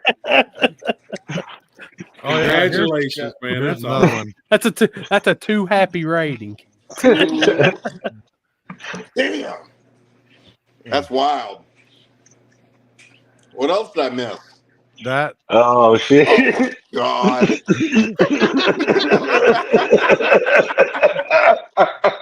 Gotta cue the other one up too. Look at that about the first one. It was a fucking mask, and he just took it out. He put it over his eyes. Man, I ain't never seen you wear that mask, Limpy. Oh shit! I was I don't know. I don't know. I'm taking the fifth on that. I don't know. All right, pull up the first one. Oh fuck! We ain't talked about shit. We just going over the races that happened this weekend. Mike's race, one down in Mississippi. Same old shit. This weekend looks like everybody's headed to BMP. Where's that? Ringgold, Georgia. Huh? I never heard of that. I don't think. South Tennessee, northern backside. Georgia border. It's like exit 3 on as soon as you cross into Georgia. By what does he say? Chattanooga. By Chattanooga. It's right by Chattanooga. Yeah. Who's putting that race on? Justin. Justin. Justin Hogan. I think. Yeah. Matt and I'll be there. Oh, cool. That's backside. Corey will be there. Oh, Corey will be just there. forget about me. We're running from the 8th to the. It's Sorry, a quarter I'm mile not track. used to you traveling that far, so that's why you kind of threw me for a loop there. 5 hours, that's in my travel window. Hey, Jeff, I broke my personal record this weekend. What's that? Because I went to Florida and back, and it was a 40-hour round trip driving wise for me, and I did it in 44 hours. Oh my God, Dude's crazy. You're a freaking nut. It's crazy. The bad thing is I flagged a race on Sunday, and then I drove, but I had to stop for two power naps on the way back. I was I'm glad you stopped. I'm glad you stopped and took a nap. Fuck yeah, got to. Hey, me and Julie went and looked at a diesel pusher motorhome, a 40-footer yesterday. I think we're buying that bitch. Hell yeah. Ah, dang. Nice. Wait till you see this 350 cat, 4 slide outs, sleeps 8 people. Hell yeah, dude. That's a big boy. I'll just be good with a chair. That's all I need. It's got we're gonna be. I got to thinking about it. I'm like, man, it's probably gonna buy that thing and say I should have bought this 10 years ago. You know what I'm saying? Yeah. Like just for like when I go down for War in the Woods, I'm there usually from Wednesday to the following Tuesday. It'd be nice to wake up on the property. Yeah, you know what I'm saying? I always spend all that money on cabins and everything. So hell yeah, man. I think we're gonna get that bad boy. Awesome. Hell yeah. Did you get the car back in your possession yet? Which one? Chevy 2. Oh yeah. Hell yeah. Yeah, he went last week. He went down there and bought it or picked it up, right? Yeah, last Thursday, a week. Yeah. Because when we both left it on Thursday. I remember you said you was getting on the road also. I thought that's where you was headed. Yep, I got it back. Patrick called today. The Vegas painted. So. Oh hell yeah! Yeah, big moves. Vegas painted. The I don't think I sent you a picture. Happier. I redid all the rear end in the Falcon. Got some trick shit, boy. We're making some carbon fiber bumpers for that. They don't make any kind of front bumper for a Falcon that has a valance on it. Yep. So we fiberglassed a Chevy 2 valance onto a fiberglass Falcon bumper. Yep. Then made a Nice. mold off of Make a that. mold of it? Billy Fields did it and did an awesome job on it. I mean, that's going to really make that car. But hell yeah, hell yeah, that's gonna look good. Yeah, we're getting there. Just waiting on some motor parts, and we'd really be happening. Hey, you know what? Yeah. Let's see. I don't think Happy ever seen it, or you guys have. But you remember my dad's Chevy 2? Did you ever see it sitting in the shop? Maybe early. Yeah. When you used to do the drawing and stuff on Thursday night or whatever it was, Friday nights or whatever. Didn't you have it there? Yeah. That car was sitting in the middle of the shop for probably 20 years. Project never got finished. After he died, I finished the car, and it's at the painter right now. Oh, good deal. Oh hell yeah, man. Yeah. And what year is it? 62. Oh yeah, the old school joint, the tall boy, the tall top. The motor on the Hell engine yeah. stand in the shop with the stack injection goes in that. So it's got Hillborn stack injection, but it's EFI. Hell yeah. I just got Nice. the Holly. I'm just putting a Holly Terminator on it, just street car. Right. What's up, Sunfish? All right. Yeah. Hell yeah. All kinds of shit going on over here. Hell yeah. Sunfish for fish. Yeah. Hey, you're trying to get all this done for the warden shows up, huh? Trying to get all the toys done. You think you're trying to pull the wool over somebody, but I know what's up. Yeah, I'm gonna tell you.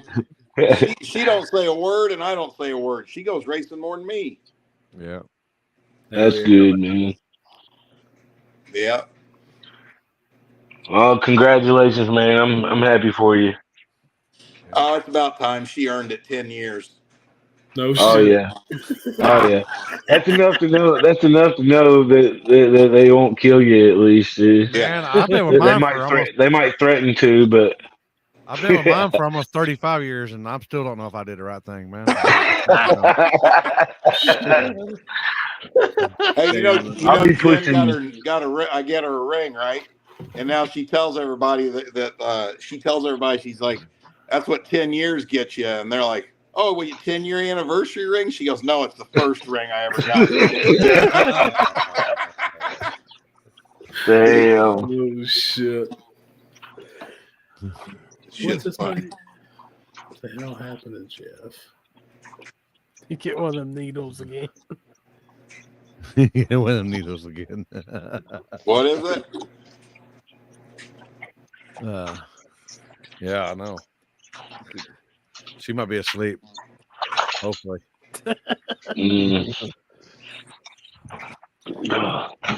Jesus. Y'all got me worried now. I gotta look, see.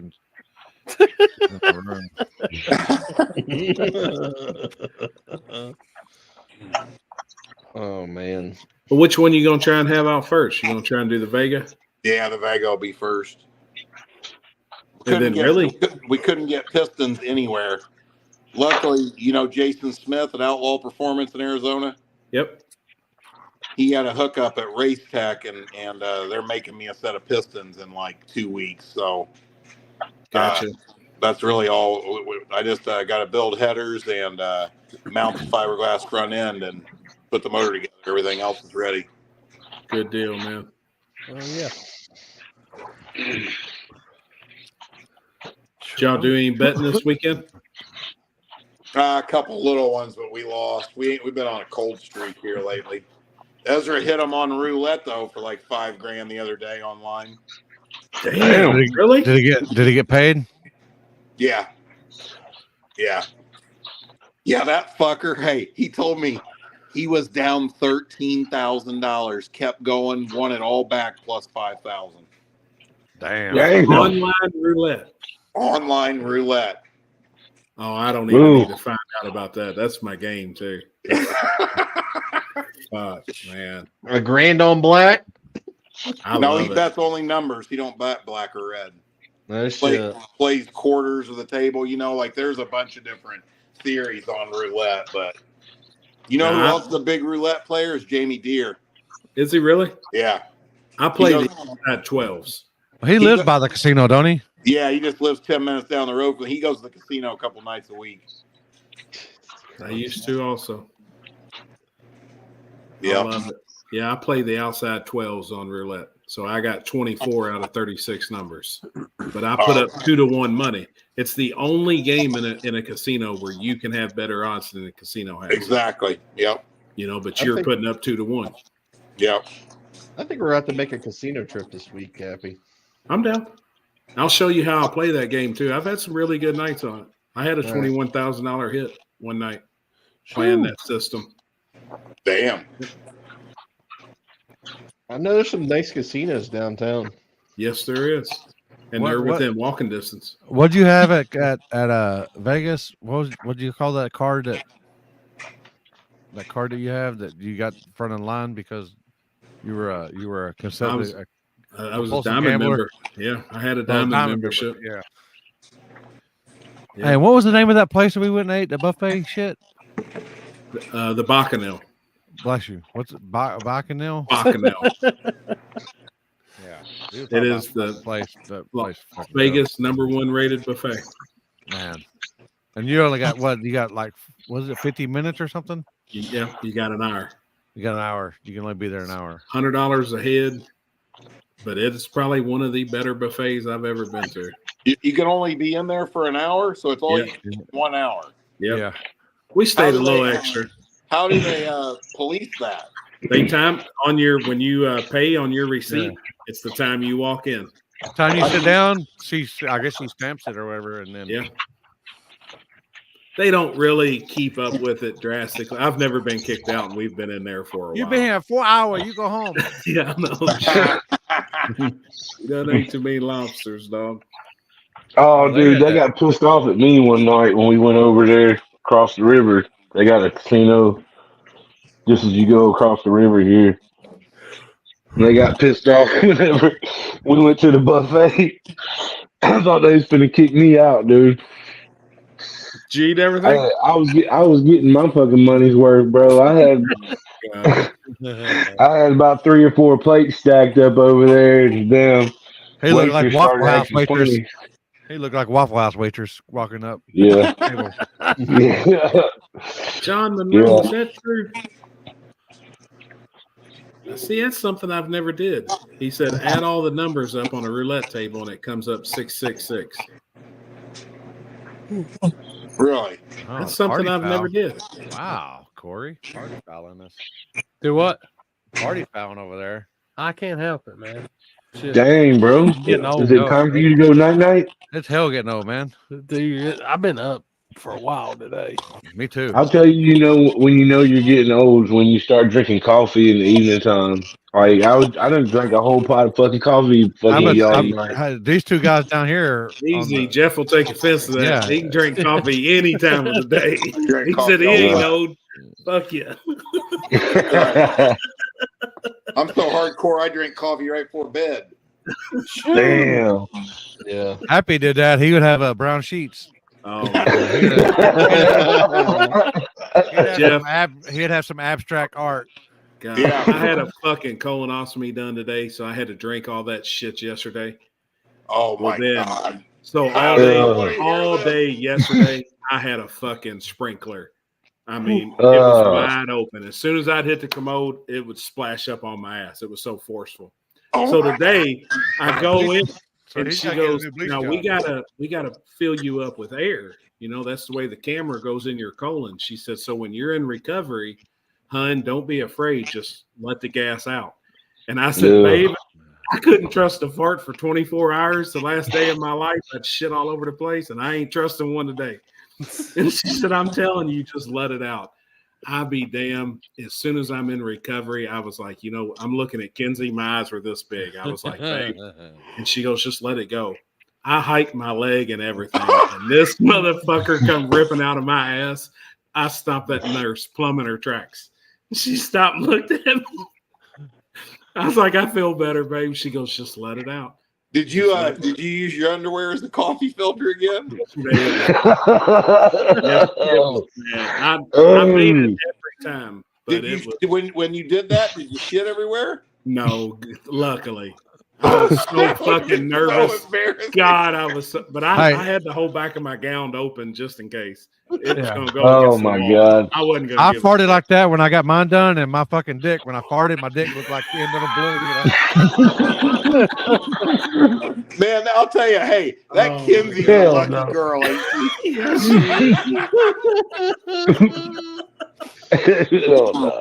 I was a nervous wreck though to let that go today, but God. Jeez, that'd be horrible. No, the nurse said it's all right. And I told her, I said, "Look, I'm for real, I'm nervous. Because every time I thought it was a fart yesterday, I shit." And she said, "Well, if you do, we'll just come in and clean you up." I was like, "All right, I appreciate it. That's what my old lady does too." Let me tell you guys the story. I don't know if I ever told you this one before, but you guys will die laughing. Kid we know down here, he's good buddies with Little Dean and Avjit and them. His name's Mike Bowman. This motherfucker goes into the hospital, okay? And he had been on like some testosterone or something.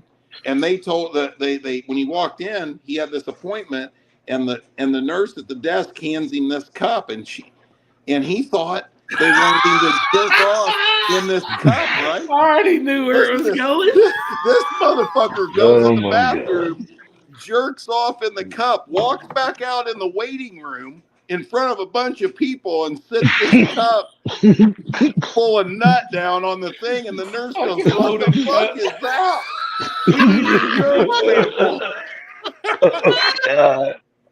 Oh God. That's amazing. Can you even imagine that? That's a true story.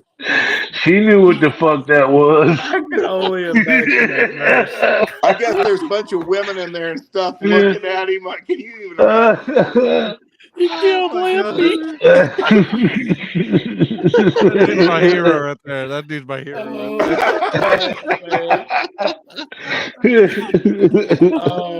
Hey, you know what? We might have to bring him on stage at the table at War in the Woods and let him tell that story. Oh my God! No, yeah, hell yeah. We'll make him famous. Oh, could you imagine that though? Really? No. Like No. being a nurse, I bet she's looking at that cup like you gotta be fucking kidding me right Oh now. man, Oh my god. I guarantee you, one of them freaks was probably turned on and wanted to take him to the back. Probably. Guarantee it. Oh, they knew what the fuck that shit was as soon as he brought it up there. This motherfucker done went and rubbed one out.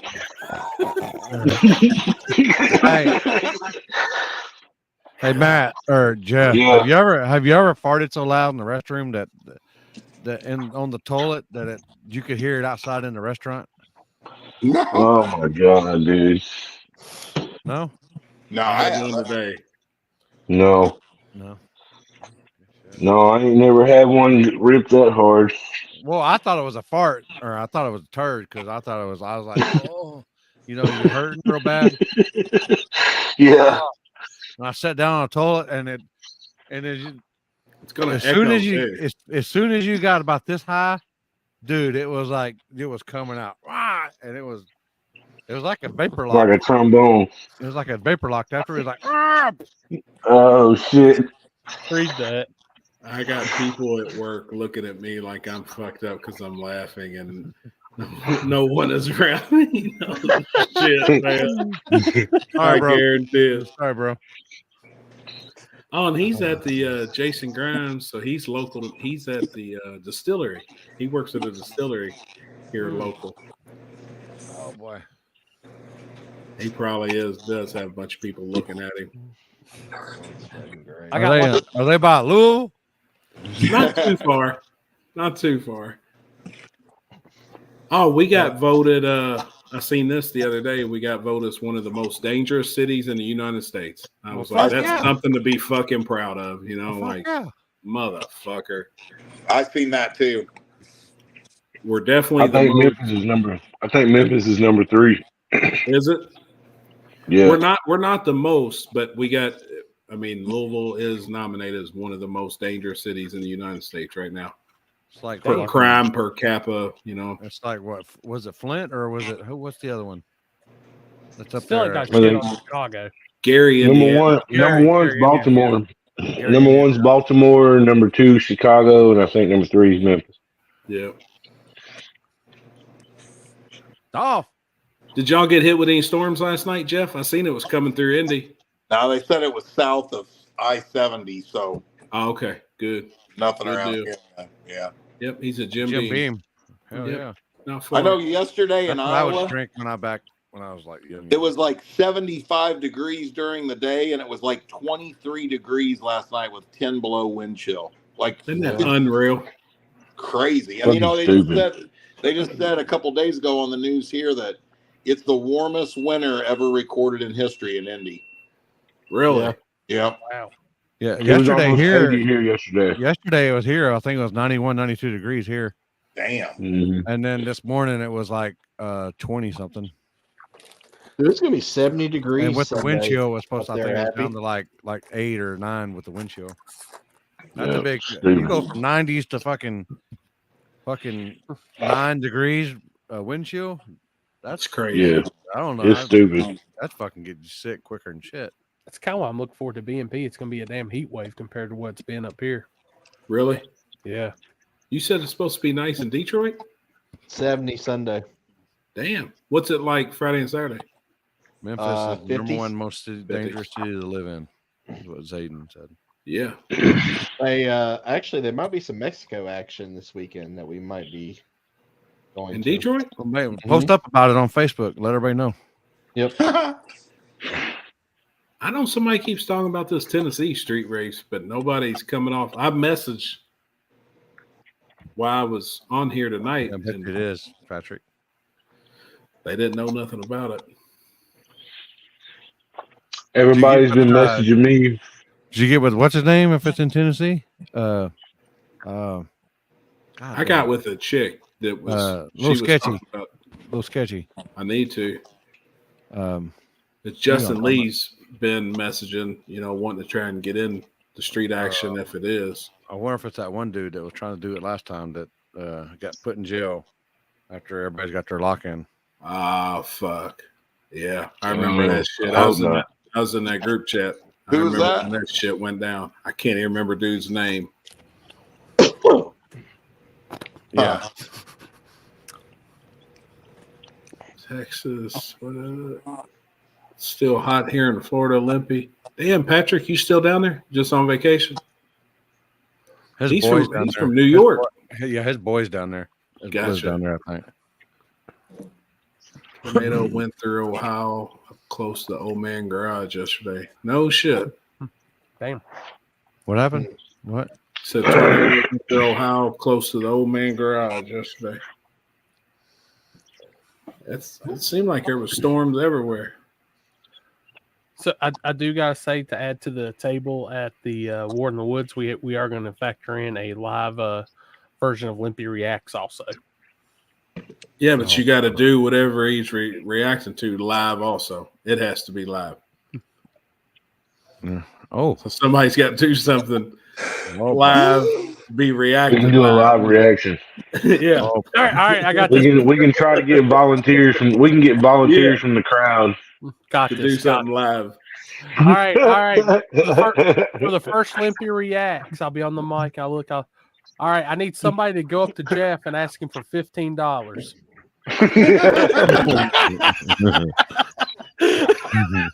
$15 is a lot of money. What are you guys laughing at? We're laughing at what your reaction is going to be. You're like, motherfucker, go get a Jeff. Jeff goes, hold on, let me get my motor coach and go get it for you.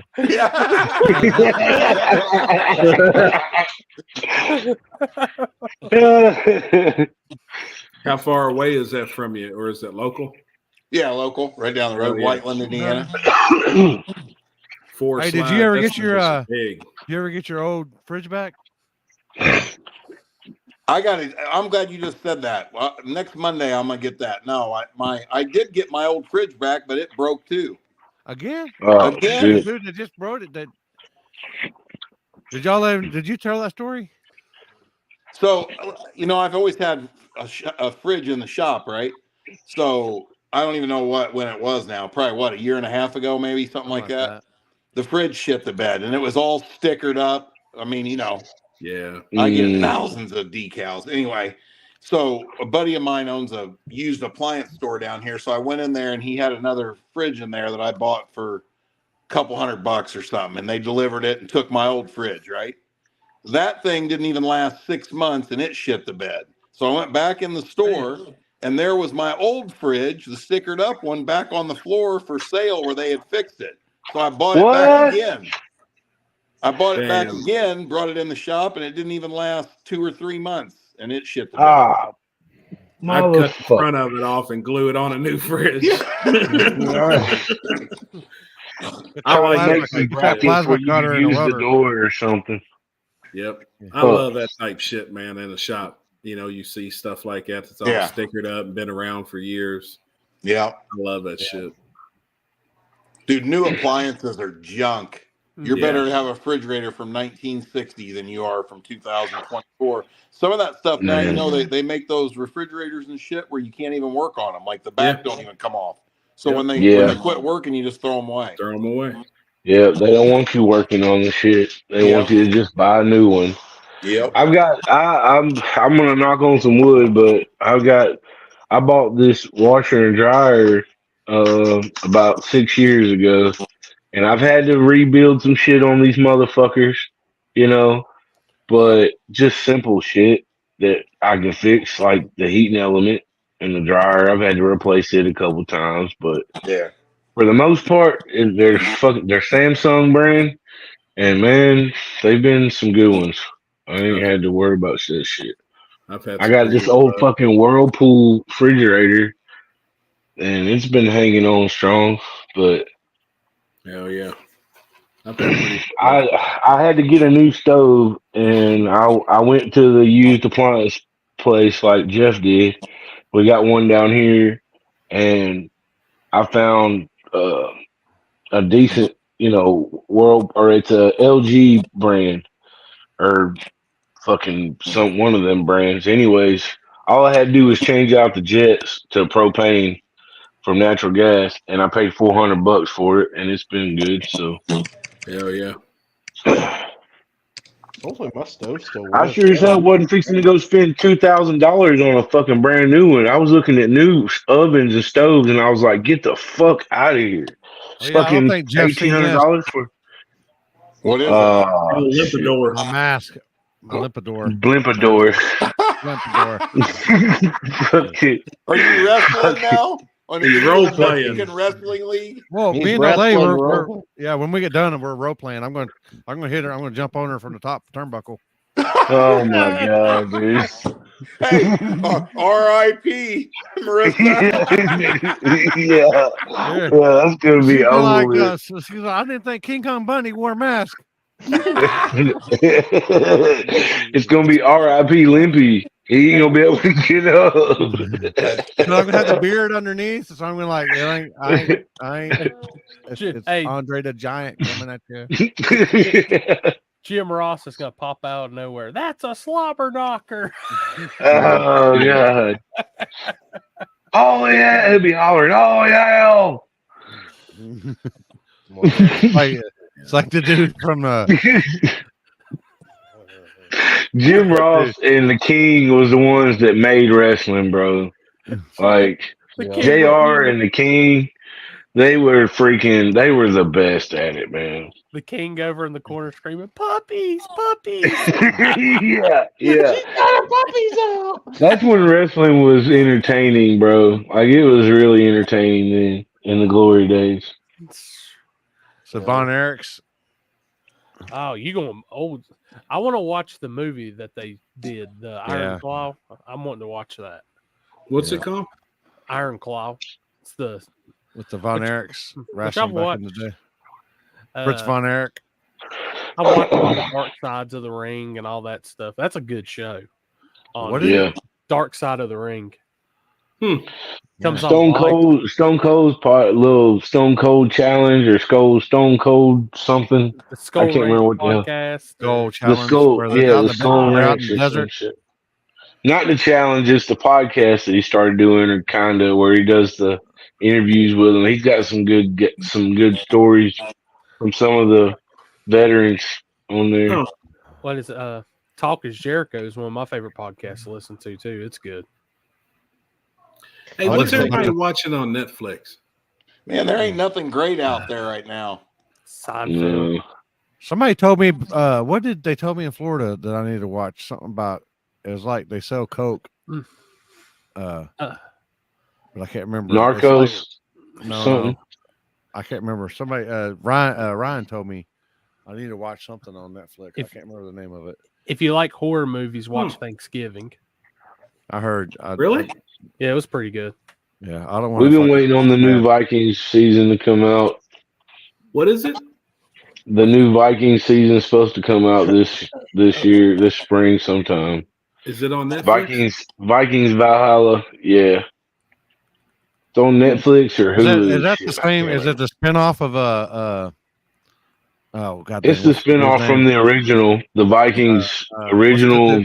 The guy's name? God dang. Ragnar Lothbrok. Ragnar Lothbrok. Yeah, it's the spinoff. It's the spinoff of that one. Yeah, I got you. It's called Vikings Valhalla or whatever. But still got me and the old lady watching. Floopy or in it? No. He's not in this one. It's all like the little spin-off. There's no original characters from the other one, I don't think. I watched recently all the Untolds. That's got the different sports stories, like they did And1, the ref that betted on all the basketball games, all that shit. It's a pretty good series. We've been trying to find some stuff to watch, but I know me, Mama, and Sweet Tits we're gonna start on Ozarks and run through that. Like watched it? I started it, but without them. So now I want to start from the beginning with both of them. How much do you watch? Go through it. I think I went 4 or 5 episodes, and I was like, man, this is kind of my shit. You know, that was my shit. So I want to watch it with them because I think both of them will get into it. That motherfucker gets better every episode. I'm ready to get on it. Especially at the end, you're like, motherfucker. Oh, the end of like every episode is like, I can't fucking believe that just happened. And see, I like that because I'll stay up. Like I binge watch the shit. I will too. I will too. Me too. I'm guilty of it. Could not do it. Midget Bangers. Cards? What? Midget Bangers season 5 is a good series. Oh shit. Oh boy. I watched. I don't know what the fuck I can't remember what the show's called, but it's Anderson like a crime. just died. It's a crime movie or it's a crime series, but it's like real life stories, and it mind fucked me because like there was Mindhunters. Yes. This guy was dating this girl, and then this other girl came into the picture and like basically kind of booted her out, and he started getting stalked by he thought was the girl that just dumped into his life. Well, it turns out his girlfriend was the stalker. I watched that the other night. Wow. Dude, that was fucking crazy. Like it was insane. Like just burned her own house to the ground. Burned her own fucking house to the ground. What's it called? Shit, I want to watch it. What was it? Oh shit. I forget. I forget the name of it too, but it was pretty wild. Dude, it's insane. She killed all of her pets in the fire. Like, damn. I do watch a lot of Food Network. I mean, I ain't gonna lie. Oh, Andy P. Queen of the South's fucking good. Now I was hip on that for a long What's that? time. What's that? Queen of the South? She was a drug lord. Maybe that is maybe that is the Queen of the South. Is that on Netflix? I don't know. I don't know if it's on there or not. I used to watch it. Do they sell cocaine? Oh yeah. Okay, is that what that might be it? That might But be she it. was like is it like Weeds? Have you ever watched Weeds? No. I know what they sell weeds and they sell weed and stuff like that, and they're like it's a big drug. Now, Snowfall was good too. I watched a lot of Snowfall. Maybe it's Snowfall. Snowfall's good. That was kind of like back in the day whenever cocaine really got big out in California. It's like it's when they developed crack and the CIA was involved in crack and shit. Like Pookie? Most definitely. You smoking that rock? Most definitely. Guys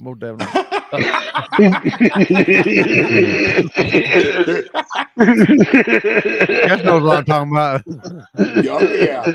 Oh, Pookie.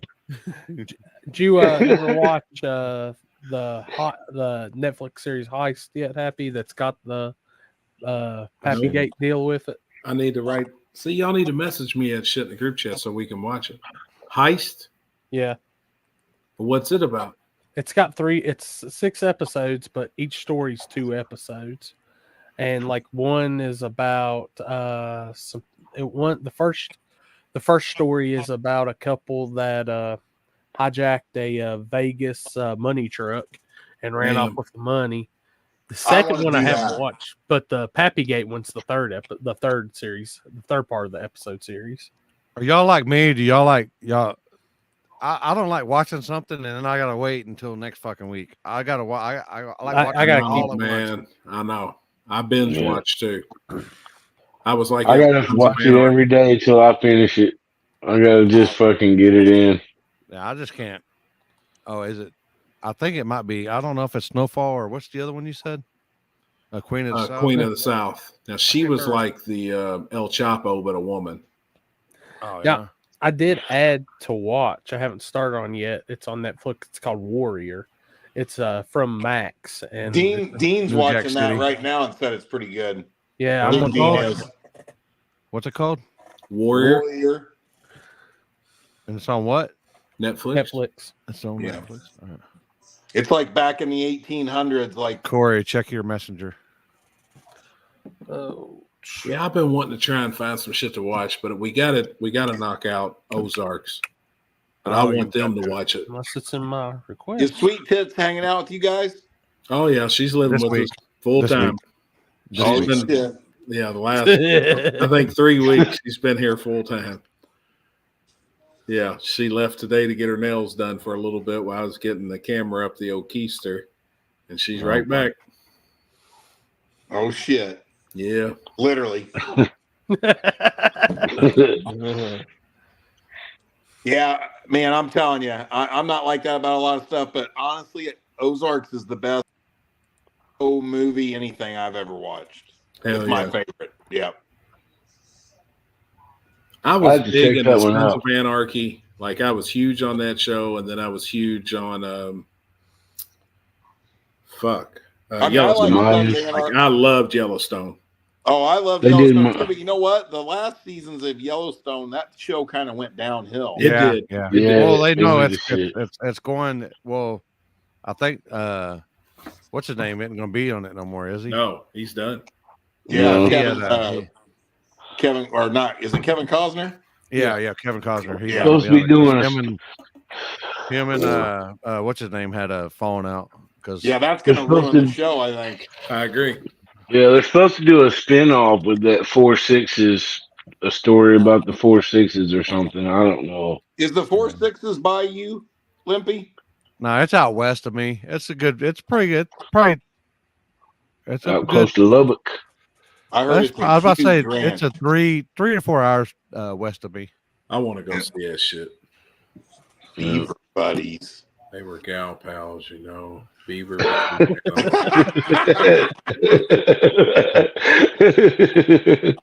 he talking about sweet tits? Yeah. Like I got into watching a bunch of the comedy shit too on Netflix. The Matt Rife Natural Selection, that shit was hilarious. I keep hearing about him that I need to. Dude, he's watch pretty funny, stuff. dude. It Let me was tell funny you, shit. that guy can get all the pussy he wants. Really? Oh, yeah. Women, Who is that? women think he's the Matt greatest Rife? thing since sliced bread, bud. You talking about Matt Rife? Oh, yeah. Or Matt Rife. That's who I'm talking about. Oh, yeah. Yeah. I need to watch some of What, his stuff. wasn't he? Didn't he go? And that was Jen at that one where the girl they had like the big deal, and she's like, I came for I brought you this shirt or cookies or a blowjob or cookies or something like that. Did you seen that one? I think that's so. in where Jen lives In Iowa. Yeah, it's like I can't remember the name of it, but he's like she has like she had breast cancer, and then she got new tits, and then her tits squeak like that. Oh my God. She's pretty hot too, and her daughter was on there, and it's pretty good. That's pretty good. Damn. Like all that I've watched, that's good. And the Shane Gillis one on Netflix, it's great. Deadwood was pretty good too. Deadwood? Yeah, I see he said Hell on Wheels and Deadwood. That's Hell on Wheels kind was of a good show. There's a like more Western style about Gotcha. Deadwood. At least the one that I watched back in the day was. Yeah, I got to get hip on some of these shows on Netflix. Yeah. Me and the wife just watched Game of Thrones, and we binge watched it for like a solid month and just did all 8 seasons. Damn. Yeah, it was pretty good. Shield was a great show. You got to really like get into the old like Dungeons and Dragons type shit. Right. Chuck said try Goliath series. 32 Goliath? episodes. Billy Bob Thornton. I just found something that I'm gonna probably watch now. Netflix series How to Become a Mob Boss. Oh boy. It's stories of all the infamous mob boss. I love watching shit like that. Now I'm into that shit. I like the old gangster shit Oh. that's real. You know? This is talk. It's I think the episodes it says it's on Al Capone, Pablo Escobar, and Whitey Bulger. So that's 3 good ones right there. Dude, I was an Escobar fan forever. Like I watched all the documentaries. Nah, you don't say. Never fucking thought of that. That's one place I still like to go. I'd like to go see his planes that are out in the water where they, sunk the planes and shit that are still there. Go to his house. I mean, you can go to Escobar's house and shit. You know, he was making $1 million a day. They said $1 million a day, and that was back in the '80s. So that was realistically probably in today's deal is what, probably $10 million. He was having to bury that shit, man. He couldn't hide it nowhere else. He had to bury it in the fucking ground. Yep. He was spending $2,500. I think when we were doing that. It was $2,500 a week on rubber bands to ban the money. Yeah. Jesus. And then rats ate more money in a winter than he could spend. The mice and rats would eat the money. So there was a point in time where they were using the money to light fires in the house. You know how like people had like, you know, say like Jen, where they carry they have barns for their hay and stuff like that. Yeah. He has barns for money. Oh, I know. I wish I could run up on one of them fucking potholes of a fucking sinkhole out there in the field somewhere that's got some shit. That one farmer dug up a 55-gallon drum. He had multiple drums. They had 55 million. Yeah, dude. But then I just watched a documentary the other day. They said right now the cartels today, human trafficking to the United States and all the drug sales, they're estimated making $200 million a day. Mm-hmm. The cartel. Now that number blew me. I actually watched that last night when I was shitting fucking water. $200 million a day right now, every day, and that's human trafficking and all the dope that they're selling.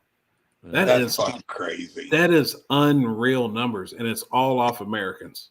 It's 100% U.S. currency that's traveling the border. $200 million. Well, the cocaine cowboys that were up here north of where I am, they had a bunch of ranches, you know, stuff, cowboy ranches and stuff like that.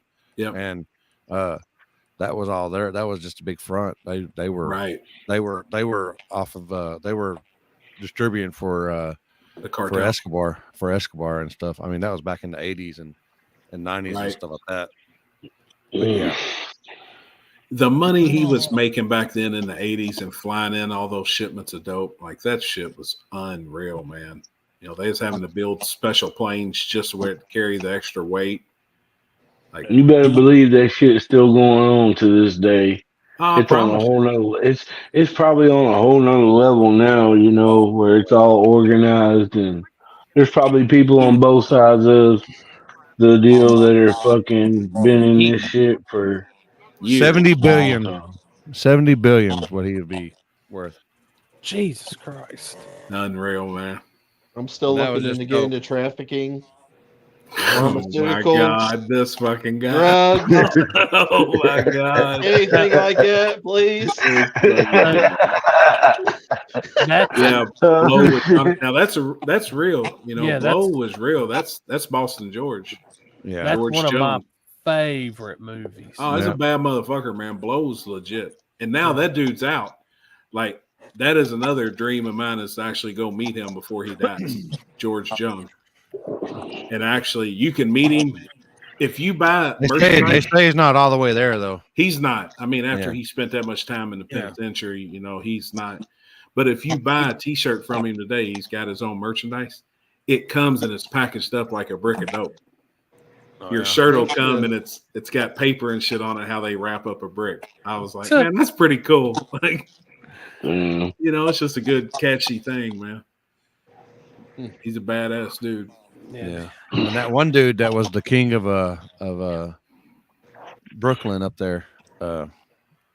Denzel played that dude. That was American Gangster. Yeah. What's his name? George something. Wasn't it? Hold on. Frank Washington. Nope. No. Frank Washington. I don't remember. Frank Lucas. Frank Lucas. That's it. Frank Lucas. That dude had it going on back in the day. Yes, he did. He was the heroin king back then. Yeah, that was back in its first go around. That was before the crack empire shit. Yep. You know the real Rick Ross, not the rapper Rick Ross, but the real Rick Ross, the white guy. No, he's black. Yeah. He's black too. The real Rick Ross. You talking about white boy? You talking about white boy Ricky? You're talking about white boy Ricky. Oh yeah. That's wild as hell. Yeah. Oh yeah.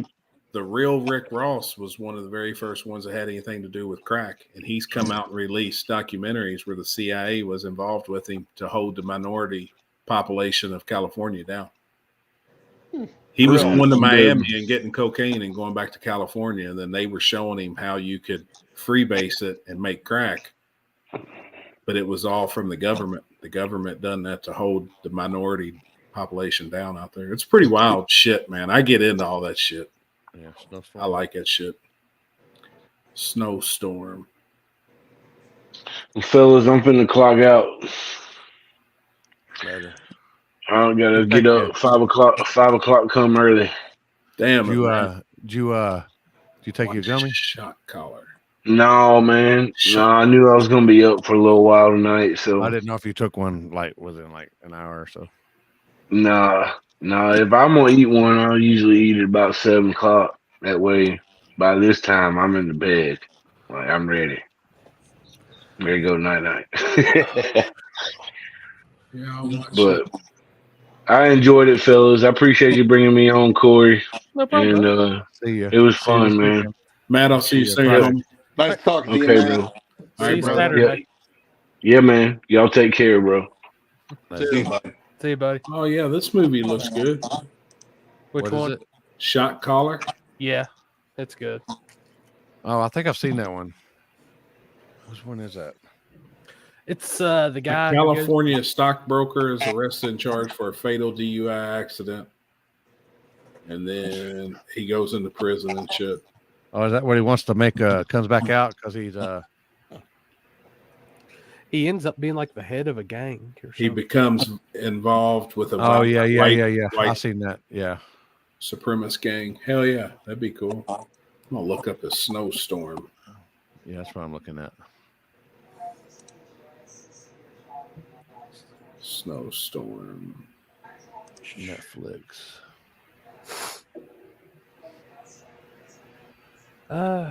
Snowstorm. No, I'm thinking Snowfall on FX. Let It Snow? No. Oh, Snowstorm. The film plot follows a group of friends who are spending New Year's Eve at a remote cabin, struggle to stay sane when they become stranded by a snowstorm. Kinsey wanted to watch that. Yeah. We need to watch it. Snowstorm documentaries 83 to 86. 20-year-old drug dealer Frank. Oh, that's one I need to watch. That's what I'm talking about. Yeah. I'm into all the dope shit like that. Yeah. I love that shit. Yeah. Franklin Saint Mexican luchador Gustavo Alonso. CIA. What was that other show that they said to watch? Queen of the South. Oh, The Wire. Yep. The Wire's legit shit too. Yeah. And I want to watch it all at once. The Wire, yeah. Dude, I've watched. God, I can actually say this year I've watched so much shit on Netflix for the off season. I need to get. All I watch is YouTube, so I need to. I watch YouTube or Netflix or some shit like that, or Amazon, because there's some stuff on Amazon that I watch that's not on Netflix. Yeah, like shit. God dang, what's that motherfucker on Amazon? Like the dude that's on the Tom Clancy movies or books that make movies about CIA Jack shit. Reacher. Jack Reed. Reacher. I watch Reacher. Jack Reed or is it Jack? Where he's in the CIA. Jack Reed or Jack something or another. Jack Ryan. Reacher. Jack Ryan. Oh, Jack Ryan. Sorry. Jack Ryan. That's pretty cool stuff. Chris, did you get your simulator stuff? Picking it up this weekend when we go to Detroit. Oh, okay. I just seen that big trucker. You got a big sleeper? Can I ride with you? I will. Did you see the one Joe Rogan's having built? No. You can just YouTube it. Joe Rogan's simulator, $70,000. I'll look at it. It is. We may even be able to play a little piece of it where they show like an intro of it. Holy! What kind of simulator? For racing, race car simulator. Yeah, it's got the movable seat and shit where the seats are on hydraulics and shit. It's wraparound screen. It's fucking bad, but gosh damn, I couldn't imagine I'd just buy the real thing for 70. Hey, you guys ever follow that Steve Will Do It on YouTube? Go check him out, dude. Who is it? He's like his name on there, Steve Will Do It. He's like good buddies with Dana White, and he's never had a YouTube video that didn't have a million likes or whatever on it. Big YouTube guy, dude. Big gambler. Oh just yeah, wild. he's big on Instagram and everything. Yeah, I followers. I was just watching a video of him earlier. Dana White was down $900,000 in the casino. Them two go to the casino together all the time. And Steve Will Do It walked up to the blackjack table, and they wouldn't raise his limit over 10 grand. He was playing 10 grand on 3 spots a time. And he sat there and made back Dana White's $900,000 and went in and gave it to him. Holy shit. There's the. What are you doing, man? Hello. There's a simulator, Corey. What's up, Trevor? 1 sec. I'll come back. Oh my God. Check that bitch out. That's Dana's new simulator. That's bad. Oh, you mean Rogan's? Yep. Yeah, Rogan. It's a bad motherfucker. Podium. Man. Oh, did you see them at PRI? They had a booth. I don't really. Yeah, those are bad fucking ass. Dude, that's a bad bitch. That is the top of the line. If you want a bad fucking simulator, that's it. Let's see here. Yep. Look at that. My buddy Chris. Look at them actually, TVs right there. My buddy Chris is actually looking at buying one of run, those exact simulators. Dude, they show where the guys plant it, like right there, and the way it moves and shit. Dude, it's sick.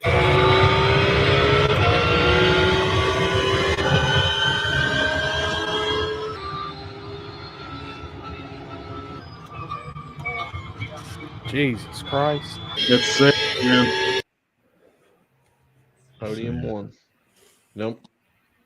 I'm using, and this is actually an A10 Warthog setup. It works just like a collective. However, for the helicopter nerds or people that are really into helicopters, we can do full collectives 1-to-1. Robinson R44. Holy shit, he's full nerd. Yeah. Damn, that was a flight simulator too. Yeah, you can do everything with it. You can do anything with it. Yep. Fly, planes. Or There's a lot of flight simulators for sale online. The guys are really big into that shit. I'll just stick with my bad habit of RC racing. I need to tinker with that shit too. Still, You said you tore up two of them this weekend, huh? Yeah, oh shit! I tore up one real damn good, but I got it back together now.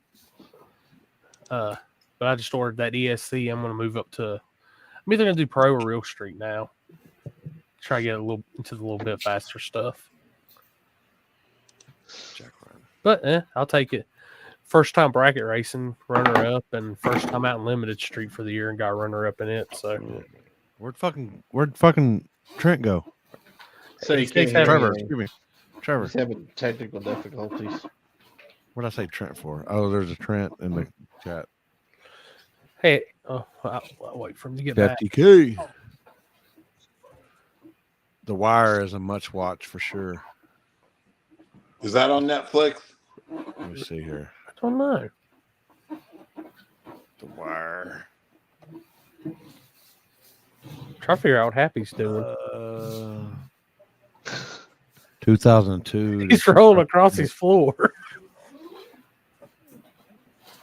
Sounds like he's opening something up. Is it on Amazon, maybe? Simulation of white plain bread. Complete. I could go for some bread right now. I'm hungry. I don't know where it says it's on. Avoid going to the fucking Rotten store. Tomatoes. Limpy will not be at Dig or Die. You're flagging New Mexico then, aren't you? I'll be in New Mexico, yes. Yes, sir. But we will be. What's the date for that? 23rd or something like that. 24th? Something in that range. March 23rd, 24th? Yeah. It's the week after my race. That's all I know. 22nd, 23rd. Oh. Leap year. Oh, yeah. Happy. Yes, sir. Have you drilled the holes on your new body yet or put the holes in your new body yet? No. Don't do it. Don't do it yet. Okay. I got ordered from Protoform some it's magnetic binders. So where you put the pin through on the you put these covers over, it's magnetic. You set the body on, then you have these little magnets, and it boom, boom, boom. It shows you exactly lining up the holes, everything perfect. It's HBO, Jeff. It's HBO. I just got them in today. I just looked at. Yeah, I just seen that. I'm trying to heard find from my somebody tattoo else that was machine. good though. I got my first tattoo machine this weekend. It's pretty cool. Time to get You the gonna party start started. tattooing? No, it's old school. The guy's had it. Good. He's a tattoo. It's who tattooed my leg, Outlaw Media. And he gave me a machine that he's had for 20 years, and it's all made out of old school Ford wrenches that are actually stamped Ford that you would get when you would buy a brand new Ford back in the day. They come with a toolkit, and they cut these wrenches and welded them all together with nuts and shit and bolts, and it's a homemade tattoo. It's badass, man. I was trying to find. I don't know what Kenzie done with it. I'm actually going to put it in a small shadow box and hang it on the wall, but I'm going to try and reach out and find find the history out about it. It's cool as hell. That is cool. And you can still see the Ford. Like it's scripted on the wrenches. It's neat. Huh. I don't know what the hell she done with it. Well, the garden's going good, Ron. Fixing to chop 2 plants down. Are they? Yeah. Hell yeah. I've already got them in the dark for 48 hours right now. So now, do you flush them? I've already flushed them. Gotcha. Are the leaves turning? Oh yeah. Yellow? Oh yeah. Hell yeah. Yeah. Any big buds? Oh yeah. Really? Got the one main cola that's like the size of my forearm. No shit. Yeah. How they smell? Gassy? Yeah. Awesome, dude. Oh boy. Mm-hmm. Limpy's gonna come on the show and go, I'm so fucking high. Well, what's fucking new? That's it. It's at least 40 years old, Happy. There's Ryan there that give it to me. I don't know what Kenzie done with it, though. I know it's here in one of these bags or backpacks. I'm going to get it. I'll show everybody on the show next week. The highest I've ever seen Limpy, hands down, was at War in the Woods. I think When we was up on the hill. On top of the hill at your trailer. Oh, when I did them dabs, I was fucking gone. I was fucking gone, dude. I was like, oh, goddamn, them boys are in some shit up there. Oh, yeah. There's no skunk, Tyler. It's pretty much gas. Who's y'all's pick for dig or die small tire? It's a little early to make that call. Yeah, I was gonna say you can't really pick. I mean, other than there's probably like a list of like 12 that you'll know for sure who'll be in the normal top. I say the 16. top eight are the normal guys that are usually on the top 8. Luke Glass's car is looking slick now. Well, that's what I was going to say. Now that he's won one and won one of the biggest ones, I think from now on you can't knock him out. No, you know what I mean? He's got his shit. He was rolling this year, man. Rolling. I mean, yeah, those turbos in the trunk is cool on that car. I love it. We help him with the suspension. He that's pretty trick. He painted the car now, and like I mean, it's a nice piece. Yeah, hell yeah, it is. Oh, I agree.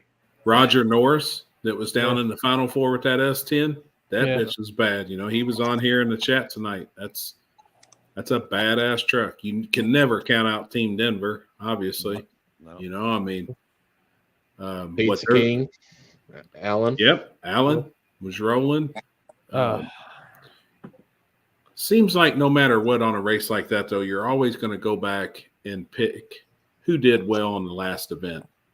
And those guys did well the last event. They're always going to have the ones that have the most data for the next event. They went to most rounds. Take a sleeper. I don't know if you can call it sleeper pick, but it is essentially Jonathan McElroy. Sure. Yep. Sure. You know, people don't realize too, whoever does good at an event like that continues to go every time, whoever did best the time before has got that much more data for the next race. They went that many more rounds. You can't look at that for everywhere, but an event like that, you know, that surface is tricky as fuck. Data means everything in a place like that. I mean, right now, I'd probably say there's about 20 to 25 cars that have a really good chance. Sure. If they show up. Yep. And the thing you is, give Nate and Jeff laps on that surface where they had data, you know, with those cars, anybody that goes rounds that can keep getting data, the next race, man, it's going to be a handful. Houston getting ready to put Satan's fuel now, so he's going to have a little bit more extra power. I mean, that was the main thing. He got drove around. Well, he got clipped right there at the cone. Man, I wish he would have kept that car True Street style. I think he would have had a killer in True Street. Especially for him being, he's messing with the Satan's fuel when he's at church too.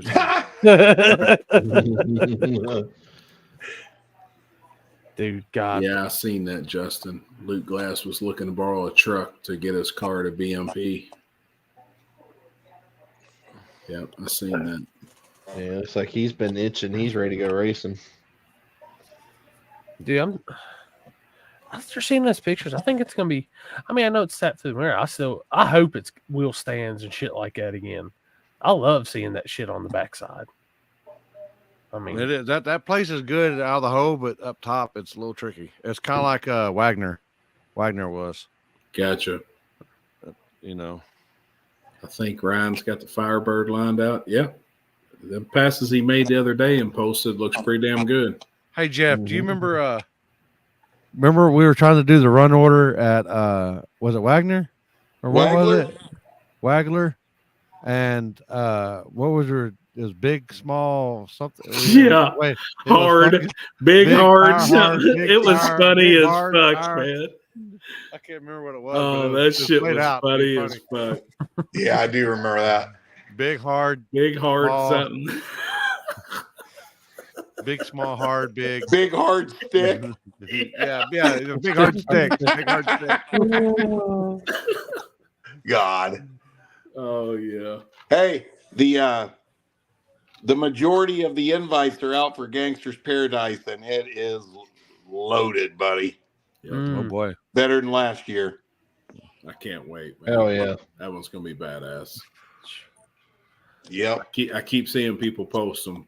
That's going to be awesome. And the No Prep Kings schedule done screwed it up, but I do know this. The No Prep Kings are not racing on the fall War in the Woods. Yeah. Because that's a good thing because they dicked us in the spring. Mm-hmm. Yep. Some guys don't give a fuck. What's up, trainees? How many more golden tickets are there? Well, how many what? Oh, Justin said, how many more golden tickets are there? So there's a few more. Hey, and Justin, your struts are coming, bud. I'm having to machine and make parts for them. You're missing some stuff. Everything's broken. New, yeah. You fuck stuff up good, buddy. It sounds like Trevor. You talking Trevor or Justin? Which one? I was talking to Justin Lee. Oh, no, different Justin. Hogan. Different Justin. Are mine ready yet, or what? He was on earlier though. Wrong Justin. Sorry. What about Trevor? Justin was like, "Hell yeah, I got struts coming." Fuck them kids. Trevor, did you hear about Mike's Power Wheels race this weekend? No.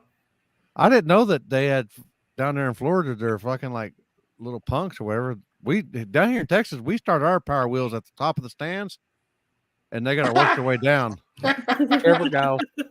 Yeah, and the first one down wins. That's the way we look at it. Trevor's a spinning box. Yeah. Not the heck. Happy, did you get all your alternates filled today?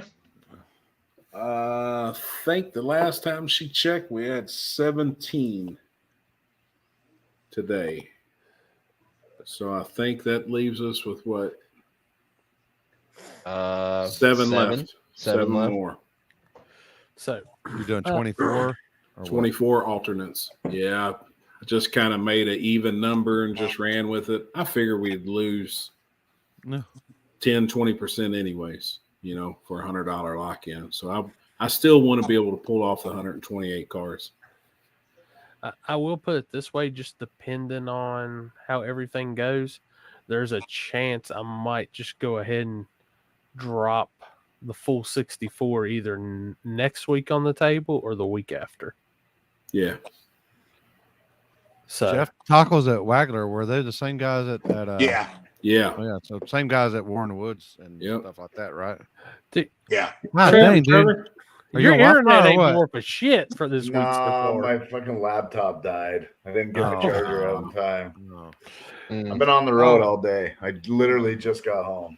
But apparently Mike and them, they start their kids do the Power Wheels on the track. We do ours here in Texas. We start them off the top of the stands, and they got to work their way down. The first one to the ground wins, no matter if you're in the car or not. That's how we do it here. I like it. And what do you think?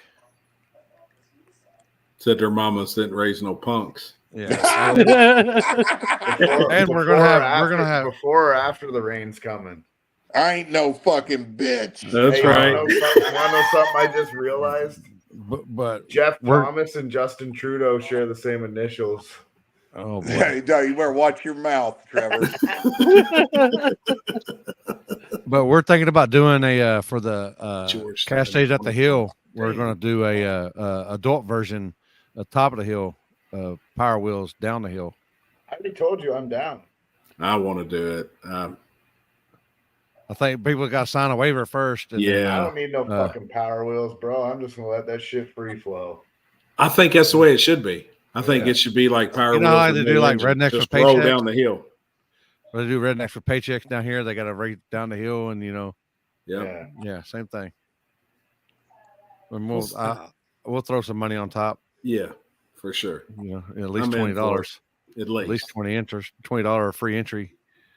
Yep. I'm in. I ain't got time for none of them fucking kids racing at my races. This ain't kids. These are talking about adults. Adults going down a whole bunch of fucking ambulances. Adults going down the hill at KD. We're talking about adults. I like that idea. And then what you need to do is put a bunch of nails and glass down at the bottom of the hill so they crash. Oh boy. If you got 12 people racing, you're gonna need at least 6 ambulances. Yep, I'm in. Trevor, what was you into tonight? Oh, tonight? You mean this morning, today, and tonight? Yeah. Holy fuck! On an adventure? Yeah, 3. I did 3 rock crawlers today, and Chevy 427 twin turbo with 80s. Damn. Yeah. How much power did it make? Bunch? We didn't dyno it. We got it running and shit, and had some issues. And while I was down there, I figured I'd stop in and try and get the issues sorted out. Hell yeah.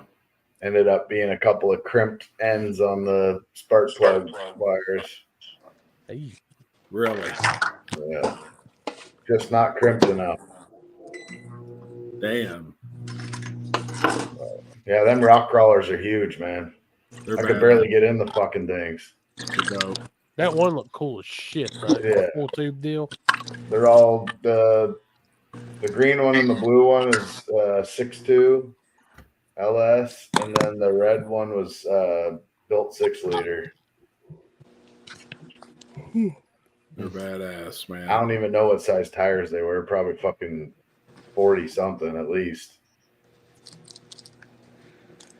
Yeah, I'm going back and looking at them now. I'm all Trying to hoe myself out so I can make some money to pay this fucking guy in the middle there. Damn, Limpy, what'd you do? You take a payment plan, Jeff?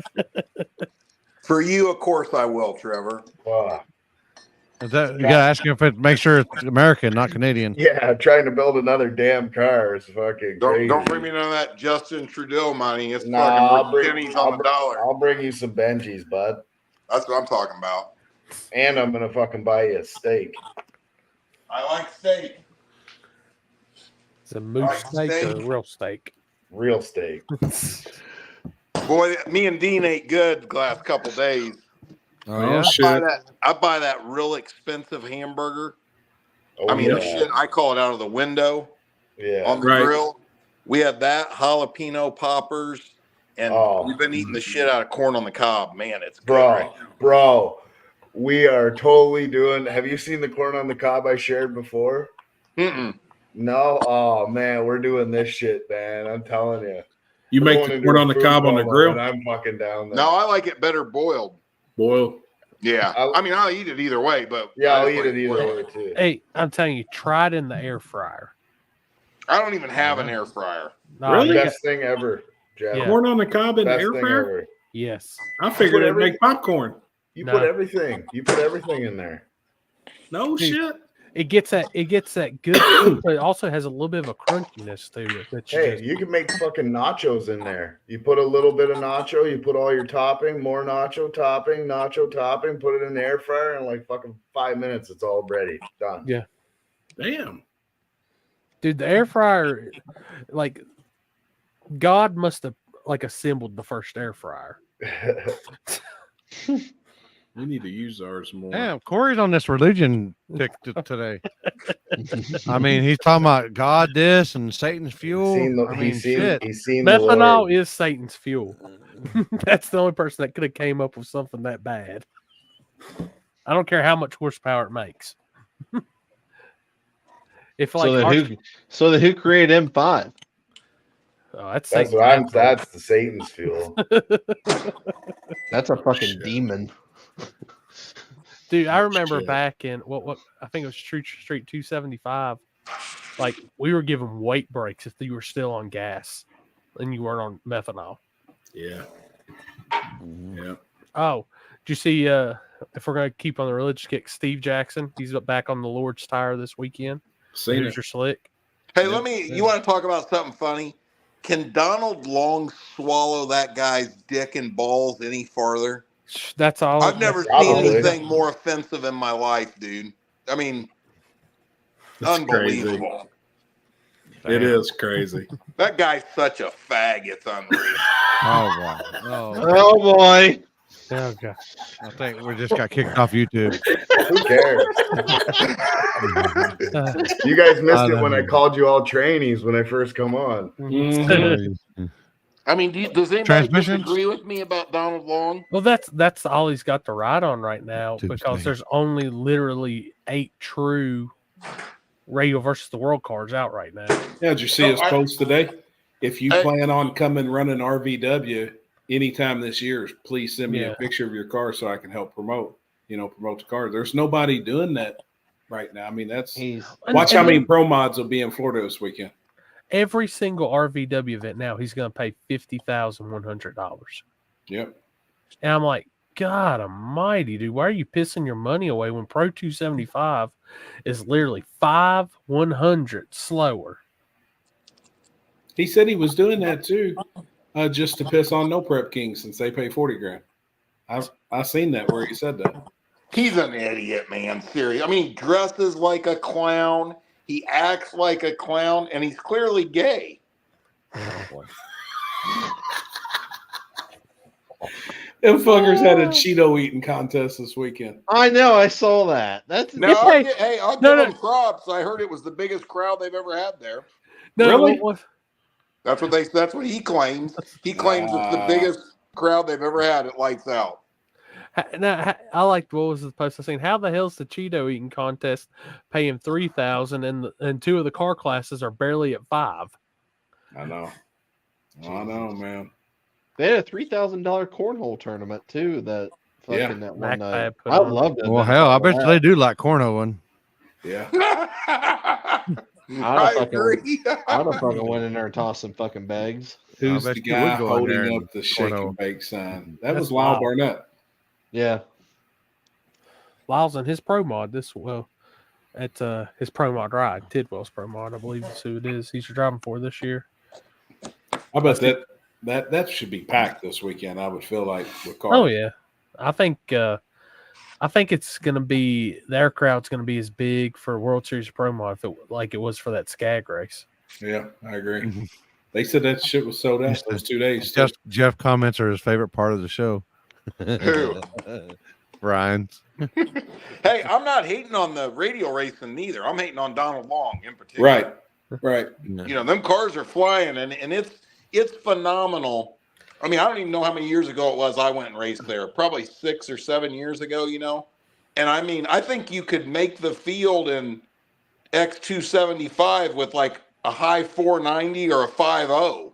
You know, I mean, now number one qualifier was a 416 or something. Well, they broke the world record with 409. Oh, the white rice car didn't Yeah. it? Yeah. You know what I'm saying? Fucking So, 2JZ. like the S14 progression motherfuckers. of the cars and is just almost unbelievable, you know. But like you said, Corey, I agree with you 100%. Like Pro 275 is a bunch of old radio versus the world cars. Yep. You know what I mean? Like why? You know, it's all because he hates no prep so much. That's what my problem is with him. Why? Jeff. Yeah. Damn, that looks good as fuck. I see that corn. That shit looks good. Go to the next one. Oh, you I can can't barely zoom in see there. it. Is that like the Lotus? Hold on. looks Let me like do this. Mexican Let me do corn. this. Let me do this. Let me download. We're making this shit, Jeff. I'm Gosh, telling you. damn, that looks good. Oh, wait. I tell gotta you, do Dalton, I this. wish Justin Swasham would learn to answer his damn text messages. He blew my phone up for 2 weeks straight. Chris, Now I I'm can't sending get you him to another answer one. one. I got it. No, I got you a better one. Oh, well, I was about to say, I got I'm one. fixing to have me a baked potato Saved it. with a little bit of butter and cottage cheese on it. Look at this bitch. Yeah, cottage I've cheese. had this. Oh, What the hell's wrong with you putting cottage cheese on Is a that baked the? potato? Is that the? it's Is that the delicious. Mexican, You ought to try it. Ugh. is that the Ugh. Mexican corn? Yeah, Gosh, I've damn, had oh, yeah. this. It's so fucking good. Put it with mayonnaise. Just put some mayonnaise No. on it. No mayonnaise. Hey Jeff, cottage cheese and like pineapple and blueberries is fucking good. Cottage cheese is good on anything. I got a tub in there now. I'll tell you what's good on baked potatoes: some pulled pork, some shredded cheddar cheese, and some barbecue sauce. I'm telling you right now, if you like sour cream on your baked potato, put cottage cheese on it, and it's way better. I'm a sour Mayonnaise cream versus person. the grilled cheese or versus the butter. I mean, I'm a sour cream person, but that'd be a hard push for me to put cottage cheese on baked Yeah, potatoes. there's the Mexican corn. Don't they call it elotes? Fuck, I don't know. The lady's fucking already passed out because I know she has because we talked about women and I ain't got to have my Cottage cheese with sugar in it is awesome. Huh. I need to go there. The hobby shop I go to in Roanoke, there's a restaurant right beside it. It's called the Tater Shack, and all it is like massive baked potatoes, and they have different ingredients you can put in them and shit. I was watching this deal and they had a whole bunch of crock pot recipes, and this lady was doing like hash browns and tater tots and sausages, and she was doing all kinds of stuff. And I was like looking at this stuff, I'm like, holy crap! Like some Wolf Brand chili with some sausages and some cheese and pepper jack cheese, and man, and you just blend it all together, and I'm like, holy crap, man! I'm fucking mouth watering just thinking about this shit. Well, we went to Elotes means corn in Spanish. Oh, okay. It was something like that. We went to what was it, Longhorn Monday in Roanoke. Their steak was pretty good. Now I'm kind of getting picky about that shit now, but it's not. I'll tell you, Texas Roadhouse has surpassed Longhorn. It's not as good as it used to be, bro. I like Longhorn. Listen, when you go back to Longhorn, you need to get your steak with the 7 pepper seasoning. It's a game changer. I'm in for that. It's fucking phenomenal. This shit right here will put you in a fucking coma. Love pepper. That I just sent you, Chris. I can put pepper on my pepper. I ate 20 of these motherfuckers, man. I'm telling you. Now Thursday night of Dig or Die, we're having the table at Texas Roadhouse dinner sponsored by TRS. So, Yo, we should do corn on the cob in coolers. I did that a bunch. Yeah, hey, you know what you do? I used to have a big party at my old motorcycle shop every fall, and we used to have this fucking humongous bonfire, and I had a buddy that would bring a whole pickup truck load, of corn on the cob from this farm, and we would cook it on the grill, and in pots of water on like a big grill. And then I take 5-gallon buckets, fill them up with hot water, and you put melted butter in, pour it right in the water. Then you take the corn and stick it right in the bucket, and the butter sticks to the corn. Listen to this. So we get shit-faced out there, right? I mean, there's 1,000 ears of corn on the cob that get ate, right? The next morning, I get up, walk out of into the garage in the house to walk out by the shop, and there's so much fucking butter on my driveway, I fall and bust my ass right in the driveway. Gosh, damn. I shit-faced, hungover, and fucking fell down, cut my head open, and everything. Gosh, dang. Apples with seasoned salt sprinkled over them is great. That's something I've never tried. I don't do apples. Hey, Poopy. Dude, You Mr. Poop. The taco truck that comes to Shady Side, they do a fruit cup. And they pour a little bit of hot sauce over it and put what is the seasoning? The Mexican salt. The Mexican salt. Yep, I've got some in there. Eloche or something. Yep, Dude, I've got it's a like, jar of it. It's watermelon and like regular and some other melon that they put in there. And I was like, man, there ain't no way this hot sauce is gonna taste. Oh my god! Pretty I just good. had to, yeah. Boiling the corn in the husk. I've did that before. There's a barbecue place in Pigeon Forge that we ate at, and they had deep fried corn on the cob, and it was freaking great. How do they do it in the coolers? What was you talking about, Trevor? You just put hot water in a cooler and throw the shit in throw there. them in and there. Yeah. Don't have to do anything else. Just let them cook. Let them cook them themselves over time. Huh.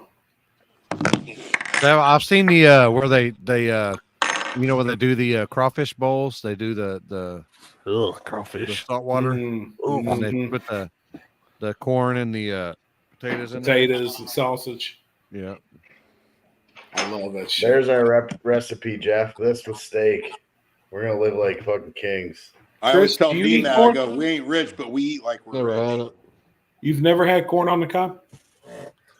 You ever had Only corn? in his butthole. Dude. Yeah, I'm that kidding, was good as Chris. hell. Corn's fire, man. Ping, ping. Chris hates me now. Look at him. I know I forgot to tell you on Sunday. I found Trevor. I finally cooked those Creole strips. Like, didn't come out as good as I thought. The marinade just didn't take as good to it as I figured. Now I have. Well, okay. I shouldn't say I've never had corn before, because I've had. What the hell is it called? Well, I've had cornbread with corn in it. How could you not have ate corn on the cob? Are you American, Chris? No, probably not. He's only had it out of some nasty stripper's butthole. He identifies as one though. Man, you're missing out. I'll tell you. I love corn. Like I bet you at that party I used to have, I'm not exaggerating. I know I ate 30 years of corn on the cob. It's so good. And a whole tub of butter. Yeah, I mean, probably give you a heart attack. Hi, and then literally he had corn on the cob twice. And accident. Oh yeah. You know what though? Everybody will agree with this that they ate corn on the cob. There's different levels of corn on the cob. Oh yeah, yeah. Like, definitely. you know, like I'll tell you, my favorite is like the stuff that almost looks white. Oh yeah. You know what I'm talking about? Like the shit that's real bright yellow is never as good. I gotta ask you, Jeff. Do you eat it like you're eating it, or do you cut it off? I only recently started cutting it off. My whole life, I've always ate it right off the cob. But me too. I found that it's tough easier on your old teeth. It's Yeah. tough on your old teeth when you eat like that, especially fucking. When we cook these corns though, they have to eat them off the cob. I'll tell you, I'm sitting here thinking of a way I can do bacon wrapped corn on the cob, if it'll come out good, and put it in the smoker. Yeah, in the smoker. Yeah, I like roasted corn on the cob too, like you'd get at the fair. Yeah, I love that, man. Did I tell you I had smoked bison last week? Yeah. Bacon wrapped bison. Yeah, you told You said that was real good. Yeah, it was really good. My best buddy. Damn, That's now a lot of corn to see in the next week's. Hey, Happy, remember when you told me you were fasting? Yep. Remember when you said you were drinking lemon water? Yep. Have you ever looked at what's in a lemon? No. Sugar. And they say that's the best thing you can drink first thing in the morning, though, is a fresh. No, because the sugar breaks your fast. Unless you do the unless you do the husk part of it, you can do the husk the rind or whatever you call it when you shave it.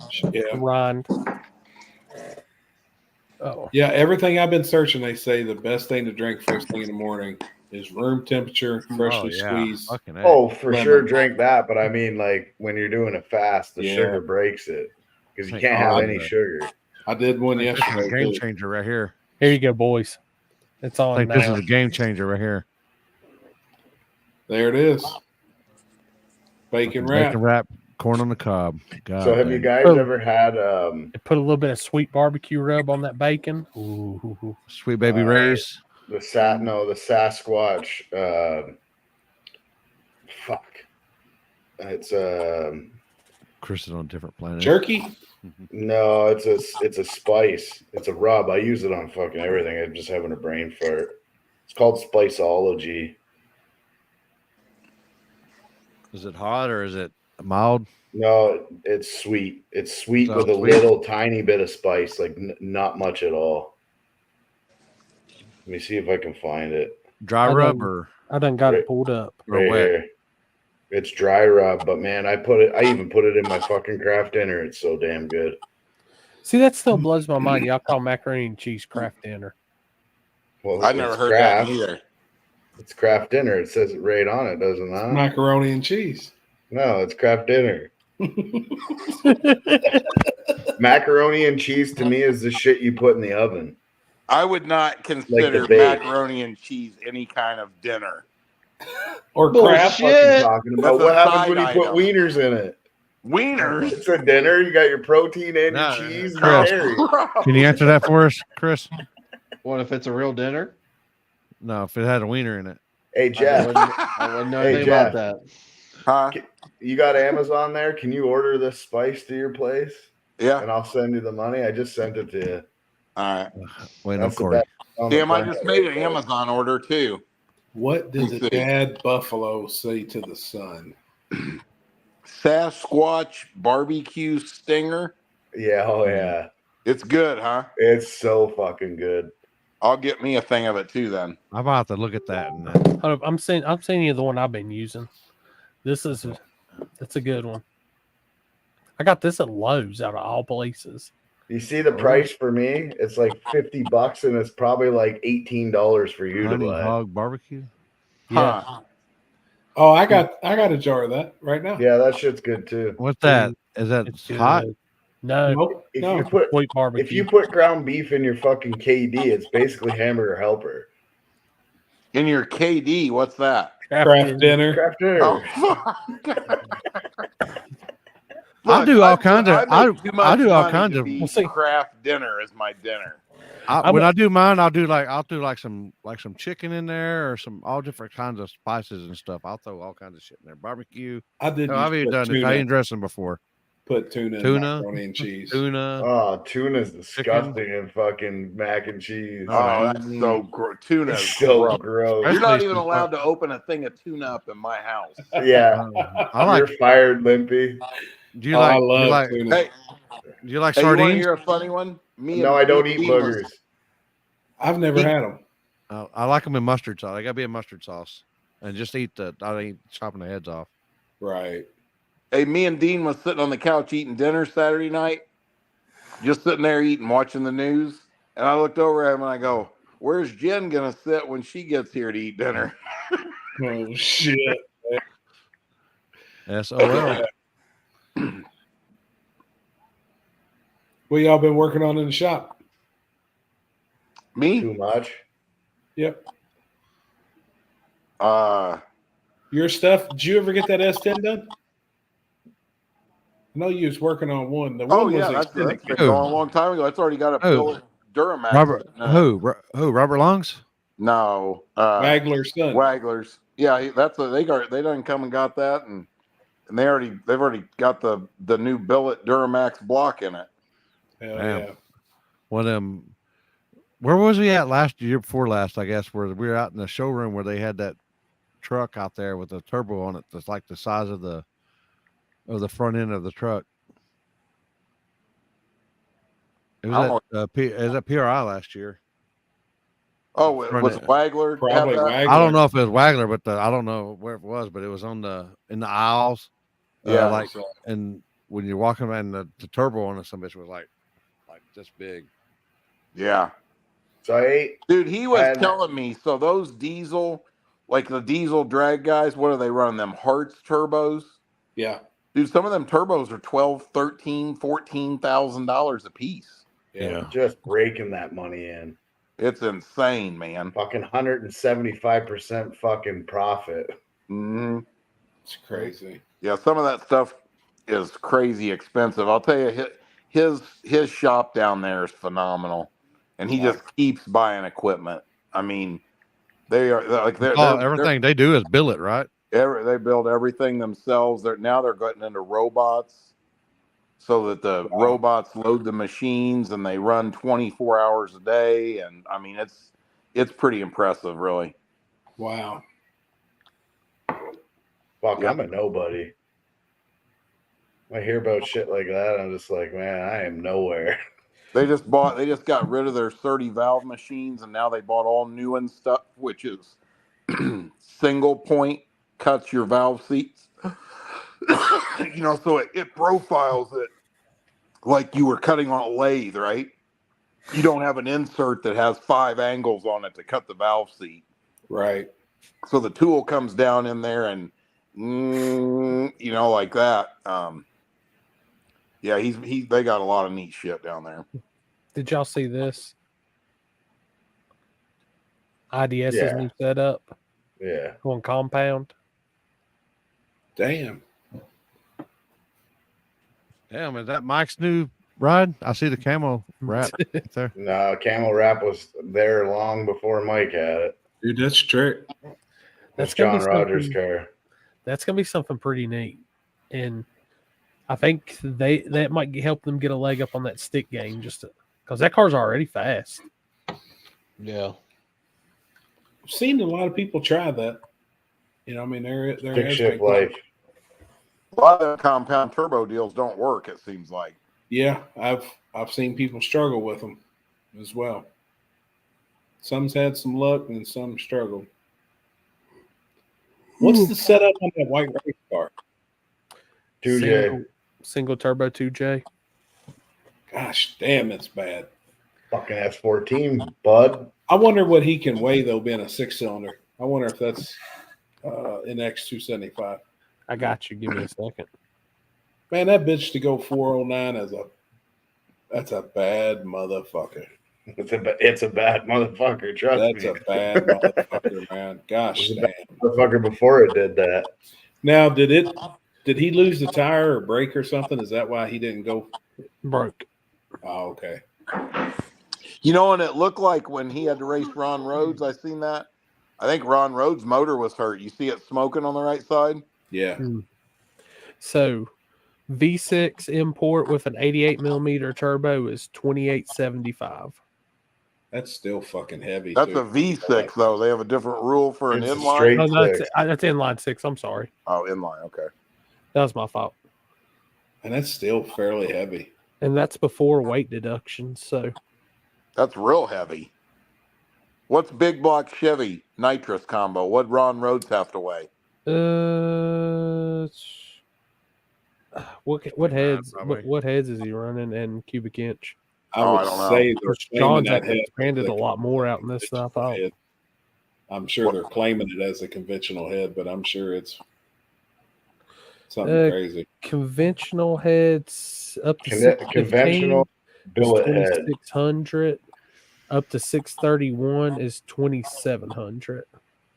Oh, I guarantee you he's running a 630 cubic inch conventional headed though. But I mean, even that, man, that's a big difference. 175 pound lighter than the 2JZ combo. Wow. That's a lot. I mean, that's 2/10. Or that's every bit of a 1/10 and a half. Yeah. Of ET just in weight. Damn. See, but you know what? That's the whole problem with class racing. And I'm not knocking it once again. It's just you got to have so many rules to keep the field on an even playing field with different combinations. And then the people, everybody's too good at what they do now. You get what I'm saying? They're they're going to find an advantage that the other cars can't overcome. You know what I mean? And I mean, it used to be didn't XQ75 used to be I think it might even been no aluminum blocks at one time. Probably so. And I think you couldn't be I know you couldn't be bigger than 588 cubic inches. 588, yeah, was the rule for a long time. For a long time, you know what I'm saying? So, I mean, when you start putting the clamp on the cubic inches like that, you're gonna, and then you got a jet size. Yep. You know what I mean? Now you're down to basically who's got the baddest cylinder heads. Yep. I'm gonna tell you, and I honestly believe it. Like the baddest, if you're wanting to get into radio racing right now, Limited Street, the 235 DXP crossover class, I think is probably one of the best ones. Because that competition, they have 31 cars, and the top 16 was from a 488 to like a 490 like a to 505, something like that. Yeah. I think that would be a good something if you had a badass naturally aspirated combo. Which big block naturally aspirated, and that is 3,000 pounds. Gosh, damn, that's heavy. Small block naturally aspirated is 2,600.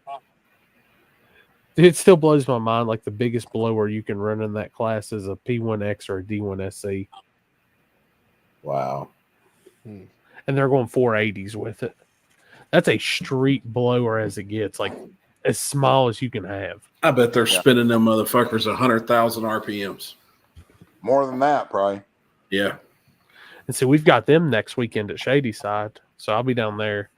And I'm curious to see, because last time Brad Sheridan was there, it was rolling with the Pro Charger. But I seen, what's his name's back into it. Orange Mustang used to be dominant in it. He'll hit me here in a minute. I'd say next Friday night at Shadyside, we'll see the record file. Damn. I mean, no right now, roots blowers. I don't think you can run a roots blower in that 235 class, can you? No, don't believe so. I mean, but I don't want to quote wrong. And I love aluminum blocks. Hey, what about that Ziff Hudson? That's a ZZ stock Top? bore. That's a stock bore space small block Chevy. Well, what did he go? 390 something? It went 388. Something like that. I'd like with a single turbo, right? Yep, it's a LDR setup, single turbo small block. I tell you guys, I tell all the LS guys that all the time. Everybody is LS everything, right? And small block Chevys are bad motherfuckers. The heads clamp better. You know they're and another thing that's funny is most guys don't realize this. The whole sprint car world is nothing but aluminum badass small block Chevy shit. With high dollar billet cranks, and there's parts everywhere. Everywhere. You know, and exotic heads. And badass cylinder heads, everything. You know what I mean? Like that car, I mean, I'm sure that car's got something pretty serious cylinder head wise on it to be doing that. But I mean, you know, a good example of that, I can't remember the dude's name, but that dude that was at the last War in the Woods with the Javelin. Small block Pro Charger. That was a small block, like a 408 small block Chevy with AFR 245 out of the box heads, and it had like I think it's a F3 102 blower on it, cast intake with an elbow. I mean, really very simple combination. Bad son bitch. Bad stuff. Thing's been 440s. You know what I mean? I mean, if you went, that car was very, very nice, but if you went and looked at the combination in it, I'm talking about very, very simple. You know what I mean? Somebody said they got into a conversation with him at breakfast, and they were asking about his combo, and it was very basic. pretty much run of the mill, old school, small block Chevy stuff with that Pro Charger hung on it. That's awesome. What do they say? Buy once, cry once, right? Invest the money in the blower and a good crank and rods. You know what I mean? I mean, that thing's got what, $3,800 worth of cylinder heads on it. You know what I mean? I mean, by today's standards, it's a very economical combination. Yep. You know. Looking.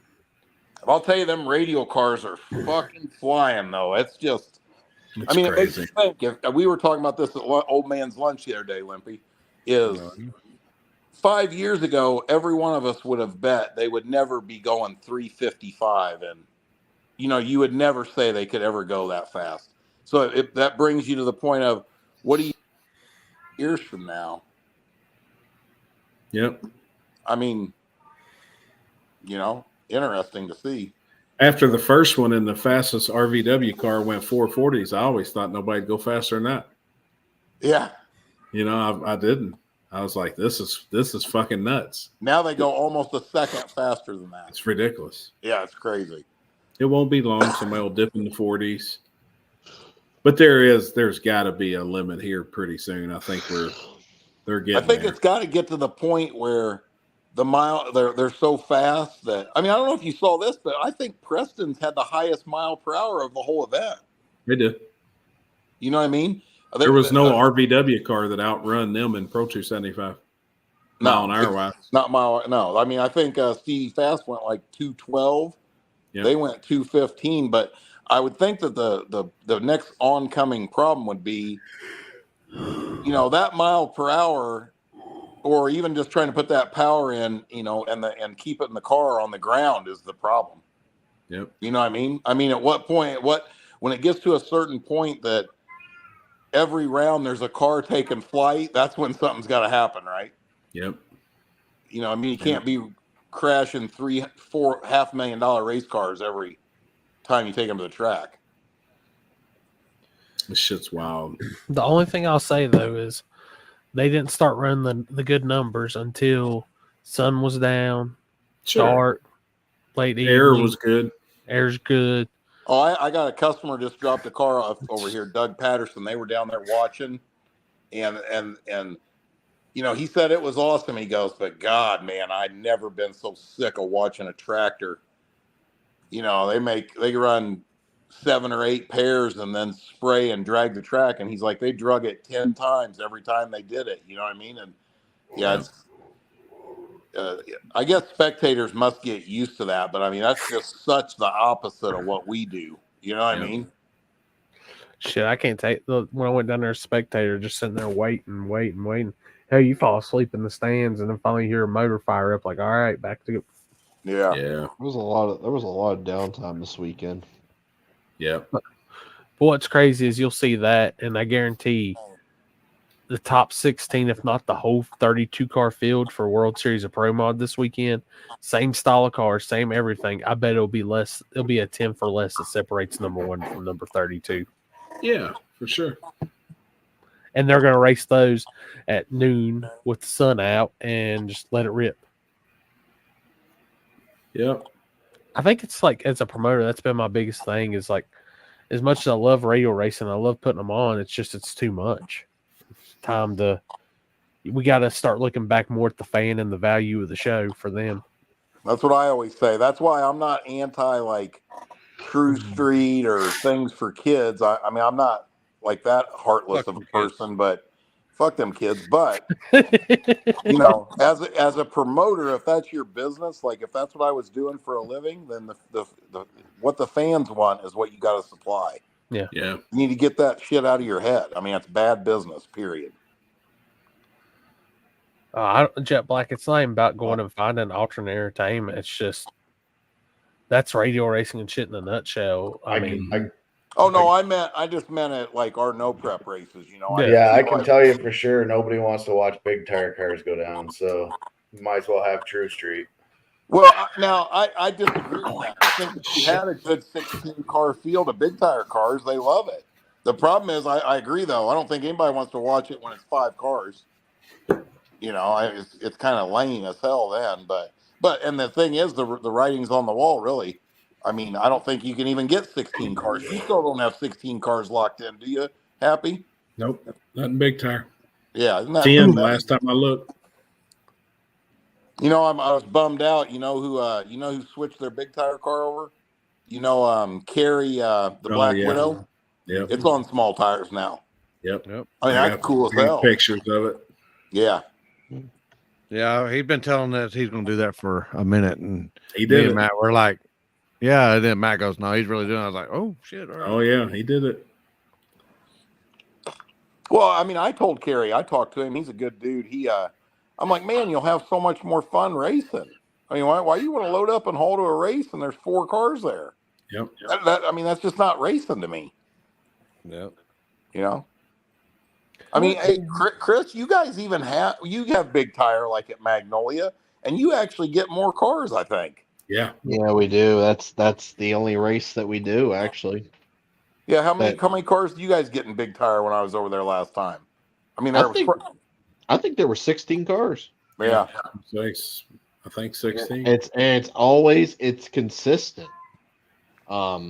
Anywhere else is a completely different story. I don't know why it's there, why that place does. It just Dude, it was wild. I'm telling you, that was a hell of a class last time. Guys are crazy. They're coming back again for this year.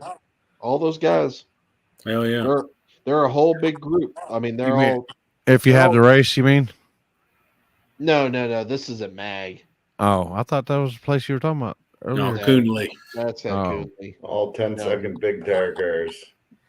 Dude, I'm telling you, those guys, those big tire cars at Mag fly, and they're all over the place. And I know, like I said, they may not be the fastest, but dude, that fan in the stands is seeing that car all over the place and everything. Dude, they're losing their mind about it. They love that shit. Mm-hmm. I'll tell you, that fucking minivan that was over there with that blower motor in it. Oh, gosh, what kind damn. of drugs was that guy on that built that thing? That thing's wild. That thing was fucking obnoxious. It is obnoxious. I mean, I went and looked at that thing, and I usually don't do that. The amount of work in that thing is phenomenal. It is. I mean, it's definitely fucking cool. That fucking race between him and the fucking Rowdy Rat, Jesus fuck. I thought they never had fucking eardrums ever again. They did that burnout, and I was like, don't envy Chris. Hey, I done told you, if I don't get 16 cars to lock in big tire at War in the Woods when we open it, I'm not having it. It's that simple. Yeah. I don't believe and you. I'm never gonna allow 28s. We're never doing that. I'm not gonna do that to fill a class. That's stupid. You're not gonna do what? I would never allow double entries with guys on 28s and big tire. Yeah. Don't blame you. I think it's a bummer though that it's like that. You know, I think I mean, it's always been like that to me. I have yet to see a full class of, big tire cars doing no prep. I'll tell you what's crazy is there was one big tire one in race was Kentucky. at US 60. They had 50. At US 60. That was an awesome show. That was the biggest big tire event of all times in no prep. And it was fucking crazy. It was really awesome. But it's never happened again. No. I think Limpy's had the biggest big tire field on the street. Yeah. I mean, that was the biggest ever big tire.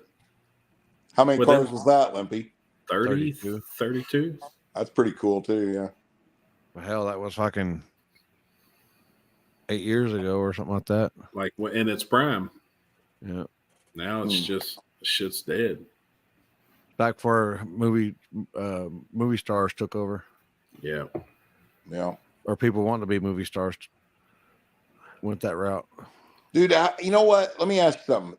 I don't follow No Prep Kings. You guys know that. I haven't watched the episode in years, honestly. But I've not watched one. I haven't watched one.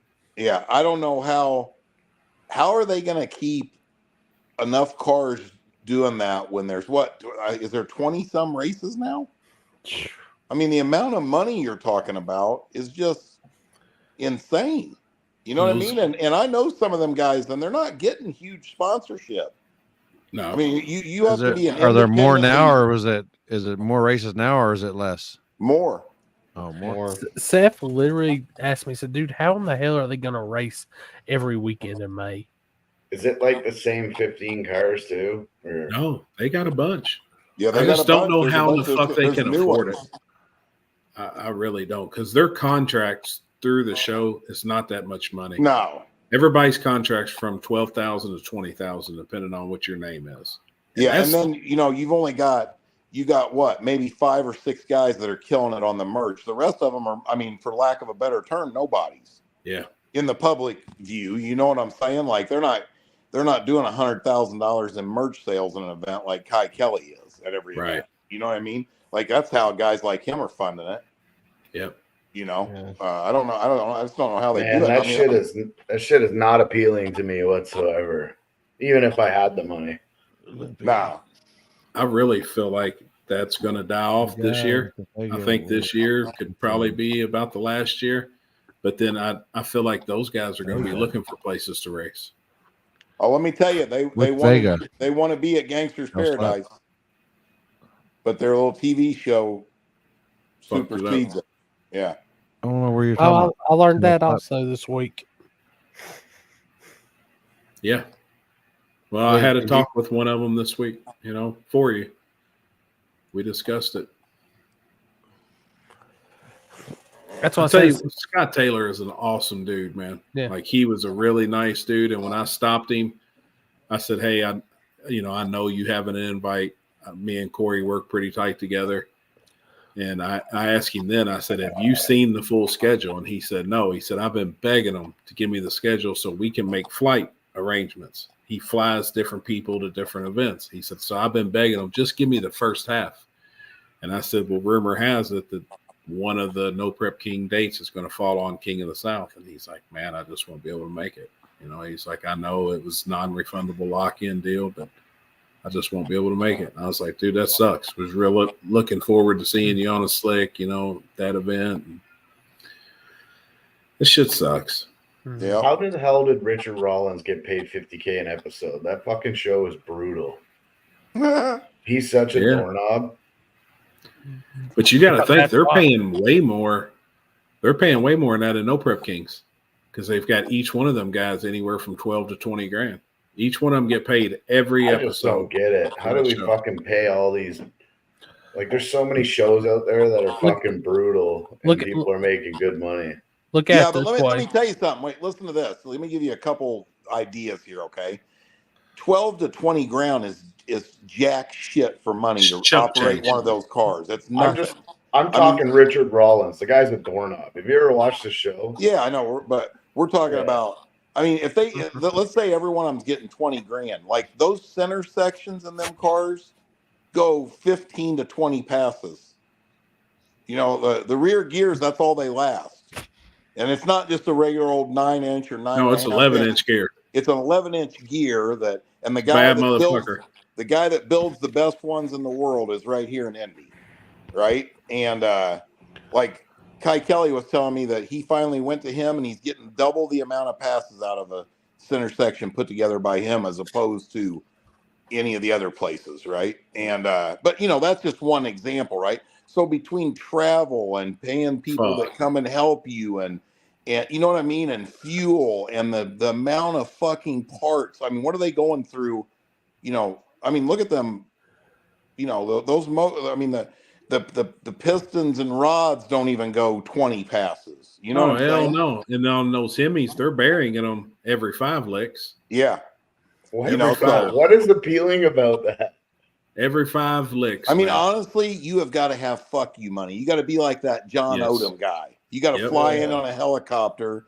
You got to have everybody on a payroll, and you have to be in with Noonan and these places where your parts are priority over everybody else. Yep. That's the only way you do it. It's crazy. It's crazy. And how many guys are really chasing that is what's crazy. Yeah. Well, people, like Limpy always says, motherfucker will sell out in a pair of seconds just to be on TV one time. It's true. That's what it really comes down to. It's a vanity thing. You know what I mean? Like, Everybody wants to be famous or something. You know, I mean, and to each their own. I mean, you know, if that's what you want to do, hell yeah. Yeah. I mean, it is. I mean, here's the thing. Even though we lost 3, those 3 spots were filled and repaid for in 15 minutes. Yeah. I just had to pick the phone up. I mean, it's damn right, John. Hey, did you guys see who's coming to Gangster's Paradise? Jonathan Michael Capizzi. Yeah, that's pretty cool. I mean, Slim Shady. Awesome. You know, I like it. Well, it was. It's due. He's due. Like he's finally. Yeah. He sees it. Hey, Yeah. Limp, you know who else is coming? Old Waylon. Oh yeah. Yeah. Bringing the Nova. Yep. What's he call that? Kukui. Kukui, yeah. Kukui. What is Kukui? Like the demon or like the bad guy, like it's which like Nova is that? Silver 70 Nova. Big Block Twins. Yeah. Okay. No, it's like El Kukui is like a wise tale, like back in the day, like it's for LS Spanish twins, I think. Yeah. Is it? Yeah. It's got It was the Big Block, wasn't it? Oats. It used to have Oats LS in it. Oats twin turbo. I don't know if it's got a big block in it now. No, I think it's a LS. It runs good. It's a strong running car in the streets. Yeah. I think I got Mike talked into coming to run War in the Woods this year. Hell yeah. It's Pro Mod? I'll Hell yeah. have to message him and give him some shit. Tell him no more shocks unless they come to the race. Damn, that's what I told him. I said, fucking you. I said, you need to fucking go. Like, you're building this fucking hot rod. I said, it's going to fucking be able to make it. What's everybody think about Brandon Mork's car? Nasty. How did it look in person, Limpy? It's nice. I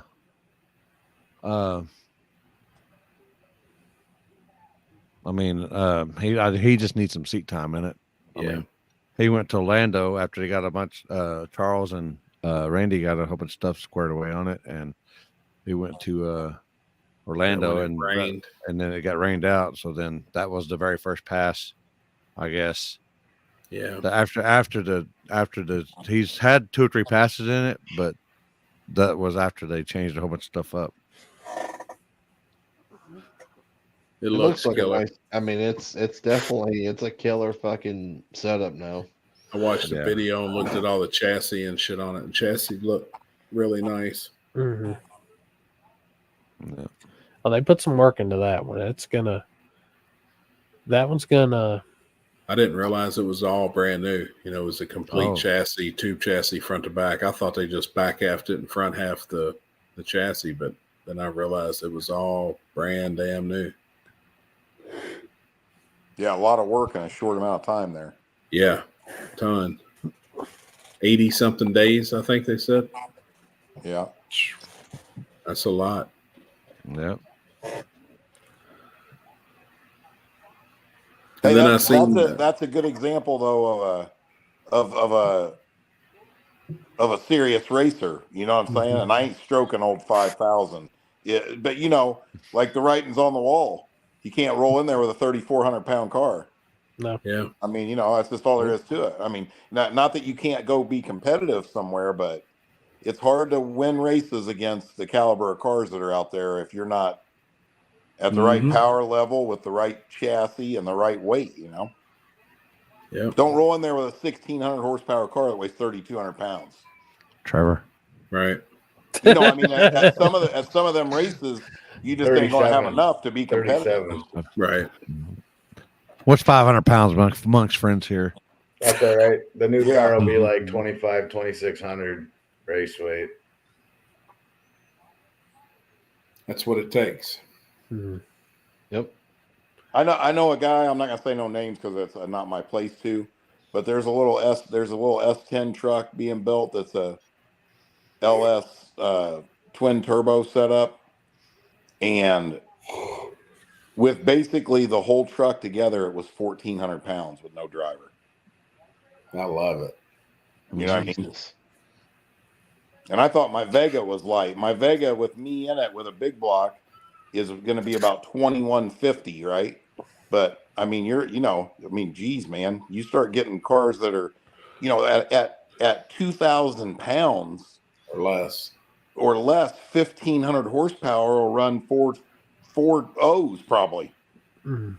You know what I'm saying?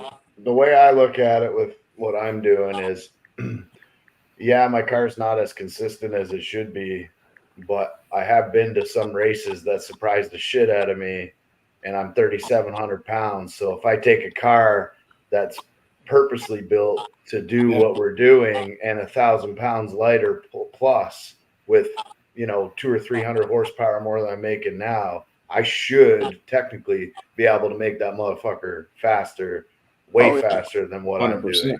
Because I've been working with shit for 2, 3, 4 years, Yeah, the hardest thing for you will be the amount of time it takes to figure out how to make the whole new thing work. It'll be a whole nother ball game. You know what I mean?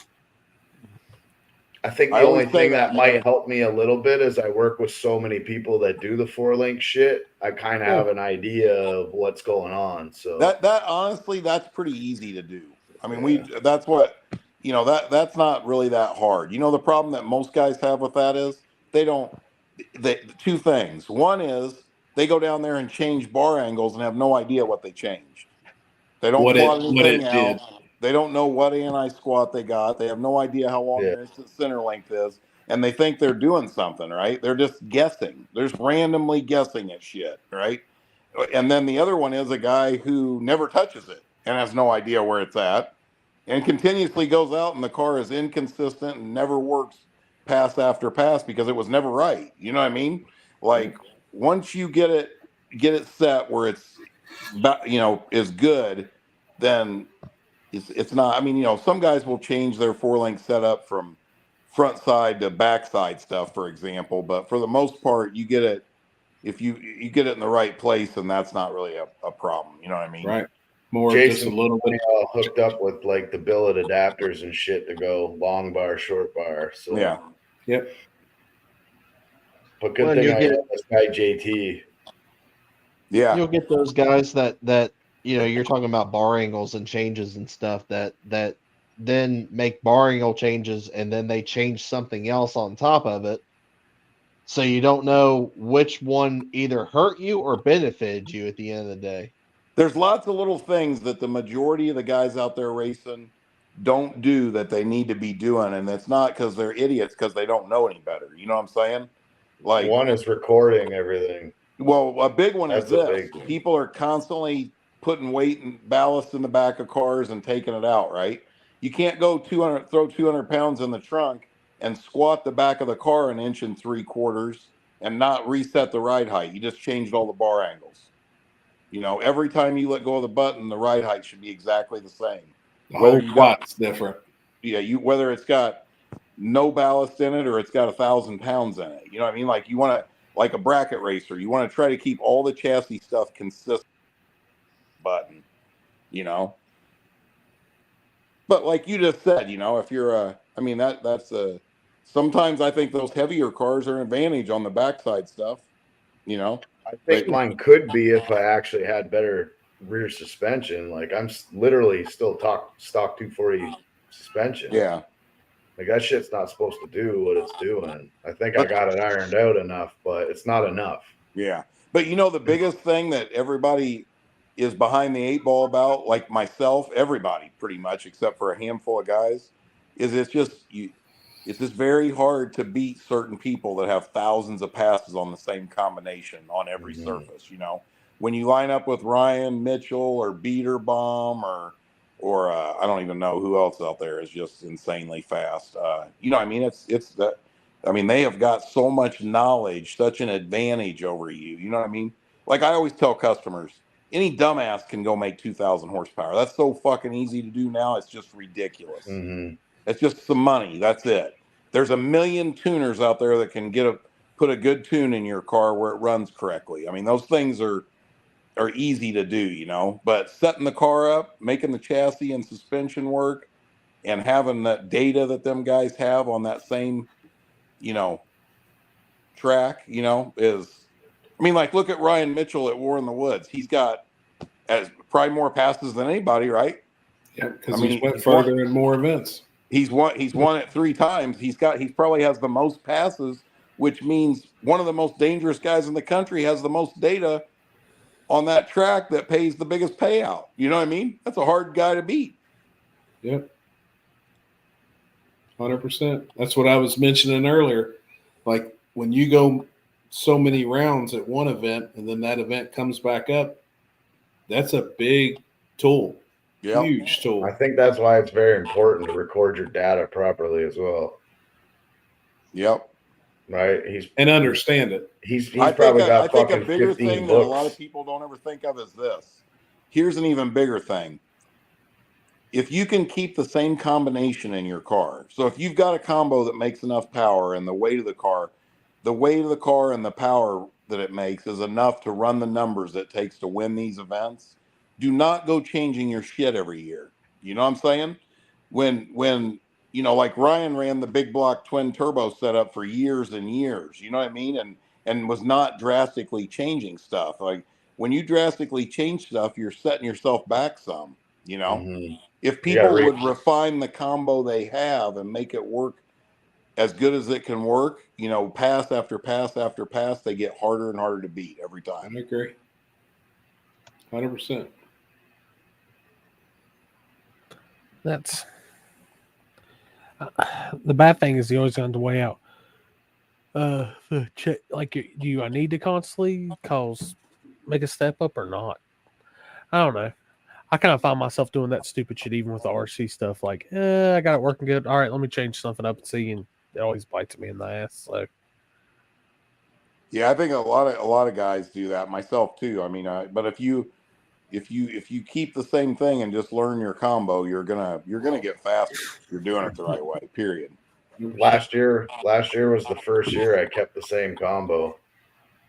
Other than camshafts, I changed to like 7 camshafts last year. So, yeah. But usually I tear the car down and rebuild it completely.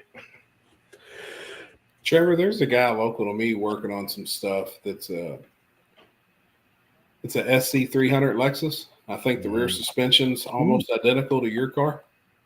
I don't know. I'd have to look into it.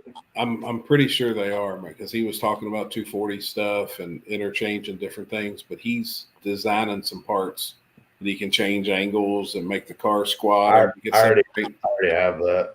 Do some shit. Yeah. But once he gets this car's fast. At one time he was going for a world record, and I sold him some RCs last week, and he was over here explaining some shit he's doing. But it may be somebody good for you to get hooked up with to share some shit on rear suspension on an independent car. He's pretty knowledgeable, man. Very smart dude. Problem is independent is always side loaded. It's never like a 4-link, right? Where the car's always digging the tire into the ground. It's always it's coming from the side all the time. So right. I changed angles a lot back in the day, trying to get it to work better. And like I have my one bar is all I have that's adjusted from factory. The rest of them are factory. So, and I moved it about an inch upward, so it didn't camber the tires in so much on the hit and when you're going down track. Just to keep the tire flat. So something I noticed on these DO5s, when I went to what was that track that we went to in New Orleans? No Problem. No Problem. So I had a brand new set of DO5s on there, and with a CO7 with my heavy car, usually I have to be like 13.5 to 13.75 before the burnout for air pressure. So I ran the same, and I just got looking at the tires yesterday when I swapped them over. Only 4 inches of the tire in the middle are chewed like a cheese grater, and the rest of it looks new. Really? And it's still hitting the tire the same as a CO7. Like it's still wadding the tire up on the hit. I know somebody else that's been playing with that tire, and I watched what they did this weekend. But I know they were on here. Quackenbush with Bones. Yeah. Pulled That's out. what I was testing with in Louisiana. He pulled out in Bones this weekend, and the tire was literally flat. I guarantee he had a brand new set with stickers on DO5s, and I would bet money that car didn't have 6.5 pounds of air pressure in it.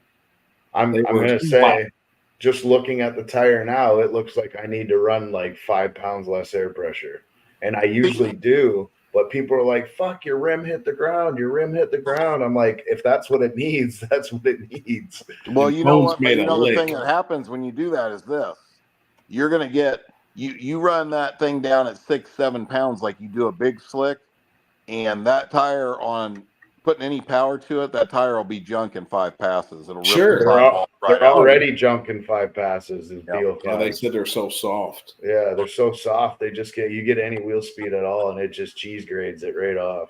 Yeah, but I'm saying the like sidewall what you just said, the sidewall is totally different than that. Then it doesn't matter how good the rest of the tire is. See, that's the thing with my IRS is I can't pull any more out of it. It's either I put a lot of air pressure in and I don't have any tire hitting the ground outward on them, or I fucking smash the sidewall and I use the tire. I got people that call me every week during race season. Man, it's fucking wadding the tire up. It's this. Well, they got 170% anti-squat. They got no tubes, and they got a set of Hoosier CO7s on there that got 24 passes on them, and they don't understand why it's wadding the tire up. The sidewalls are ripped completely out of the tire. Shot. You know, and what do? They all do the same thing. Is wadding the tire up. I'm up to 17 pounds of air pressure. That's trying to put a Band-Aid to fix something with a Band-Aid that doesn't fix it at all. So let me ask you this. Tube size. Because I have tubes in my tires, but I think I run too big of a tube, and that's why it's still wadding up. I run the next bigger tube that you're supposed to run on a 15x12 with a 28. I run the next bigger size, and the reason for that is you ever hear a lot of people, you'll hear a lot of guys say, "Fuck tubes, I ain't running tubes. They always tear the valve stems out." That's because they're running a tube that's too small. That's what rips the valve stems out. I've never ever popped a tube in a tire. No, I haven't either. And I run tubes always. Yeah. But that's just my opinion, you know. That's just my thing. Did you see what John Letterman said? He said, I run a good bit of air in a DO5 with a tube. It's a huge chassis to chassis difference. I get 15 to 19 hits on a set at 3,100 pounds on this Fox body. I believe that. Damn. And John was rolling this weekend. The tubes make all the difference. I don't know if it's even helped me, to be honest. Well, you're fighting. Your struggle is the camber and them rear wheels and not having all 10 inches of tire touching the ground. That's your problem. You know what I mean? That's a huge disadvantage. You know what I'm saying?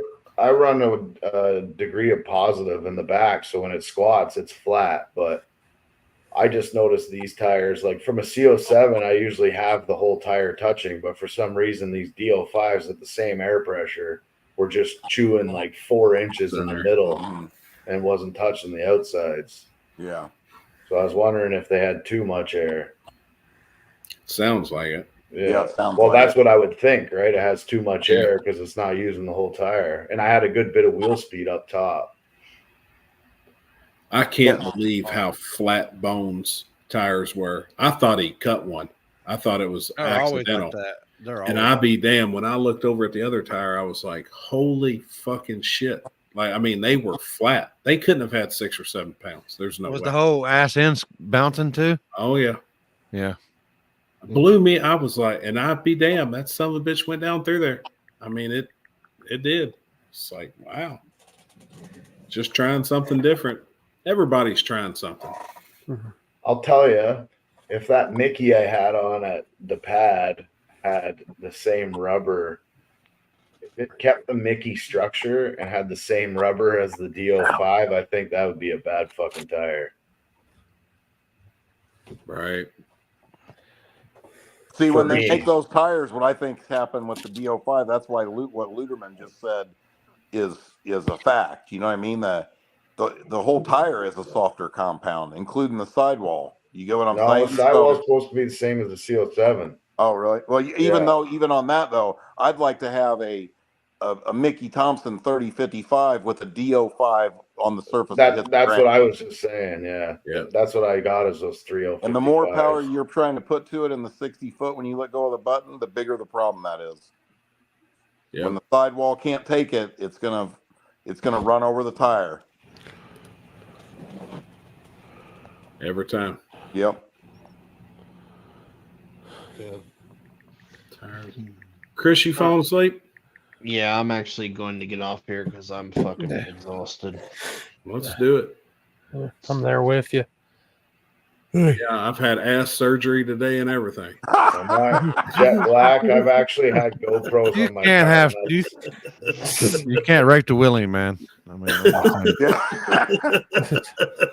He tried to make another appointment for tomorrow, didn't he?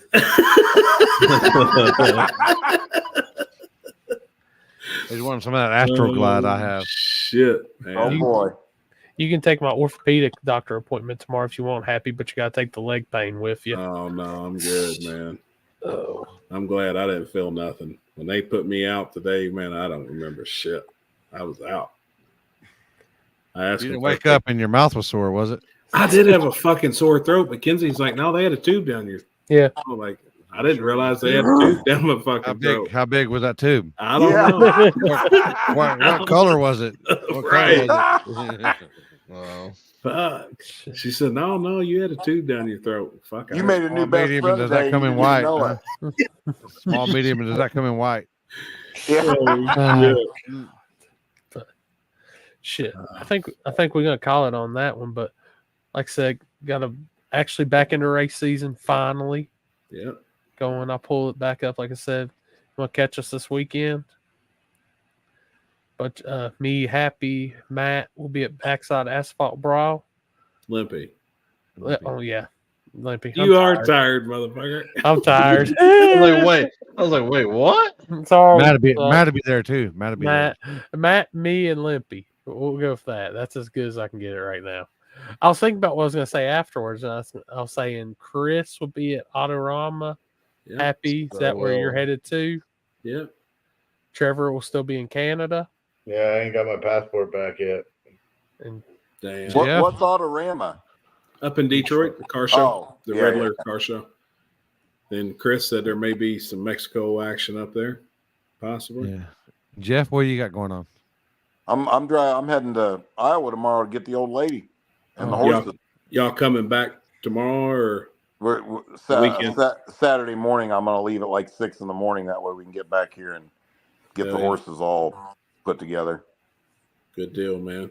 How far from where the stable is from you? 3 minutes. You know, when you leave the shop and we go down the road to the breakfast place. The second stoplight, turn left, and it's the first place on the left, right there. I mean, you can literally drive there in 3 or 4 minutes from here. Yeah. Good shit. John, I will be filming and hopefully live also. I'll be keeping up with you. But all right, guys. Been a good evening. Yep. Good talking as usual. Yep. Good night, man. Everybody be safe on their travels this weekend, and for sure we'll have some videos, and we'll be ready for week number 2 of race season next week. Yep. And I'll have the episode number right.